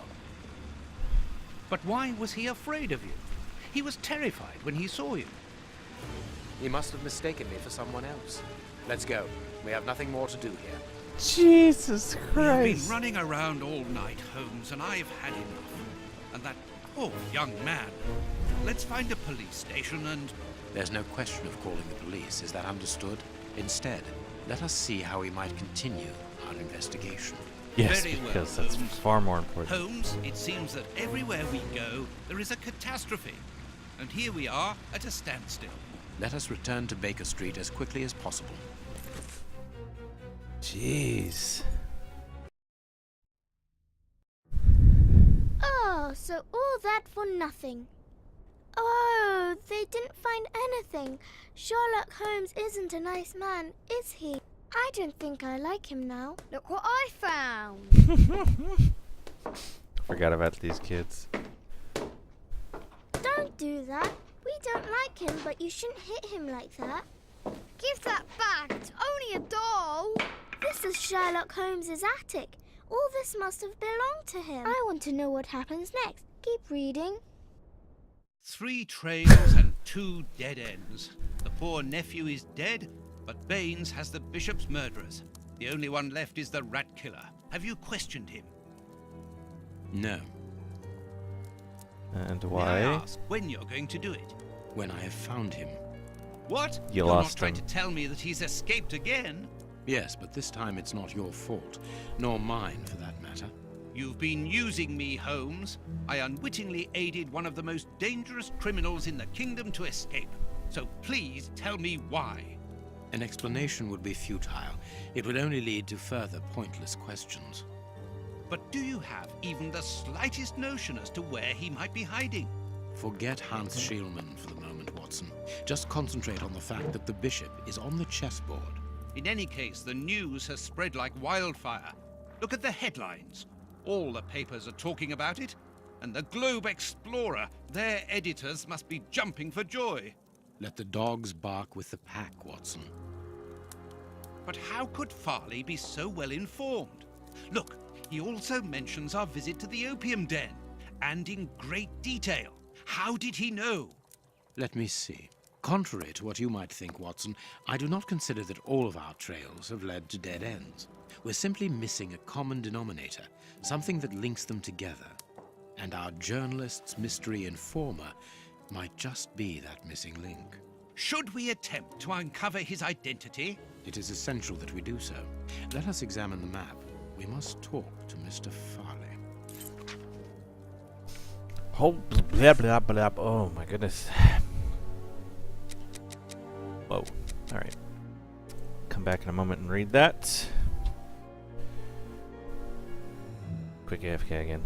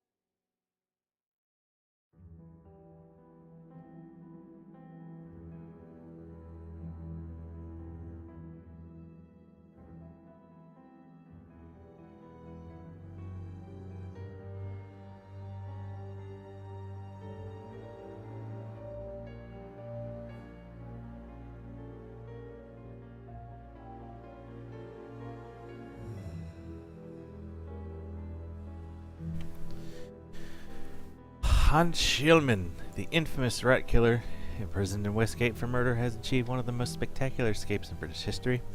The escape took place without violence or bloodshed, and is extraordinary in that the prison guards did not observe anything untoward. Indeed, it was someone entirely unconnected with the prison who noticed that the dangerous criminal was missing. Thanks, Eagle. Thanks, Pete. That person is none other than Dr. John Watson. Yes, dear readers, you read it correctly. Dr. Watson, the friend and companion of the Baker Street detective, Mr. Sherlock Holmes. According to the prison director, Mr. Holmes visited Westgate in order to interrogate Hans Schielman. As regards what exactly still remains a mystery... Excuse me. Gosh, now I'm hiccuping. As regards what exactly still remains a mystery, but considering the fact that Schielman could not have possibly escaped without outside assistance, it is quite easy to guess at the true reason for Sherlock Holmes' visit to the Westgate Fortress, of course. It is now up to the police to conclude the current investigation. They are decidedly very busy. Yesterday morning, Inspector Baines declared the 2 suspects were being held in relation to the murder of the unfortunate Bishop of Knightsbridge. The 2 men were arrested at an opium den in Whitechapel. An interrogation of the establishment's staff, if not providing anything concrete regarding the identity of the 2 criminals, nevertheless revealed that Sherlock Holmes was also present at the time. Indeed, the director of the establishment, Mr. Chen Cha-Hu, accuses the detective of attacking a member of his staff, as a guard was later found incapacitated with a syringe protruding from his arm. According to the clinic where the man was swiftly taken, he had been on the receiving end of a terribly dangerous anesthetic. Mr. Chen affirmed that at the time of the attack, apart from his clients, only Sherlock Holmes and his loyal friend Dr. Watson would have had the opportunity to carry out the crime. Still, according to Mr. Chen, the aggression took place in order to gain access to a room occupied by the same 2 criminals. So what was Mr. Holmes doing in this opium den? Apparently, he had knowledge that the Bishop of Knightsbridge killers were there. Why did he not alert the authorities? Why did he act alone? Why attack the guard? You may be sure, dear readers, that our investigations have only just begun. Oh, Farley.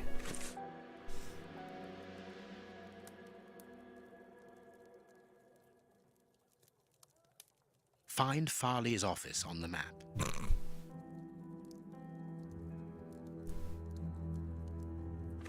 Gonna go pay him a visit.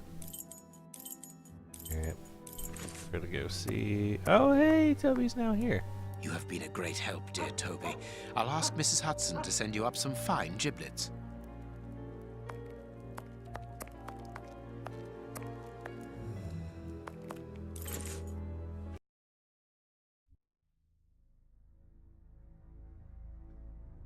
Here we are at Farley's office. One cannot say that ethics play a very large role in his life. Look at the headlines pinned to the walls, like trophies of bad taste. Perhaps we will finally begin to understand the reasons for his persistence in tarnishing your reputation. Perhaps. You don't like you very much. You don't.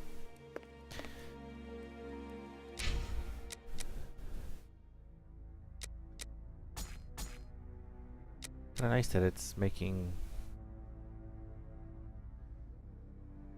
decent autosaves.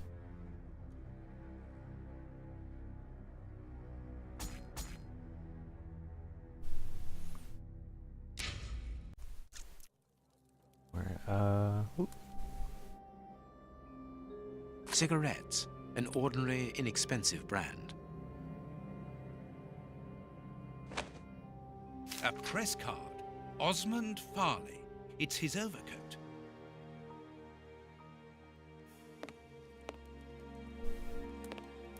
Coffee. It's still hot. Yes, please.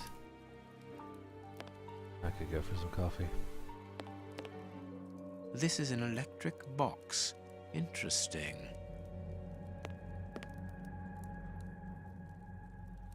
I cannot leave now. No? Okay, fine. Well, I can't. Oh.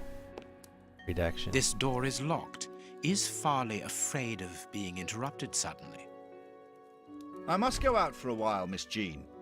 I won't be long. Ask my appointments to wait, and send this message as a matter of urgency. Mr. Osmond Farley, I presume? Messrs. Holmes and Watson.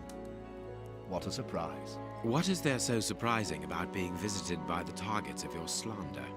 I never slander. I inform. You will have to accept the consequences of these articles, Mr. Farley. Those words sound like a threat, Mr. Holmes. I never threaten. I merely warn. You don't frighten me, Mr. Holmes. I know all of your little secrets. And soon all of London will find out what really hides behind the facade of the impeccable detective. Thanks to my work, the whole world will discover the true Sherlock Holmes. Gentlemen, I don't wish you a good day. Rude. What a bore! Even to the point of refusing to shake our hands. Which means that we can avoid having to wash them. Did you notice the crumbs on his jacket? He had just finished eating and his hands will be covered in grease, the same as his mouth. Slovenly habits. That's quite disgusting, Holmes. Do not be deceived, Watson. The workmanship in those tailor-made clothes indicate that he is a man who takes pride in his appearance. If Farley has left without brushing off his jacket or washing his hands, then it is because he spotted our approach and wished to avoid us at all costs. Sure. But why? We will find out by searching his office. Oh, The goody. secretary will stop you. Please reassure me, Holmes, you don't intend upon knocking her out? Only if we exhaust every other viable alternative. Okay. The secretary is occupied in sending a telegram via their electric telegraph. Farley asked that she should do so before he left. We must find a way of interrupting the transmission, which will oblige her to go to the telegraph office in Kensington. Well, it will take her some time to get we'll there, go knock and if that we add electric on box. the time it takes to send the telegram and then return here, we should have ample time to search the office without being disturbed. I suppose it's unnecessary to point out the illegality of this search? I'm afraid so. This is an electric box. Interesting.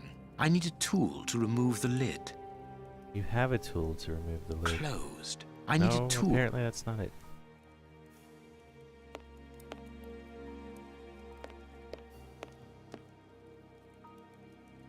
We must find this hanger. Yep, there we go. I can hear an electrical humming. The secretary is using the electricity supplied by this switch. Let us see if I can cause a short circuit. Ooh. Let us see if I can cause a... Okay, so... we're playing Pipe Dream.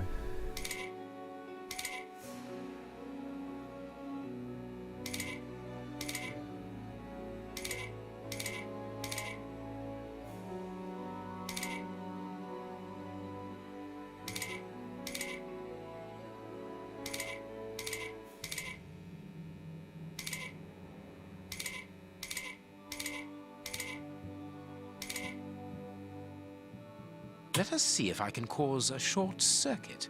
Oh, do they all have to be connected then?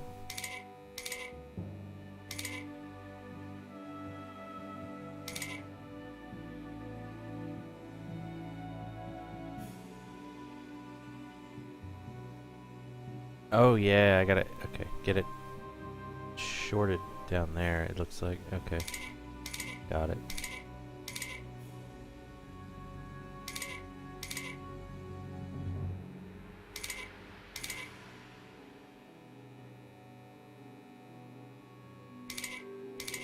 Send this around this way. And there we go. That should do it. There we are. It Oh, is that's just simplicity too itself. bad. Get out quickly, Watson. I'm going to hide here.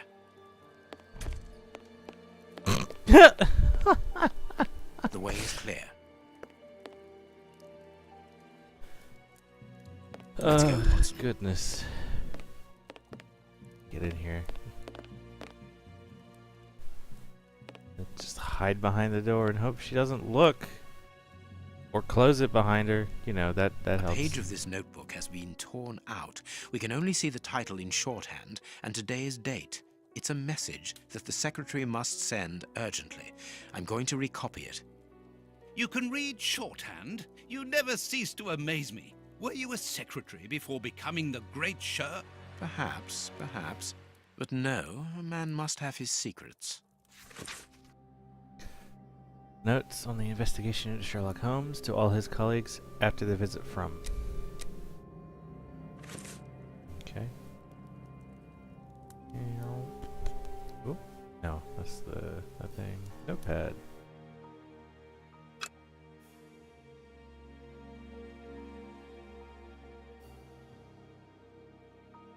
Oh, hey. I can make out the marks, but I need something to bring them to light. Someone has written something. Alright, I'll have to come back to that. A makeup case with a good brush. Oh, just all over it. I must look more at... I must look. I can make out the mark.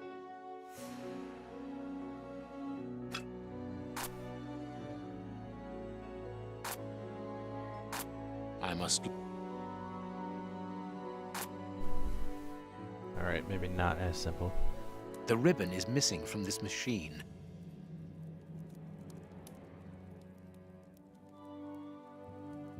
Come back to that.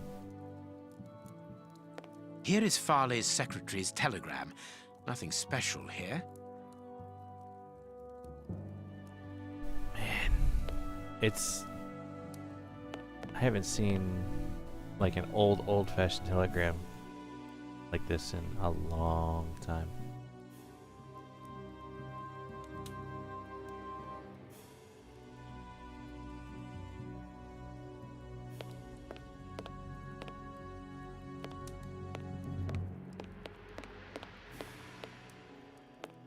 This book has fallen down from the shelf.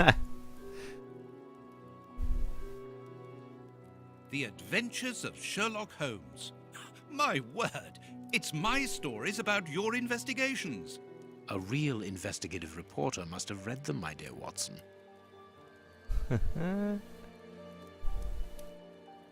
My adventures have fallen from this shelf.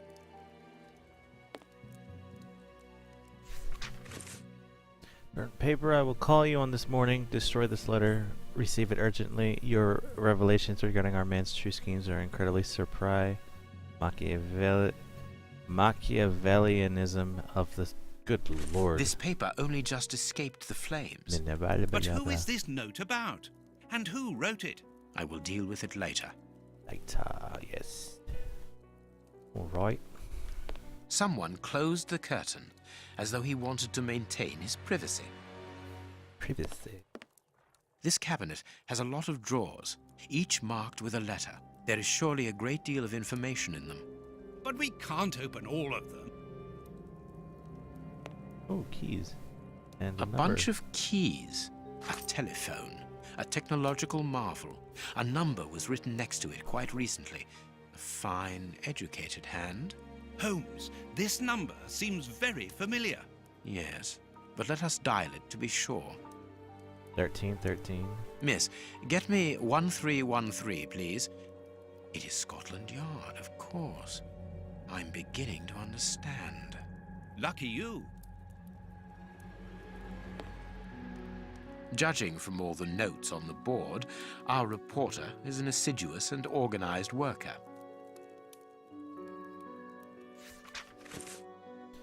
Photograph of Prince Woodville, yep. A photograph of Prince Woodville. Farley is evidently also interested in this affair.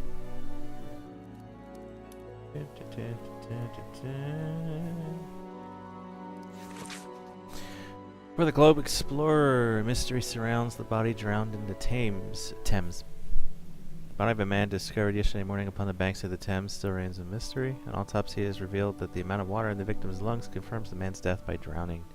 However, the many gaping wounds upon his body point to a savage aggression before death. For the moment, no explanation has been provided by the authorities. The victim was able to be identified. The man, a 53-year-old bargeman, was already known to the law, where his name has appeared in proceedings relating to the breach of legislation in different merchandise trafficking affairs, principally in the cereal market. The latest charges date back several days. The court was prosecuting the deceased for destruction and degradation of goods, namely a vast quantity of wheat. wheat. Yes. The shortage raging simultaneously in London would not have encouraged the judge to lean towards leniency if this horrifying death had not interrupted the proceedings. A horrible story, and rather a strange one. A little bit.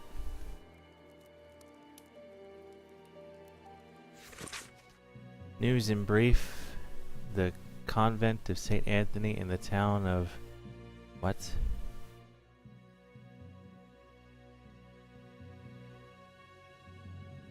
Llanfairpwll on the Isle of Anglesey, Wales. Very funny, making fun of the Welsh. Was the scene of a macabre discovery. I wonder if... hold up. Is that legitimate? Is that actually legitimate? Town of Lan... You gotta be kidding me. All I had to do was type the first 5 letters and it literally finished itself in Google.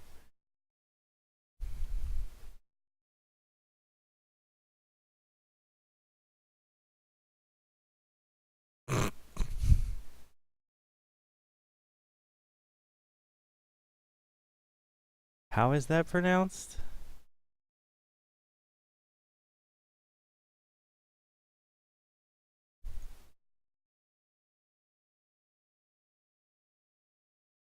Come on, you gotta give me an audible here. Okay, it literally translates to St. Mary's Church in the hollow of the White Hazel near to the rapid whirlpool of I still can't even say that, of the Red Cave. What? Oh, here we go. Llanfair Pwllgwyngyll Goger Chwrndrobwll Llantysilio Gogogoch. Oh my... what? Look, I've always known Welsh sounds like ridiculous like that, but hold on. Let's read along with it if possible. Llanfair Pwllgwyngyll Goger Chwrndrobwll Llantysilio Gogogoch.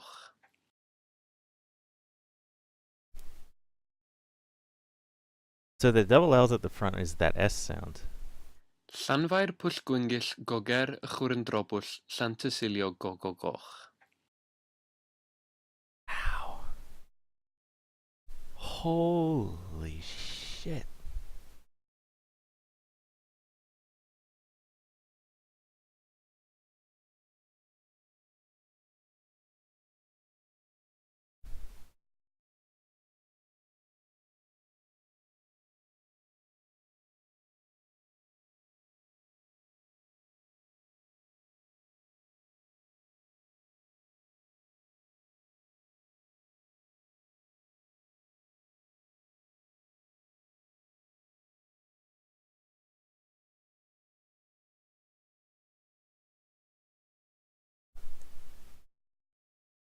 Oh my god.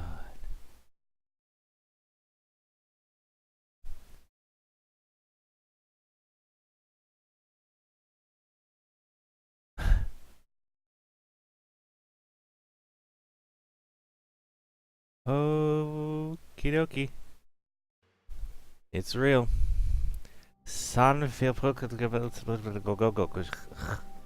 On the Isle of Anglesey, Wales, was the scene of a macabre discovery last Sunday. Upon the villagers' arrival at the convent, with their arms laden with provisions for the nuns in honor of St. Anthony, patron saint of butchers and good meat, it would seem that it already was too late, and that's getting a highlight. That's getting a highlight. And the temptation by the aforementioned saint struck brutally within the holy place upon this fateful day. The convent's 16 nuns apparently succumbed to a collective strain of madness which resulted in their horrifically devouring one another. Oh my god. The lifeless bodies were found in the canteen around what appears to have been their last meal, a clear vegetable soup. A member of the episcopacy, who wishes to remain anonymous, informed us that sometimes such atrocities do strike such places where women dwell together, as women, due to the complexity of their natures, are less able to cope with the imposed asceticism that precedes St. Anthony's Day.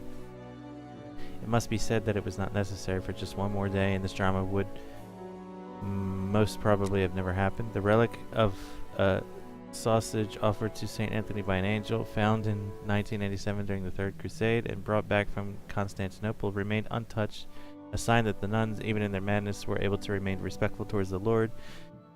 This member of the high religious authorities told us. Here's what is strange. An attack of collective insanity. No, the name of the town is strange, Sherlock. Come on now, man. I can't even remember what it translates to in the same area of the white witch, the wood and the thing and the bob and the who's it, what's it? This armchair is out of place. A little bit. Yeah. This ashtray is worth examining. This ash comes from an ordinary, well-known brand of cigarettes. It is still warm. The cigar end is still hot. Yeah, so, I mean, he was smoking, and again, we know he left in a hurry. This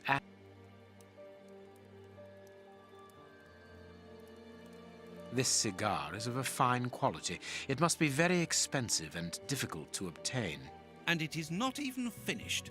What a waste. So that's Farley was not alone when we arrived at his secretary's office. Exactly. You're thinking of the owner of the cigar. Yeah, yes, the Farley reporter cigarettes smokes were not that ordinary good. cigarettes. Exactly. Can you smell the subtle scent of gingerbread? That is the characteristic odor of a Habano Clarissimo. Our mysterious visitor is a rich man, Watson. This category of Havanas is exorbitant, and I cannot imagine a cigar lover crushing out such a marvelous smoke before finishing it. Since we saw no one leaving the building, that must point to a secret exit somewhere. How are we going to find it? By retracing Farley's steps from the moment before we arrived. Look, this room is teeming with clues.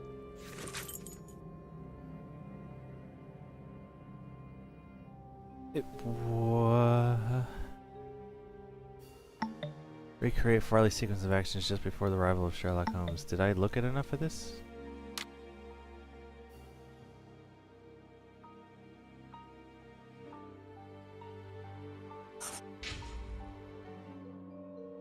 Deduction journalist. Okay, so yeah, we're not done here yet. I didn't finish examining everything.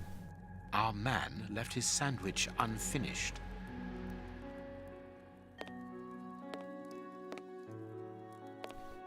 So by the time we finish this deduction, the telegram's going to be long gone, sent, placed. She's going to be returned. She's going to come back in here. We're going to be standing here trying to do this puzzle. She's going to yell at us, but we won't hear her because we're going to be in a puzzle menu.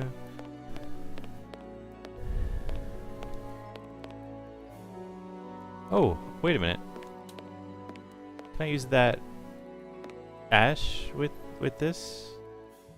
Maybe?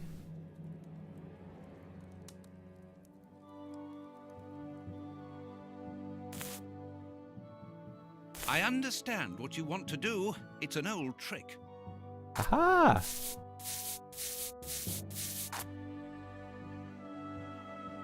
I can see what has been written. Please write it down. Very well, Holmes. Followed Holmes, prepare elements bio D to F, and my chair is unlocked. Lock that back up. Leaning forward this time at least. I wonder which drawer the secretary was interested in. D to F. The DF drawer, of course. The one in the message that we deciphered from the secretary's desk blotter. Closed. No, I can't. The DF closed. The DF... There are a lot of cards. I must find out which one was consulted last. There are a lot of... By doing what? No, I can't. No, I can't. No, I can't. No. It's almost like he's saying Nikon every time we spam that. There are a lot of cards. Alright. I can't mess with that yet. I'm missing something.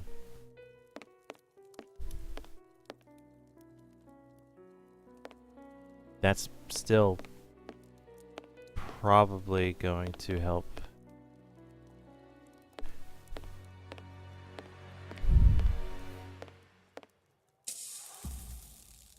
Oh, there we go. The key is still in the lock.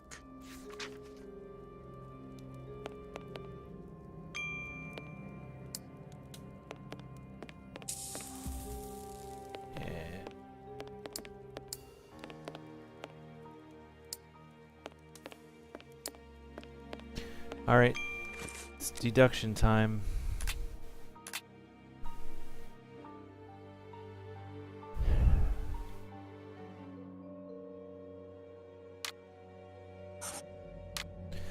There's a cigar in the ashes from it in the ashtray. The journalist's visitor smoked a cigar. Yes, that's true.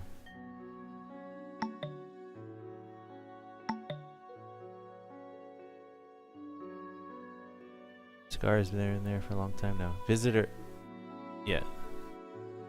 That opposite the journalist.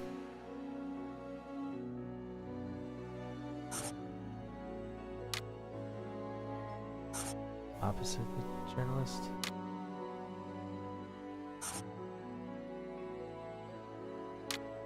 Paper isn't entirely burnt.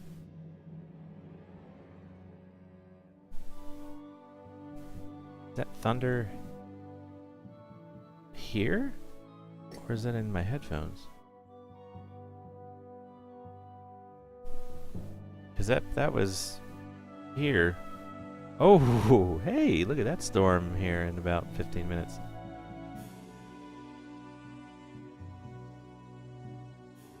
Wow.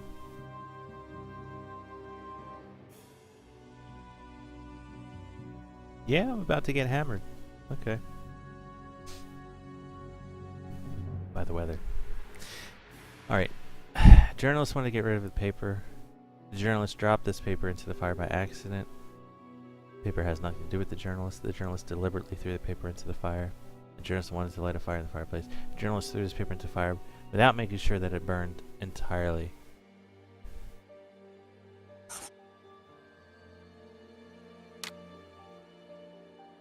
I'm surprised we're hearing that thunder already.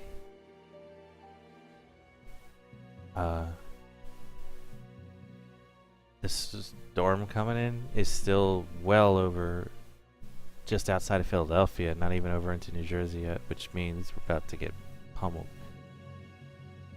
The journalist wanted to give this book to his visitor. The journalist wanted to draw attention to this book.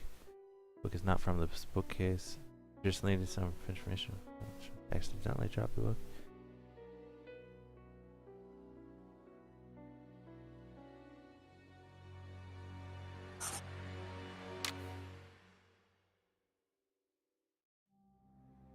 I think the journalist.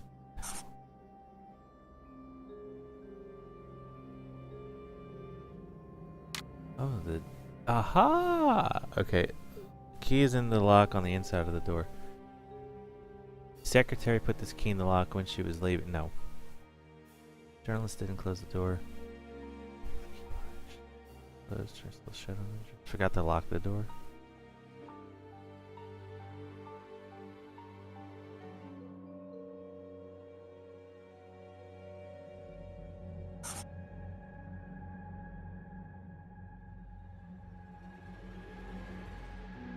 I'm missing. I still can't do this entirely yet because I have to somehow do this. So what am I missing from this? Someone.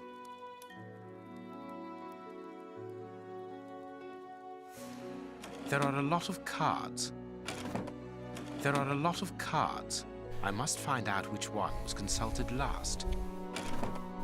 Right. By doing what?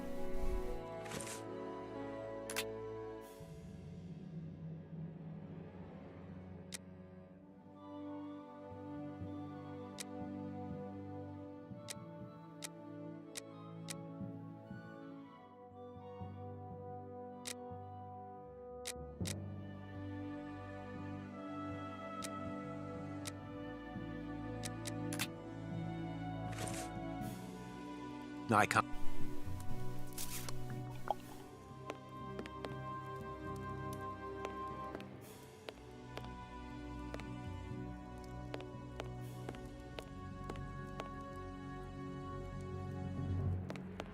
Oh, okay.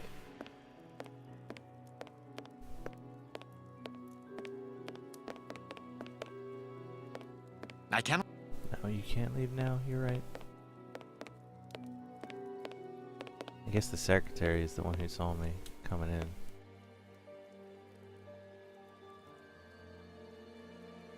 page of this notebook has been torn out. You can read. Perhaps. Right, I already got that. The ribbon is missing from this machine.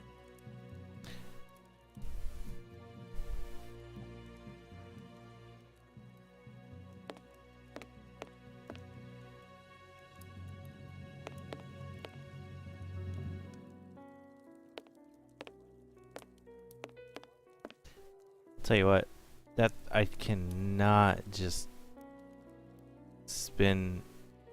There's no like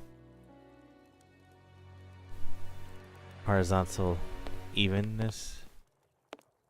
Yes, it is automatically throwing me back. That's why I'm now like kind of just clueless.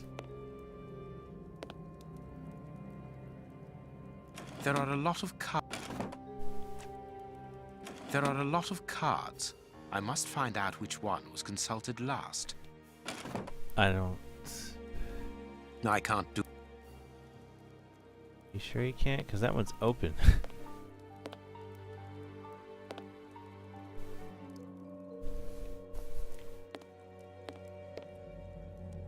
The Limes. Mysterious drama in London. This armchair is.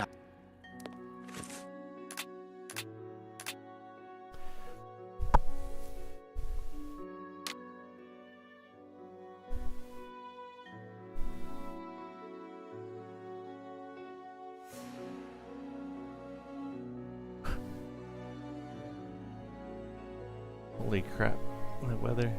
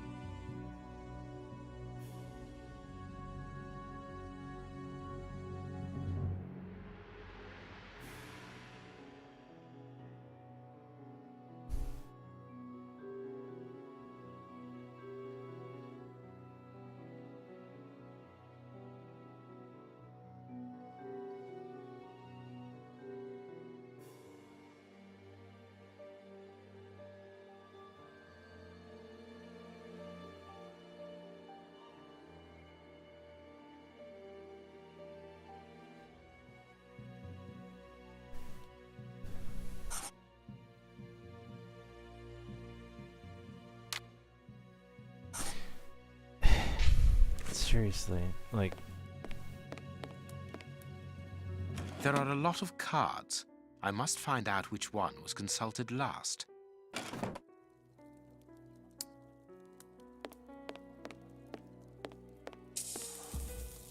Yeah, no, I know that.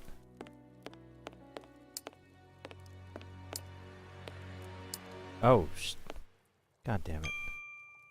The secretary has just changed the typewriter ribbon. There are smudges of dark blue ink.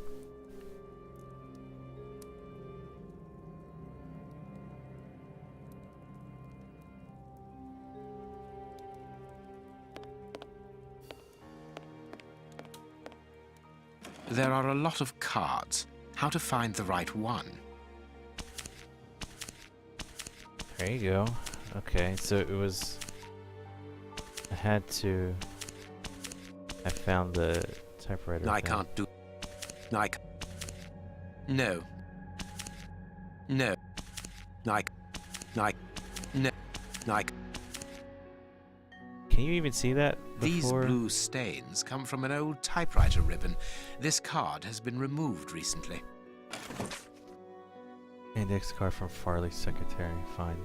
Prince Woodville, closely related to the royal family, recently permitted to legally use the title of prince after an investigation by a committee of experts and representatives of the royal line.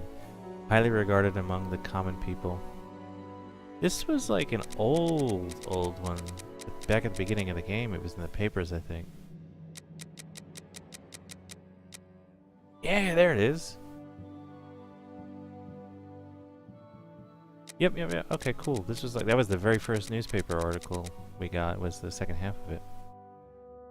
Highly regarded among the common people involved in charitable and philanthropic actions, distribution of soup to the needy in the Whitechapel area, financing a campaign for medical treatment, and distribution of blankets. He describes himself as popular, but his critics prefer the term populist. Intelligent and cultivated, but some abrupt changes of mood have been observed when replying to journalists' tactless questions. This card has got grease marks on it. The reporter made them. Apparently he's making inquiries about Prince Woodville, too. But where do you come into all this? Look, if we pull the curtain a little, we can see out into the street. Oh, okay.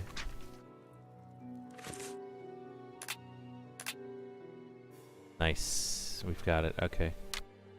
Journalist looked out of the window and saw Holmes. Journalist stood with his back to the window. Didn't look out the window. Wanted to let more light into the room.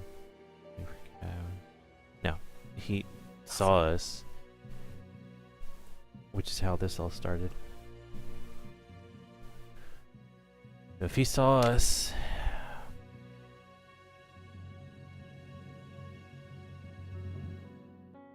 The visitor smoked a cigar and sat... Oh my god, that thunder. Jeez. Alright, please let me finish this before it gets here. It's almost time for me to end the stream anyway. It's about 5:20. I want to get through this deduction.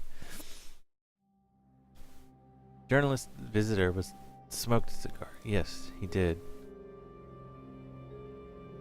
But that sat opposite the well, no, but the journalist wasn't sitting down, so I don't think... And there's the rain.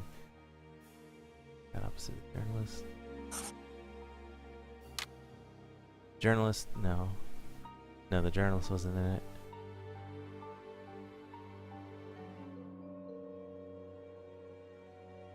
The visitor maybe sat there. Ooh, look at that! And then...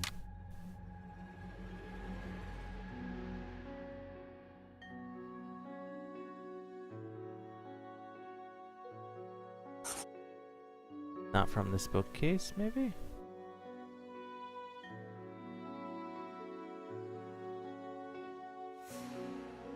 No. See.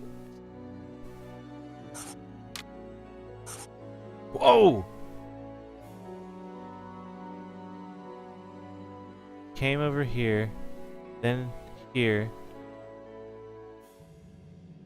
That mean this is right? Oh, dude, okay. Thank goodness they give you feedback on these things, because my god, dude, this would be kind of hard to do without it.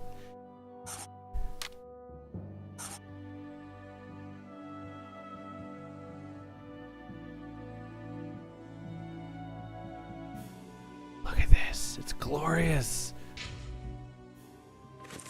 But it's not finished, is it?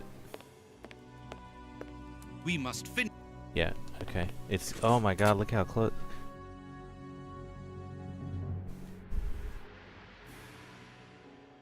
Two, three.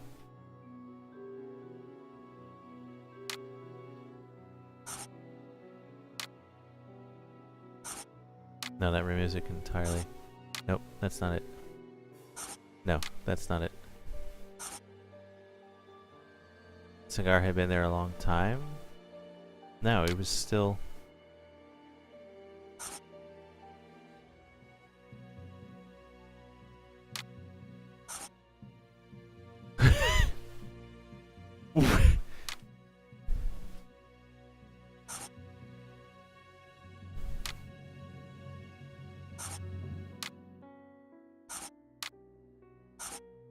No.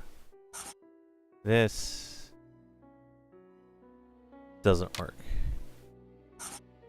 That, I think, works better than it's supposed to.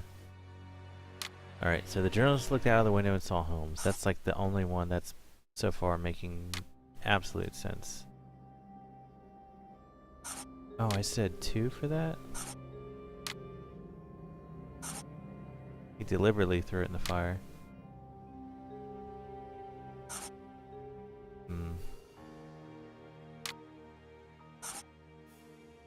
But by accident?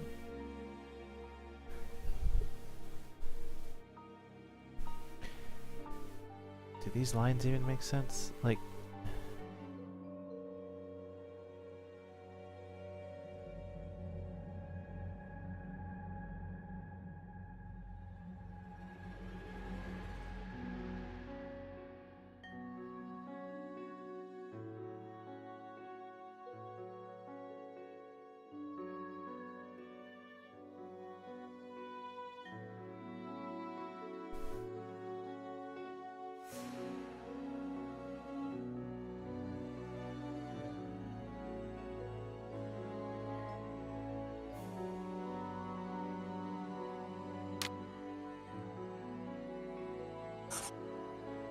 I wonder if it's supposed to be like 1 to 2 to 3 to 4 to 5 to 6. Like,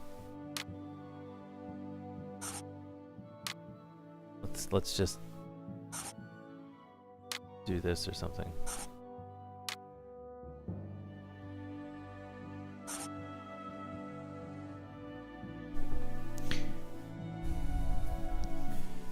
All right. So he looked out the window and saw Holmes.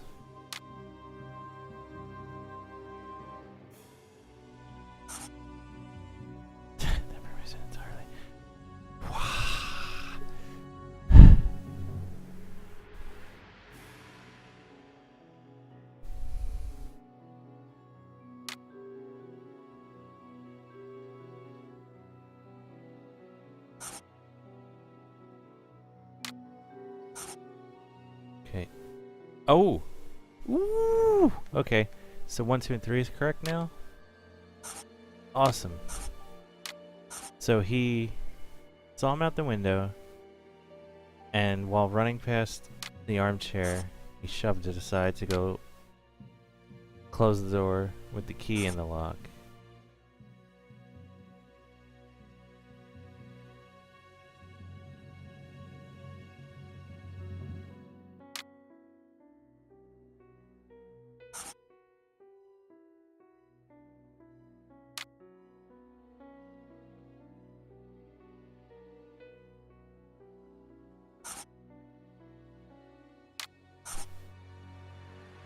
The journalist went to warn his visitor of Holmes's arrival, and that's when he, I guess, put the cigar down. Having warned his guest, the journalist headed toward this piece of furniture to grab the book. And then he threw this paper into the fire without making sure it burned properly. Neat. Oh my god! Consulted a card while he ate, which was given to him by his secretary just before she changed the ribbon on her typewriter. The reporter's greasy fingerprints are all over the card. When he went to file it away, he glanced automatically out of the window and saw us in the street. He closed the filing cabinet and rushed to lock his office door. In his haste, he pushed his chair aside, but didn't think to return it to its place. Precisely. He then hurried to tell his visitor of our arrival and showed him the way out. He then threw a piece of paper into the fireplace. But we still don't know how the cigar-smoking visitor departed. No, he's still The here. answer lies in the direction the reporter took, Watson. At a certain moment, he would have been in a place where he had no logical reason to be. Look at our deduction board, and then let us go to the place where the reporter should not be.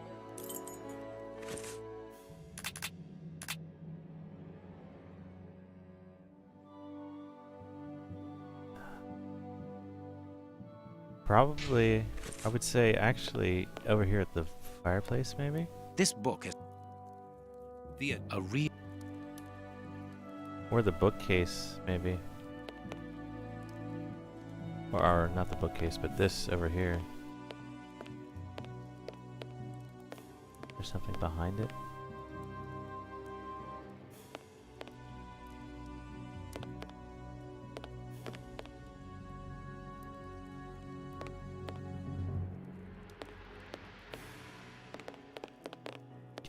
Watson. Totally in the way, dude.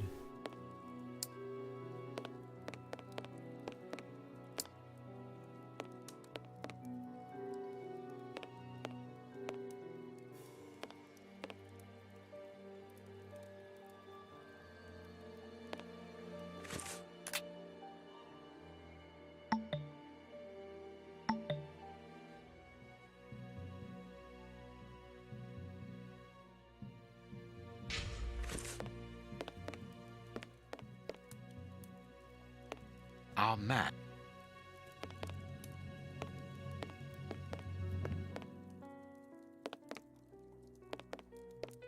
This Can't even look at the ashtray. someone called.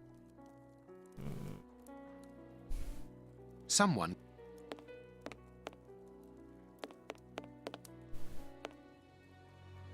Yep, the the secretary, you know, like left her job entirely. The ribbon is.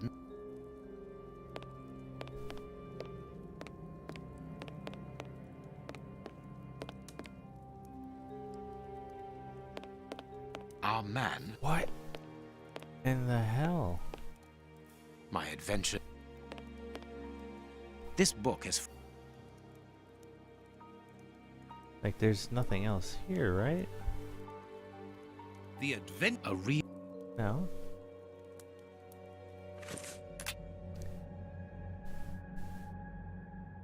I mean, the ones that look suspicious would be like totally 4, 5, and 6.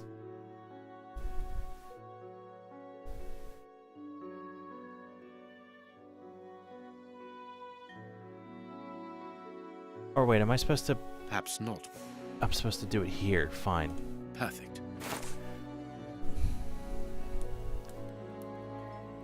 Yes, Watson. In his haste, Farley dropped this book, taking it from the shelf. Let's search this place. There's a control box built into the filing cabinet. This box must open the secret door.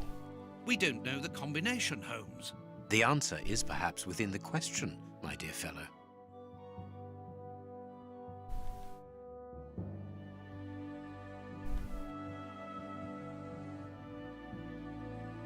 Let's say 4 plus 6.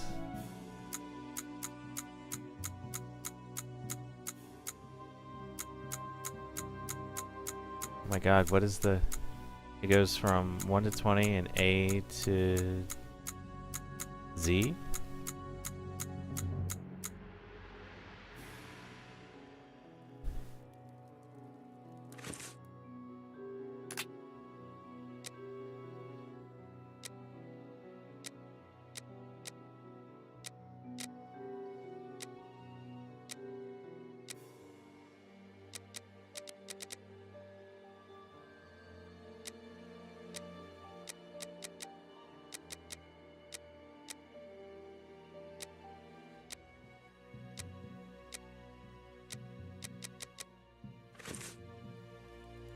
There's a control box built... We don't know the combination, Holmes. The answer is perhaps within the question, my dear fellow. As in, like, the question being, what is the combination?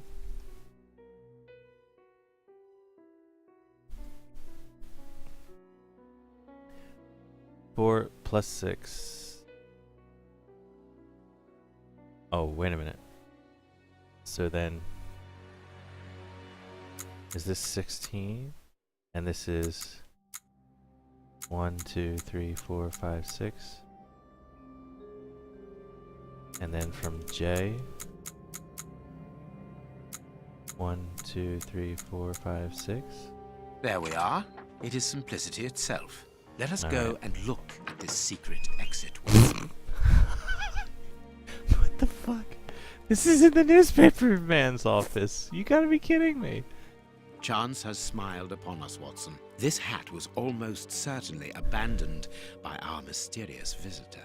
Imagine the scene. In his hurry, the cigar man drops his top hat.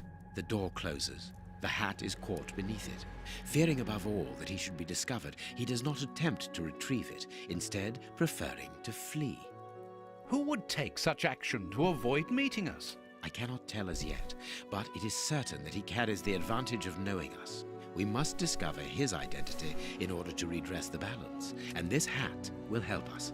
Let us return to Baker Street. But can't we just go look through the secret passage? Like, look at this.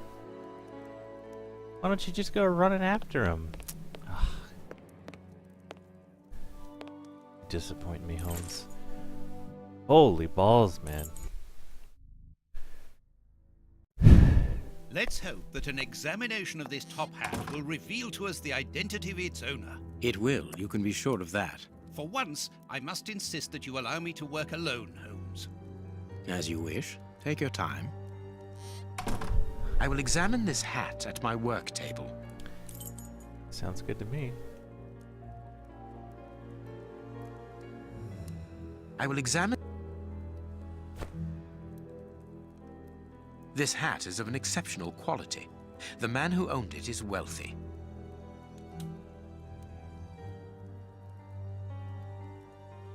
His hair is graying, and judging by the odor, he puts camphor on it. He is probably in his early 50s. This hat was made to measure by a well-known hatter located near the Old Bailey.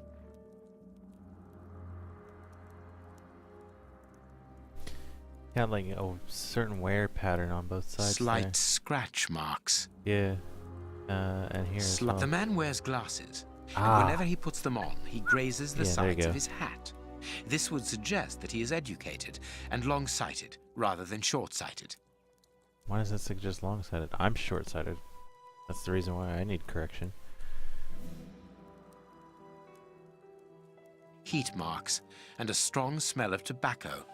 A cigar smoker, which confirms that this hat belongs to the reporter's visitor. Yep. As we spin the hat around the room. Alright, what else we got? No, it's catching the inside. Someone has changed the ribbon for another, more modern one, which shows a certain taste for current fashions. Not a mistress, but someone who pays attention to details. This man is married. I now have an excellent description of the man that I am looking for. The journalist's mysterious visitor is in a profession highly placed on the social scale. He is rich and married. He must have called Scotland Yard in Farley's presence. He frequents the law courts, from which he makes his purchases. This man is a judge. Let us look through my files to see if I can identify this judge. I have a memoir on the most influential judges. Of course you do. I have found my file. I must place it on my work table. Of course you must. Find which of these judges visited the journalist.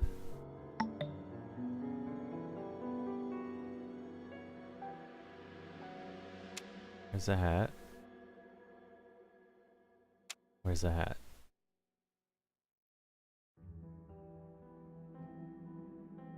Glasses. No glasses. Glasses. Married. Can't tell his hair. He's got a gray beard. He's also married. He's also married. Now, I don't necessarily see anything denoting a cigar at the moment on any of them. Are those his glasses right there, maybe?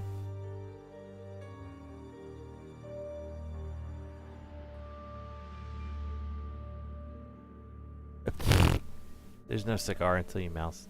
Oh, jeez.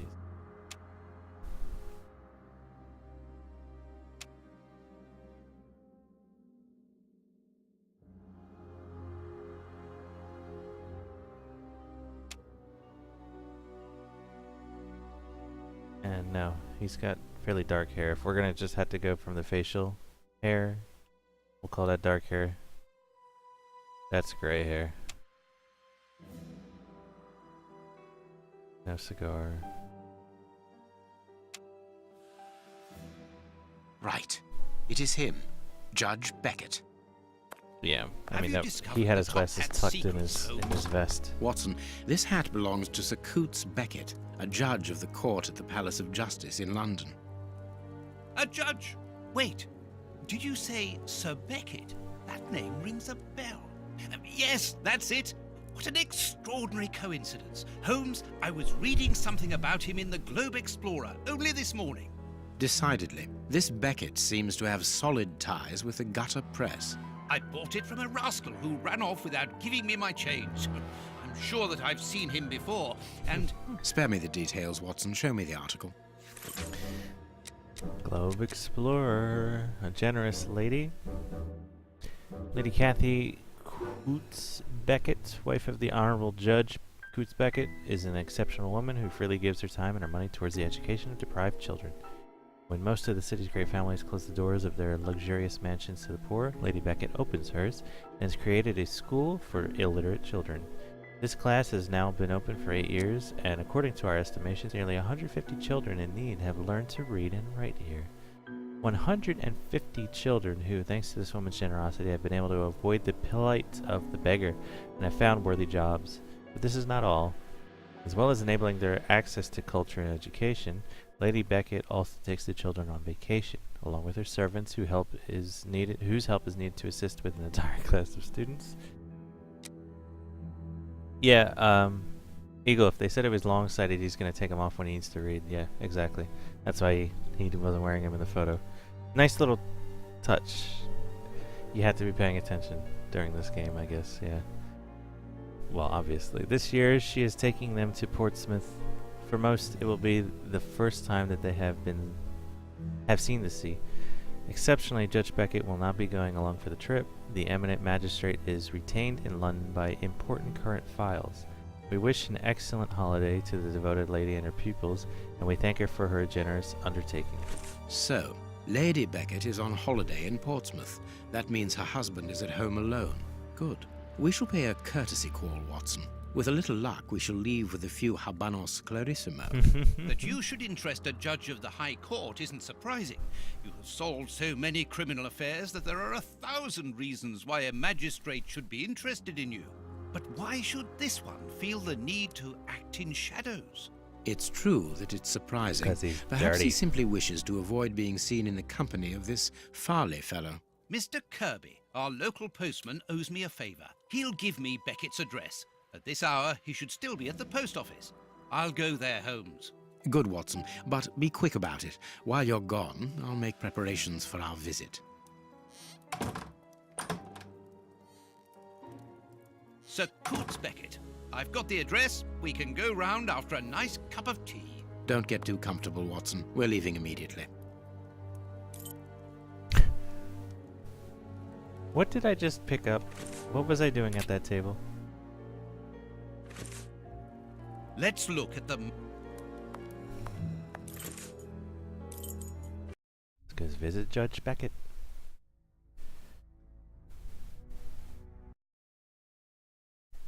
It's the front of Judge Beckett's property.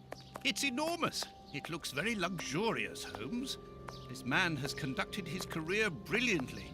Who says that crime doesn't pay? All depends upon for whom. You never said a truer word, Watson. Now, let's try to find a way in. What's that package you are carrying, Holmes? You haven't said a word about it all the way here. Yeah, see. Cakes for my old aunt. Your old aunt? Stop pulling my leg, Holmes. If you want a sensible answer, then you should ask a sensible question. Very well. I'm going to ring the doorbell. That should be an appropriate task for someone like me. No, leave it. I'll do it.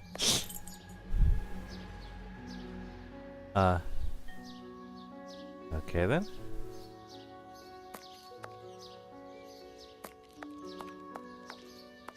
How far can I go? Oh, hey, look. Look at it. Look. Why is that unlocked? Come on now. I can't go there. Oh, he doesn't even say it. It just doesn't let you go.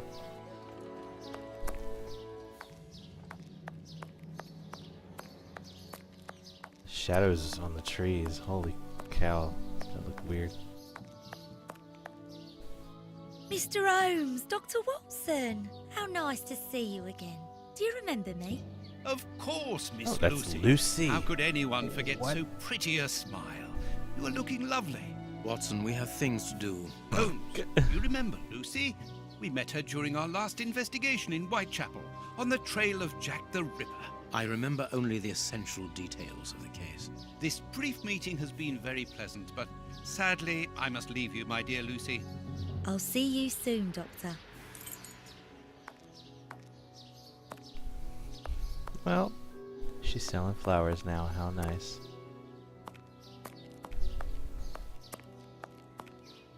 Bank is closed.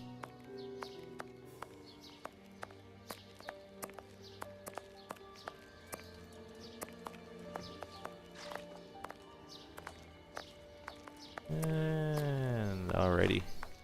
Well, we're gonna ring the doorbell, refuse entrance, and we'll go around the back and start sleuthing our way through there. Closed. No reply. The house seems empty. Shall we wait, Holmes? Nope. No. We shall enter discreetly. The judge's absence is a blessing. It means that we can investigate without being disturbed. You're thinking of breaking into the judge's house? Have you gone mad, Holmes? Don't worry. I shall be careful to remove any traces of our visit. Listen to yourself, Holmes. You're talking like a common criminal.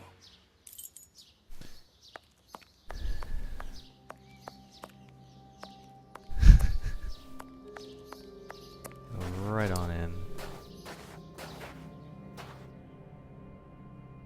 This lock should be easy to pick. Let's see. All right. I need a supple pin, Watson. Can you find me one? Very well, Holmes. Pin. Lucy. Lucy, you got some explaining to do. I have a pin. Ah, Lucy, you have no idea how heart-lifting it is to meet you here like this, particularly at this time. Tell me what you've been doing. You've become a florist. Oh yes, Doctor, I am a florist. And I'm married now with beautiful little twin girls. Congratulations, Lucy. Enough about me. Can I help you with something? A pretty bouquet, perhaps? Not at the moment, Lucy. I really need a supple metal stem. A plant prop should do. Oh, I see. Is it to open a door or a window? Aha, Lucy, you are a surprising lady. Let's just say that the lock on the door to my flat gets stuck, and I should like to get in through the window. In that case, a prop wouldn't work. Better to use a hair grip. It's the ideal tool for an honest man who wants to get into his house without going in through the door. You are wonderful, Lucy. Goodbye, Doctor. Thank you, Lucy. Pleasant.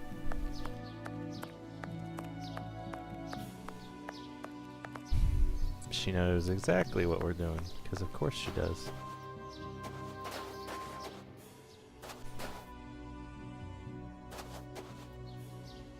I want to know what's in the box. What's in the box? Oh, hey, it's back. Wait, we're back. It's back. I forget how to do this.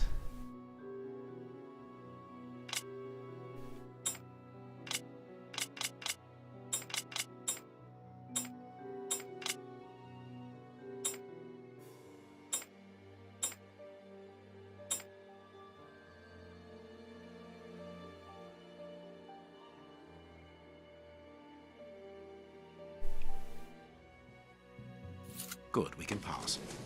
Here's the kitchen. There's enough room to feed a dozen people in here. Yes, according to the newspaper, the judge's wife also feeds her pupils, in addition to teaching them. I control Sherlock Holmes. Cooking oil.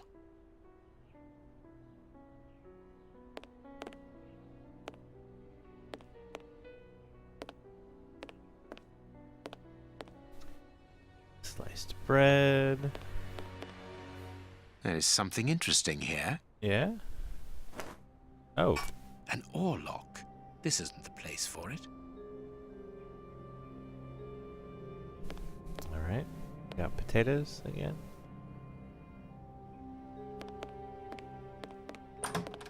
This classroom is magnificent. These children are very lucky. Yeah, they are.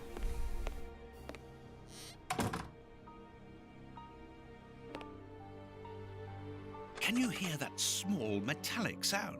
There is something inside there. I'm present from Lord Benegrad to Miss Beckett as a keepsake of this blessed day of your marriage. I am missing some information.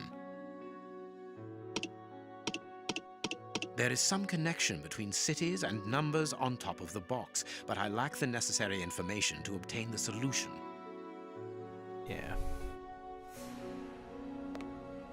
It has something to do with the day of our marriage, obviously. My love, I am leaving this. This is a letter from Judge Beckett. I am leaving you this note for you to find as soon as you return home. I will likely not be here when you get back, for I become involved in an extremely important affair, and it is this which is the cause of my recent absences. Seeing the nature and impact of my current inquiry, I must obtain an interview with the Prime Minister without further delay. The security of the country itself is at stake, but please do not be alarmed, my dear. Enjoy your trip with your pupils.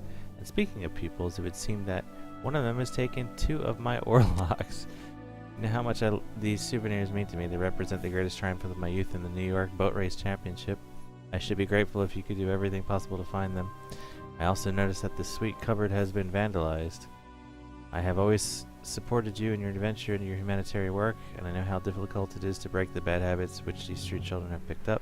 Perhaps you should teach them to respect other people's property before teaching them to read.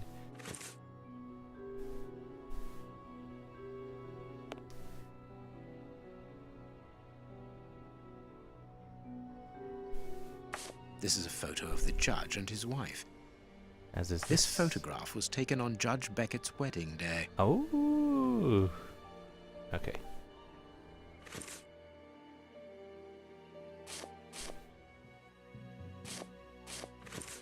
Can I? The most romantic evening of my life in the heat of Bombay. The clock points to 6 p.m. Interesting. Alright.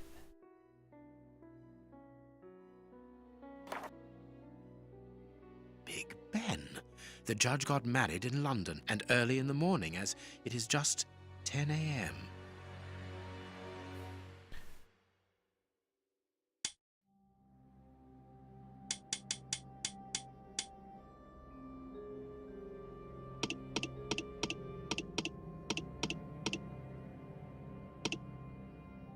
How do I?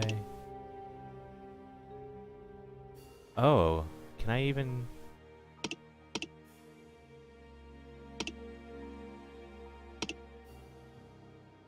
Oh. Perfect. Yep. And then the other one was 6 and Bombay, which I know we're on. Bombay is over here.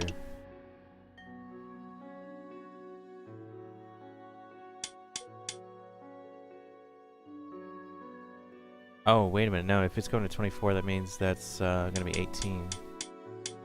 Perfect. Yes. Because it was in 24 There hour we time. are. It is simplicity itself. A key. Yes.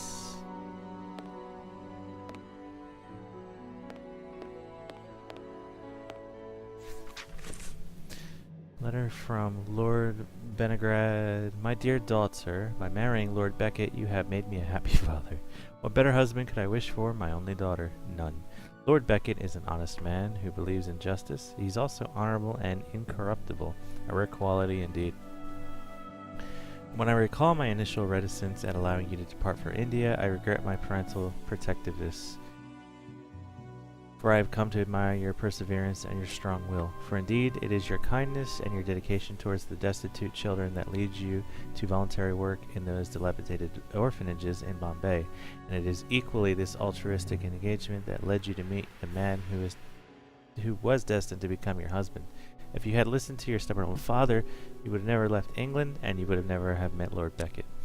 Now that you're back in England, and your husband has set up a schoolroom for you in his house, I hope to see more of you. When you read this letter, you should have received a small gift from me in honor of your return. I know of your love for travel. This mechanical planisphere, created by the best craftsman cabinet maker in London, should please you. It is a type of safe. I ask for the combination to be personalized. You will easily remember it. Your loving father. This woman is admirable, as she was unable to have children of her own, she decided to care for hundreds of others. That's a pretty fish.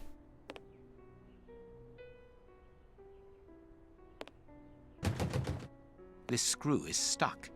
It is preventing the picture from turning. The blackboard shows the last lesson given to the children, ancient Greek. This screw...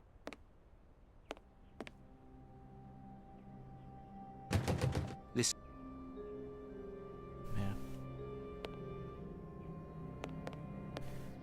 Alright, we got anything else in here? Oh my goodness.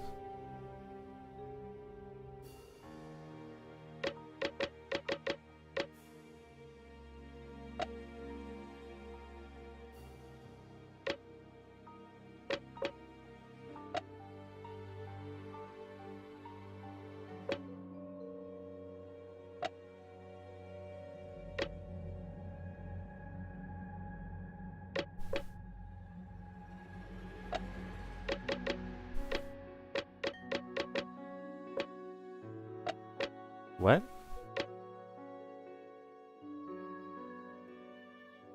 Am I trying to fit? What? 1, 2, 3, 4, 5.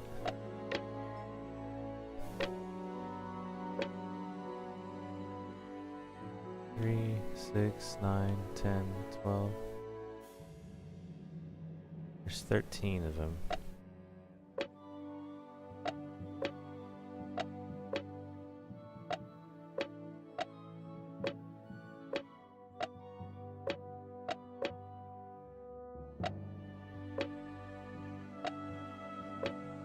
Why would it let me select the empty spaces down there?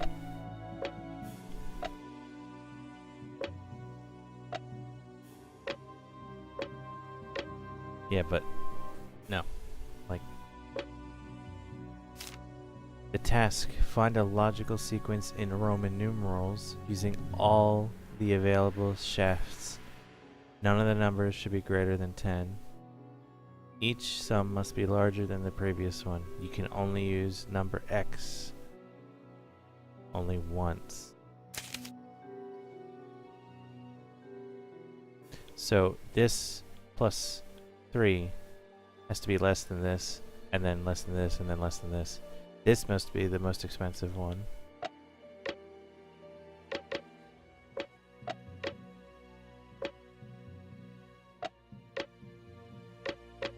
So I can only...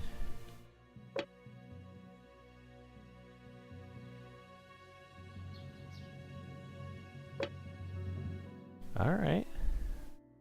What can I do? Use all of them.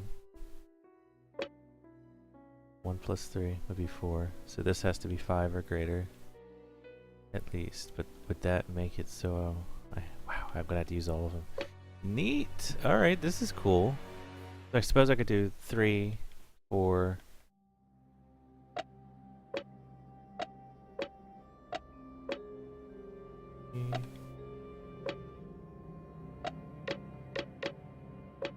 I...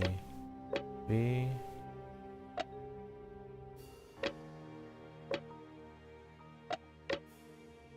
B...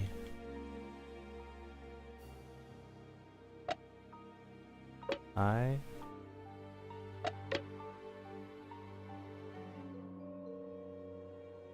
Oh, oh, shoot.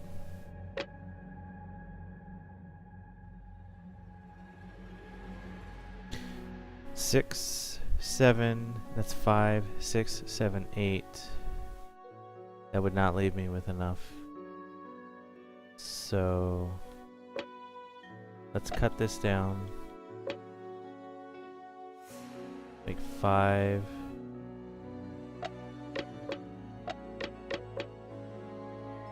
Six. Simply make this then 4. 5. And make this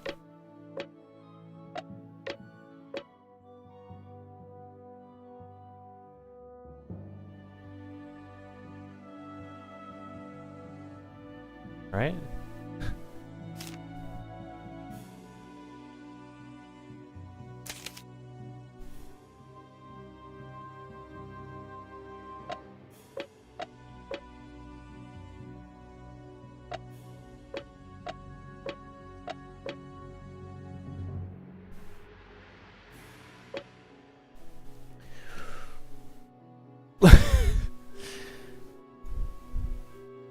Would that not have worked?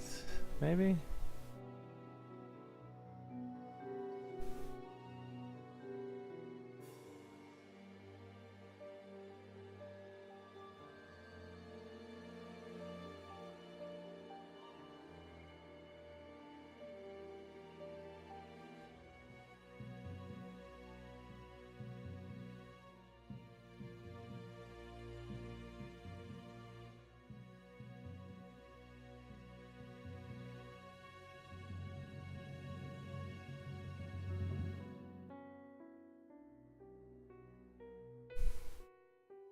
Oh, you know what? What did I have over here? Oh. Can't do this right now. I might be, make it, yeah, it's 6. I should probably also... The door handle.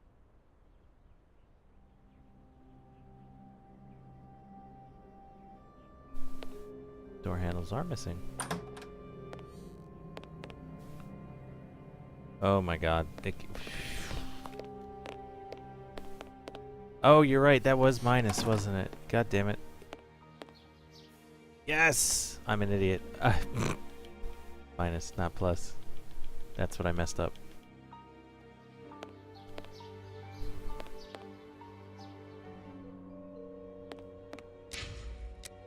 Didn't I pick up...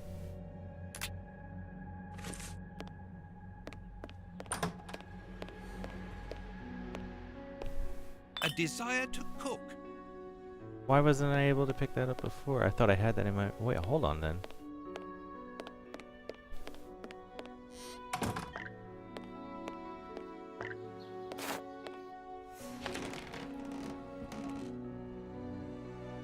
Greek letters. Copy them down, dear fellow. Very well, Holmes.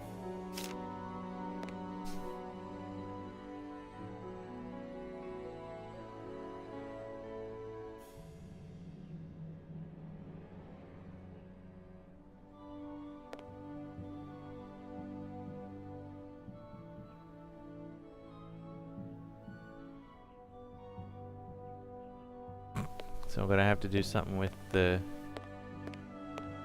Greek letters. Man, the classroom is like just... A book about student organizations in the United States of America. Chock full. Yeah, I'm gonna do that. What's this? Oh. James. This overall belongs to the young James. Sweet papers fallen from a pupil's overall pocket. Well, we know which one's been hitting the sweets. James here. Now, are there names on these desks? No, guess not.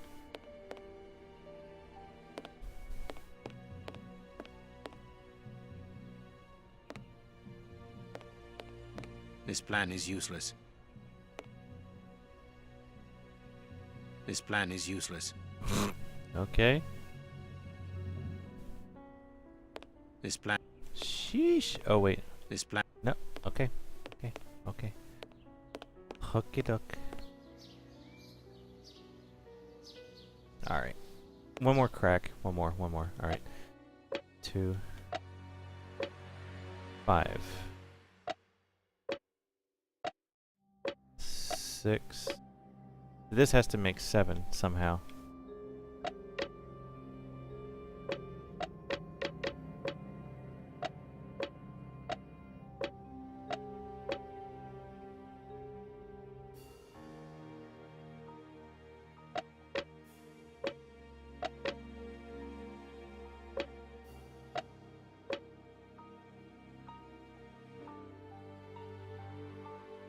2 plus 3 is 5. 3 plus 3 is 6. 10 minus 3 is 7. Oh, whoops.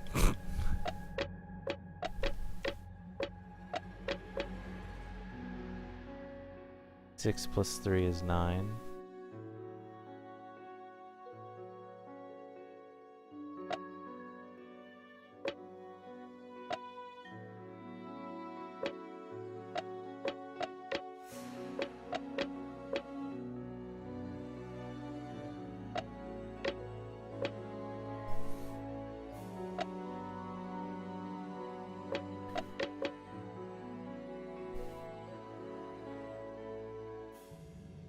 Doesn't have to be sequential, right? Oh, none of the numbers should be greater than 10. I didn't do that, right? No, I didn't. You can only use Roman numeral 10 once.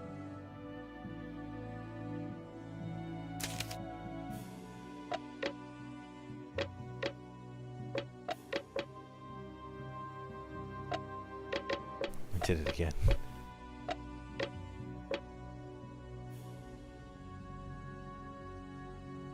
Six, 7, 8, 9. Why does this not work?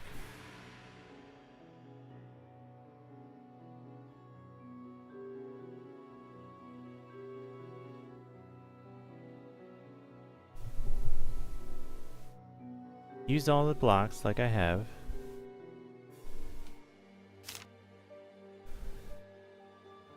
I have 7 twice? Oh, you're right.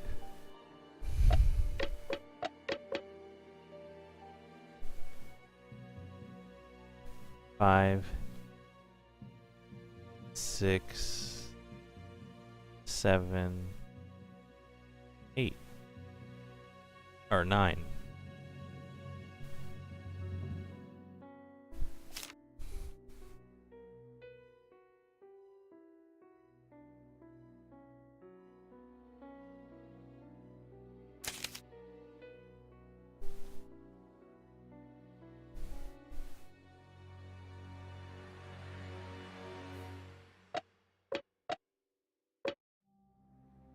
I mean, did it have to be, like, specifically in a certain spot?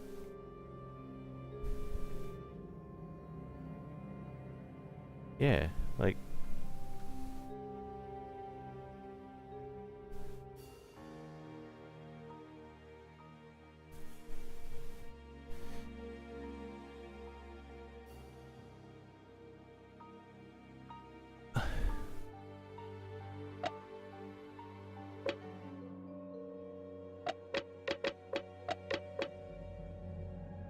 Perfect. An oarlock. I did just do 6, 7, 8, 9. I wonder if that's what they meant by logical sequence. That's what I just made it do. I made it go in order there.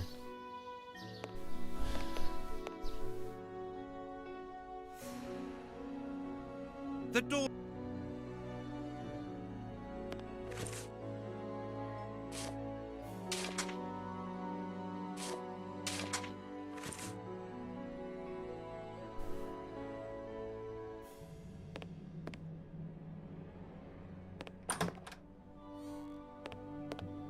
There is no point in visiting the upper floors. We know from the newspapers that this building is deserted, so there is no risk of anyone coming down and surprising us.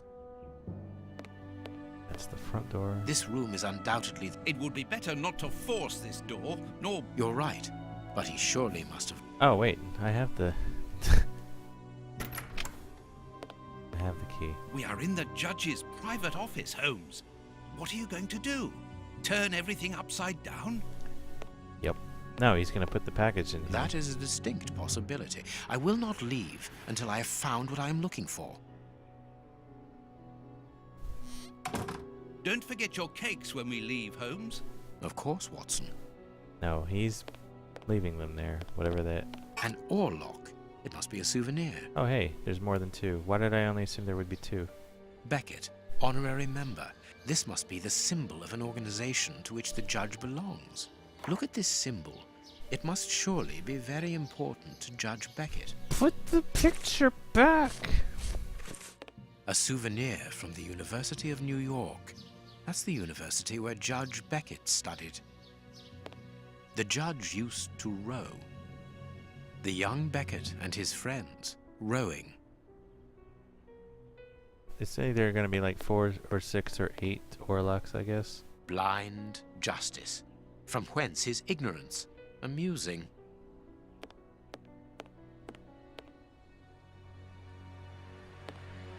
Whoa. This door is very... The best thing to do.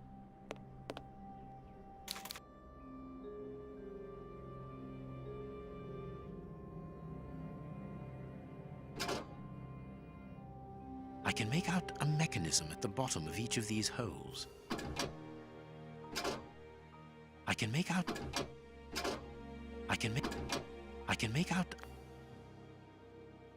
These ore... Watson, this really is the most ingenious system. It controls the opening mechanism. Very ingenious. But do we need to enter? Judge Beckett is very rich, and the room perhaps only holds valuable objects which he wishes to protect from thieves. Doors are made to be opened, my dear fellow. I am missing... Oh, okay. I am missing... This gentleman certainly likes oars, to the point of exhibiting them in his office.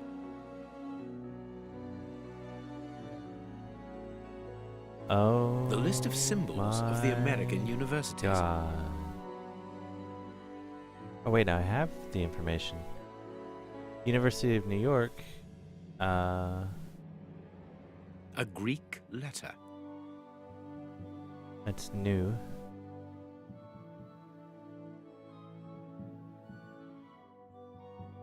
The list of symbols.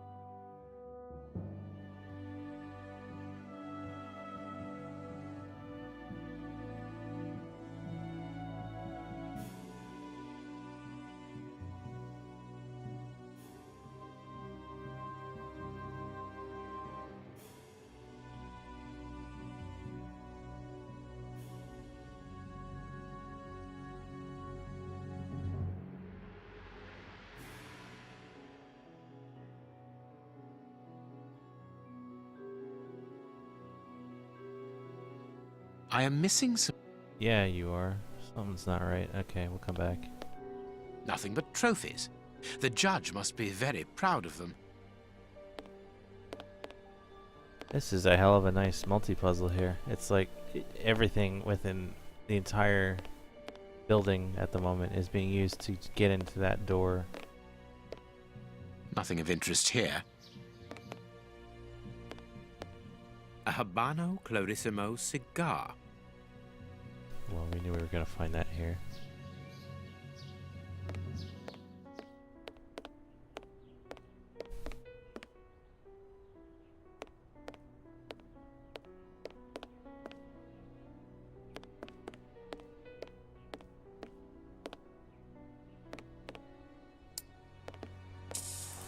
Yeah.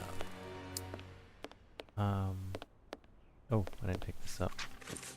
With the little joker who has bowered the sweet cupboard's door handle, please return it without delay. If the handle is back in its place before the end of the week, no one will be punished. If not, I will be obliged to place the whole class in detention. Lady Beckett. There are naughty children in every school, from what I can see. Please take note, Watson. We are making headway. How do we know what this means? That's something for the puzzle over there. Is this... Oh, wait a minute. This... Like... Sweet. We... This plan... Ugh.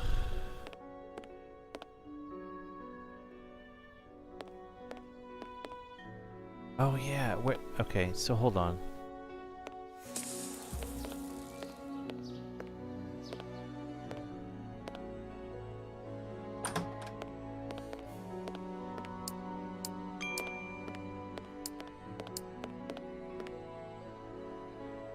Where are the handles being hidden?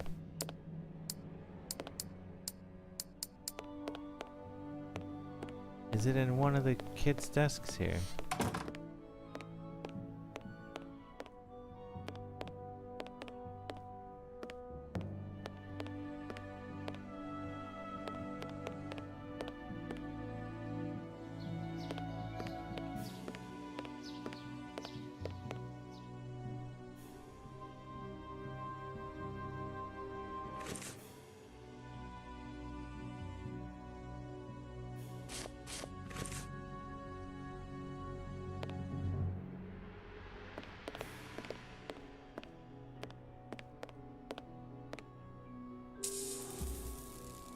Like, this plan.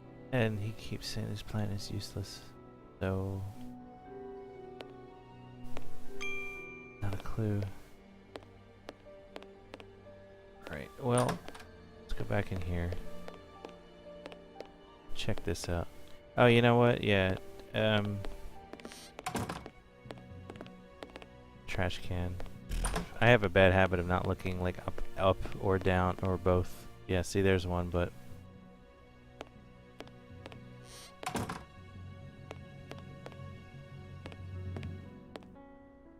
trash bin there.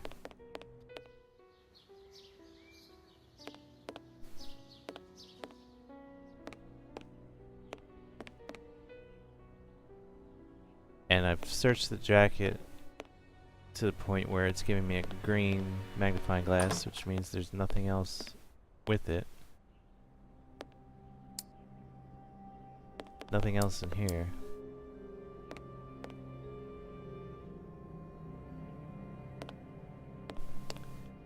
Let's go back and take a look at the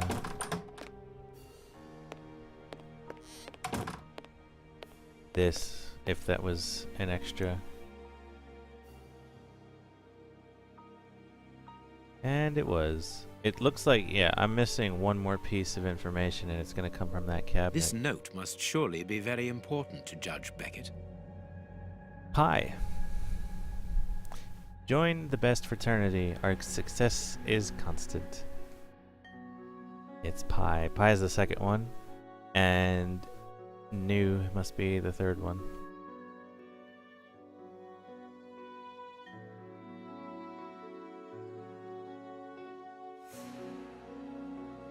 It's not like I really... It's not even letting me put them in without finishing. Where are the damn handles?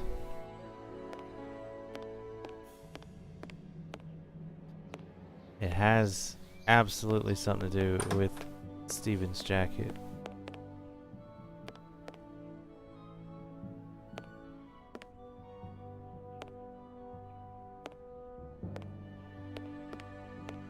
Or this, like,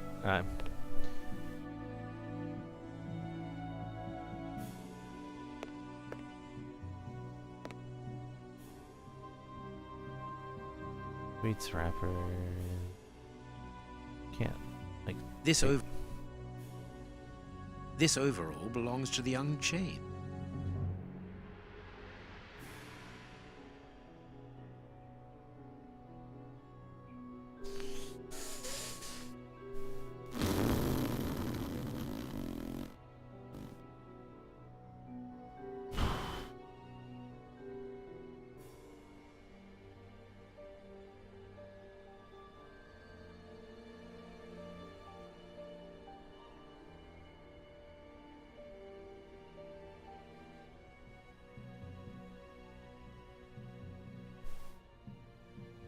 why is this useless? This plan is useless.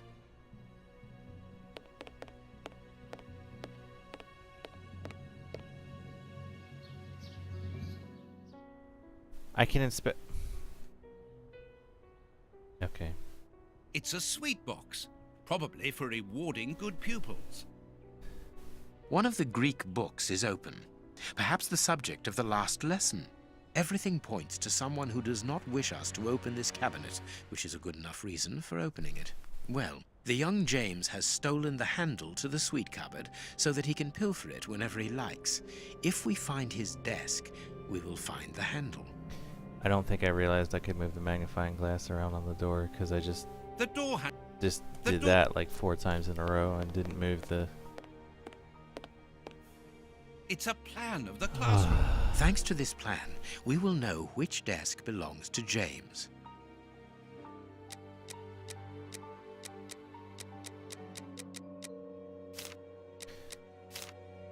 It is important to make our children feel responsible, giving them small tasks.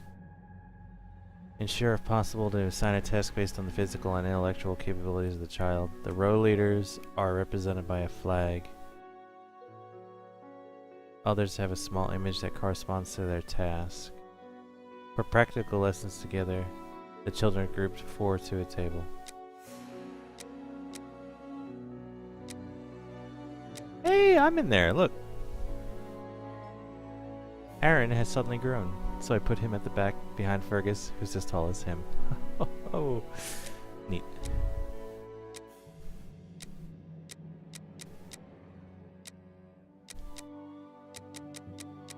That's a lot of kids. Alright. Row leader, kitchen line, Taylor. An empty place on his right. Row leader. He's one of these flag kids.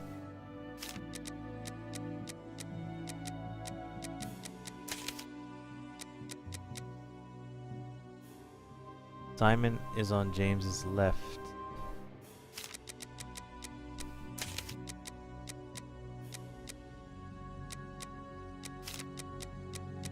Just toss them both in.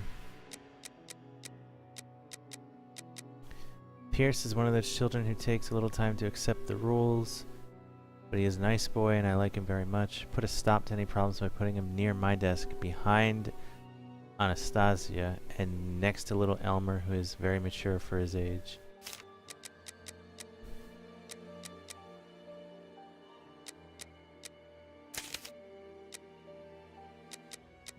That's her desk up there.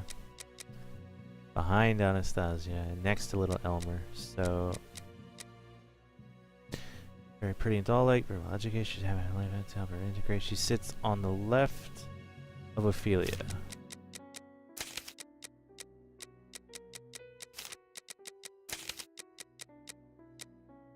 Elmer.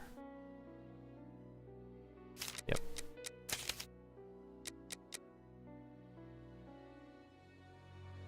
Saved from his wretched life, he was working in a textile factory and had lost the use of his right hand. Ouch. He's one of the brightest in the class. Always put him on the left side of a table and allow him to write comfortably with his left hand. Okay. He's on one of these left rows. Let's go to Charles. Then waiting for the glasses I ordered for him. Because of that, he needs to sit in the light and close to the board. I changed his and his neighbor Eddie's places.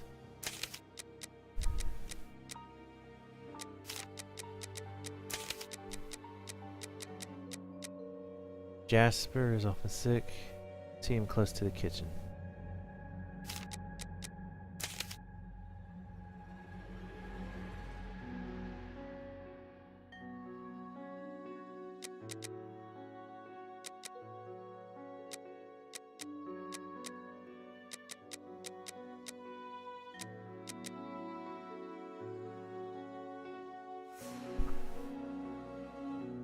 I wonder if that could go over here.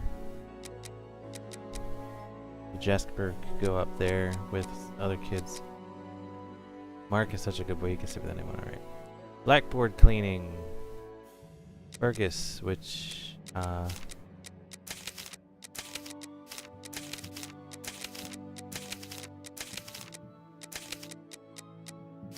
let's call that the blackboard cleaning. Rose and Louisa are writing a novel together in secret. I let them sit together to encourage this beautiful little secret. This teacher's cool. Louisa will be in charge of the older children's books. That way she will have access to all the books.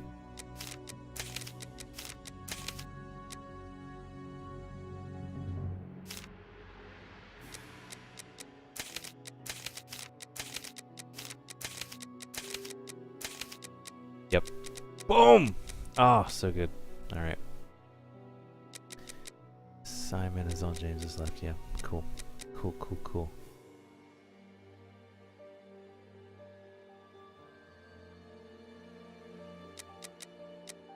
Somebody cares for the plants.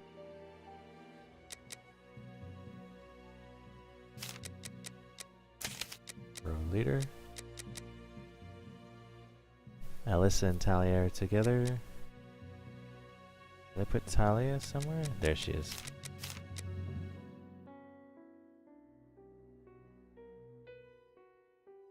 Lewis has good eyesight. Put him at the back behind Fergus. The row leader, window row.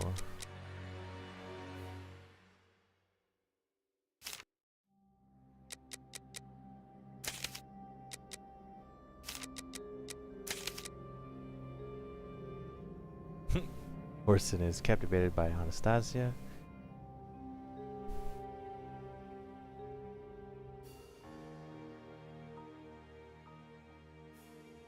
His neighbor Bart. Ooh.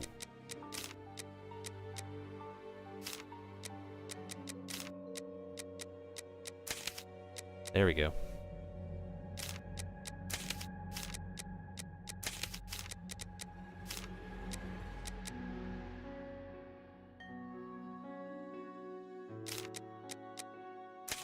Yeah! Oh, we're getting there. We're getting there. Alyssa and Talia are... Oh, caring for plants. There we go.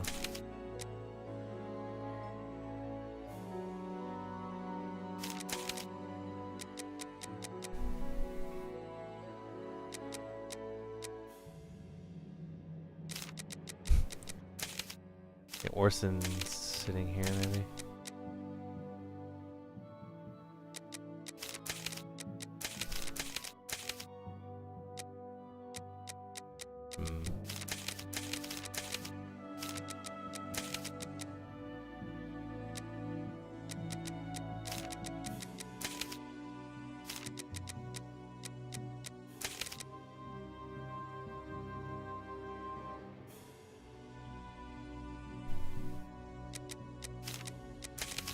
There wasn't like a book in one of these.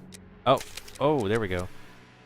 Bart is here, and that means no. Isn't that the kitchen over there?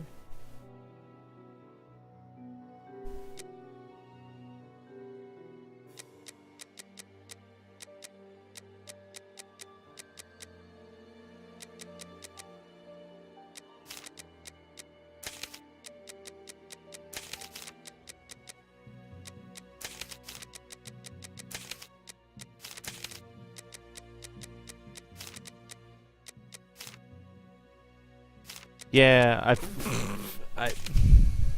I would have got it without even remembering to split the red and blue James's up. desk. It was getting to that point. I would have been very, very close. It's a plan Where's of the James? club. There he is. That was a nice little... I like that kind of puzzle a lot. It was good. Perfect. Door handles.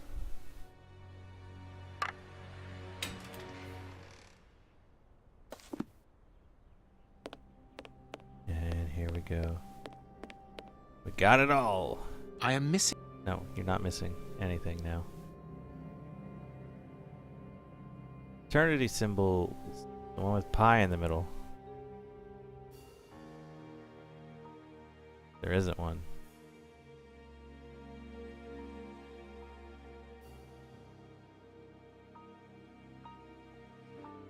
The list of symbols of the... Alright, so University of New York had that purple shield, the green circly thing, the red shield, and the blue shield. Red shield, there's the red shield, the green one, the bluish one.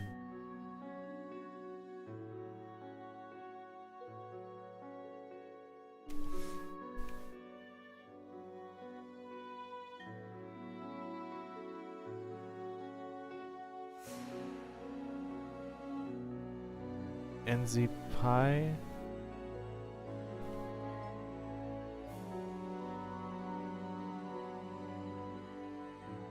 Yep.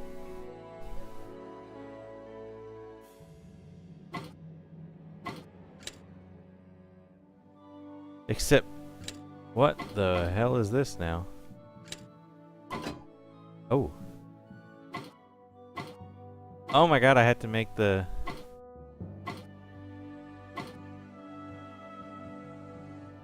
This is awkward to do. Because the cursor is just like abysmally difficult to use.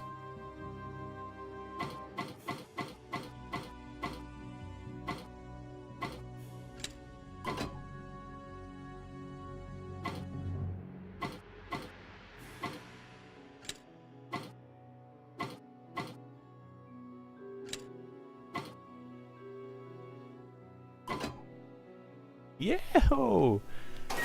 Well done, Holmes. Nice.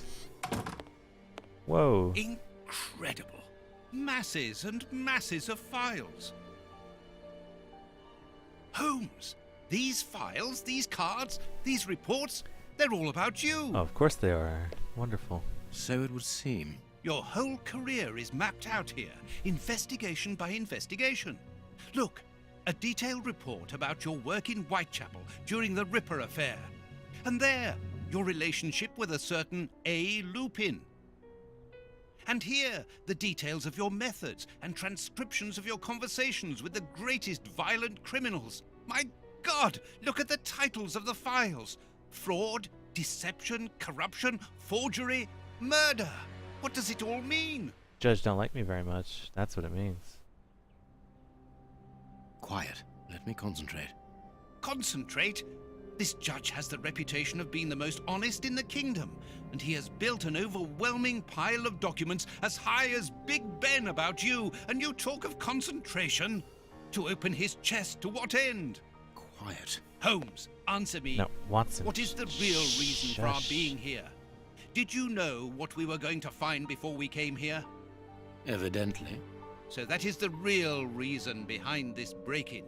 You're only interested in the contents of the chest. All the rest of it was nothing more than lies and manipulation. The most important is the one in the chest, Watson. Oh boy. Also, every time you hear me take like a basically an empty drink from this, you can't really see it. This is called a blender bottle.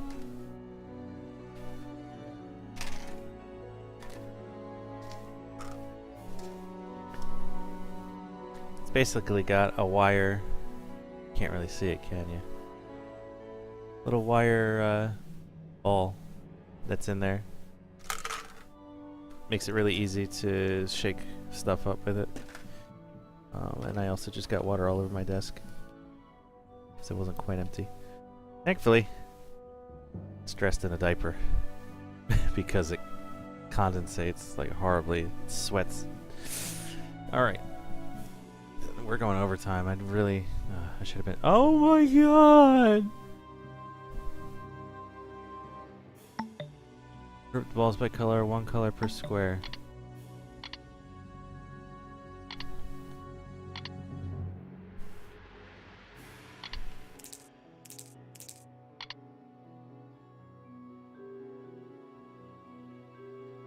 So I gotta get the blues out.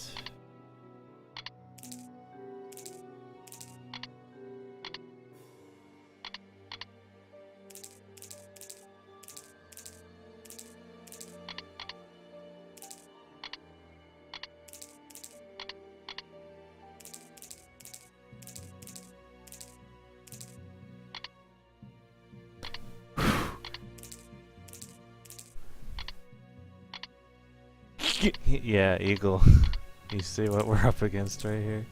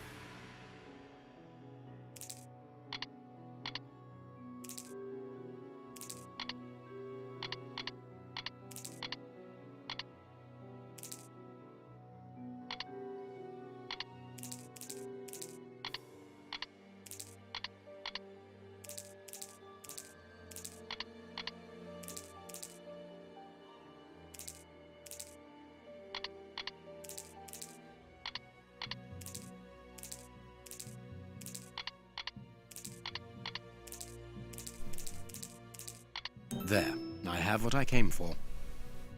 Show me the file, Holmes. It is unnecessary, Watson. It's a file about you, isn't it? Is it so compromising that you don't dare show it to me? You came here to steal the research about you carried out by Judge Beckett, Holmes. It was the only thing that interested you. We'll see about that later. We must put everything back in its place. No one must know that we've been here. Help me. Go and put the paddles back into their original position, and I'll deal with the rest. Ooh.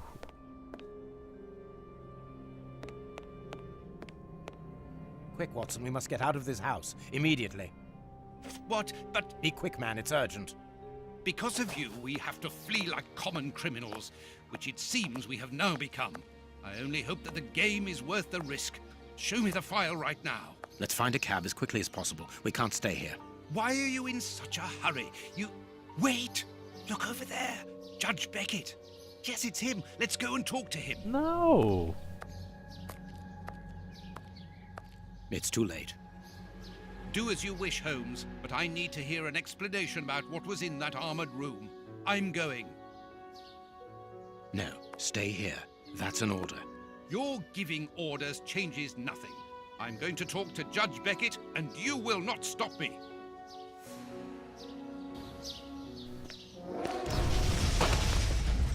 I knew it. Oh my god, I knew it. Watson! Watson! Are you all right? My God. What happened?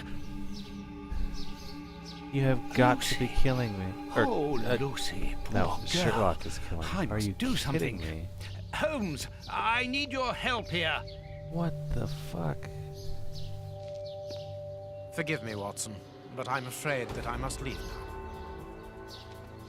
Leave? What the devil do you mean? Holmes, come back here! Holmes!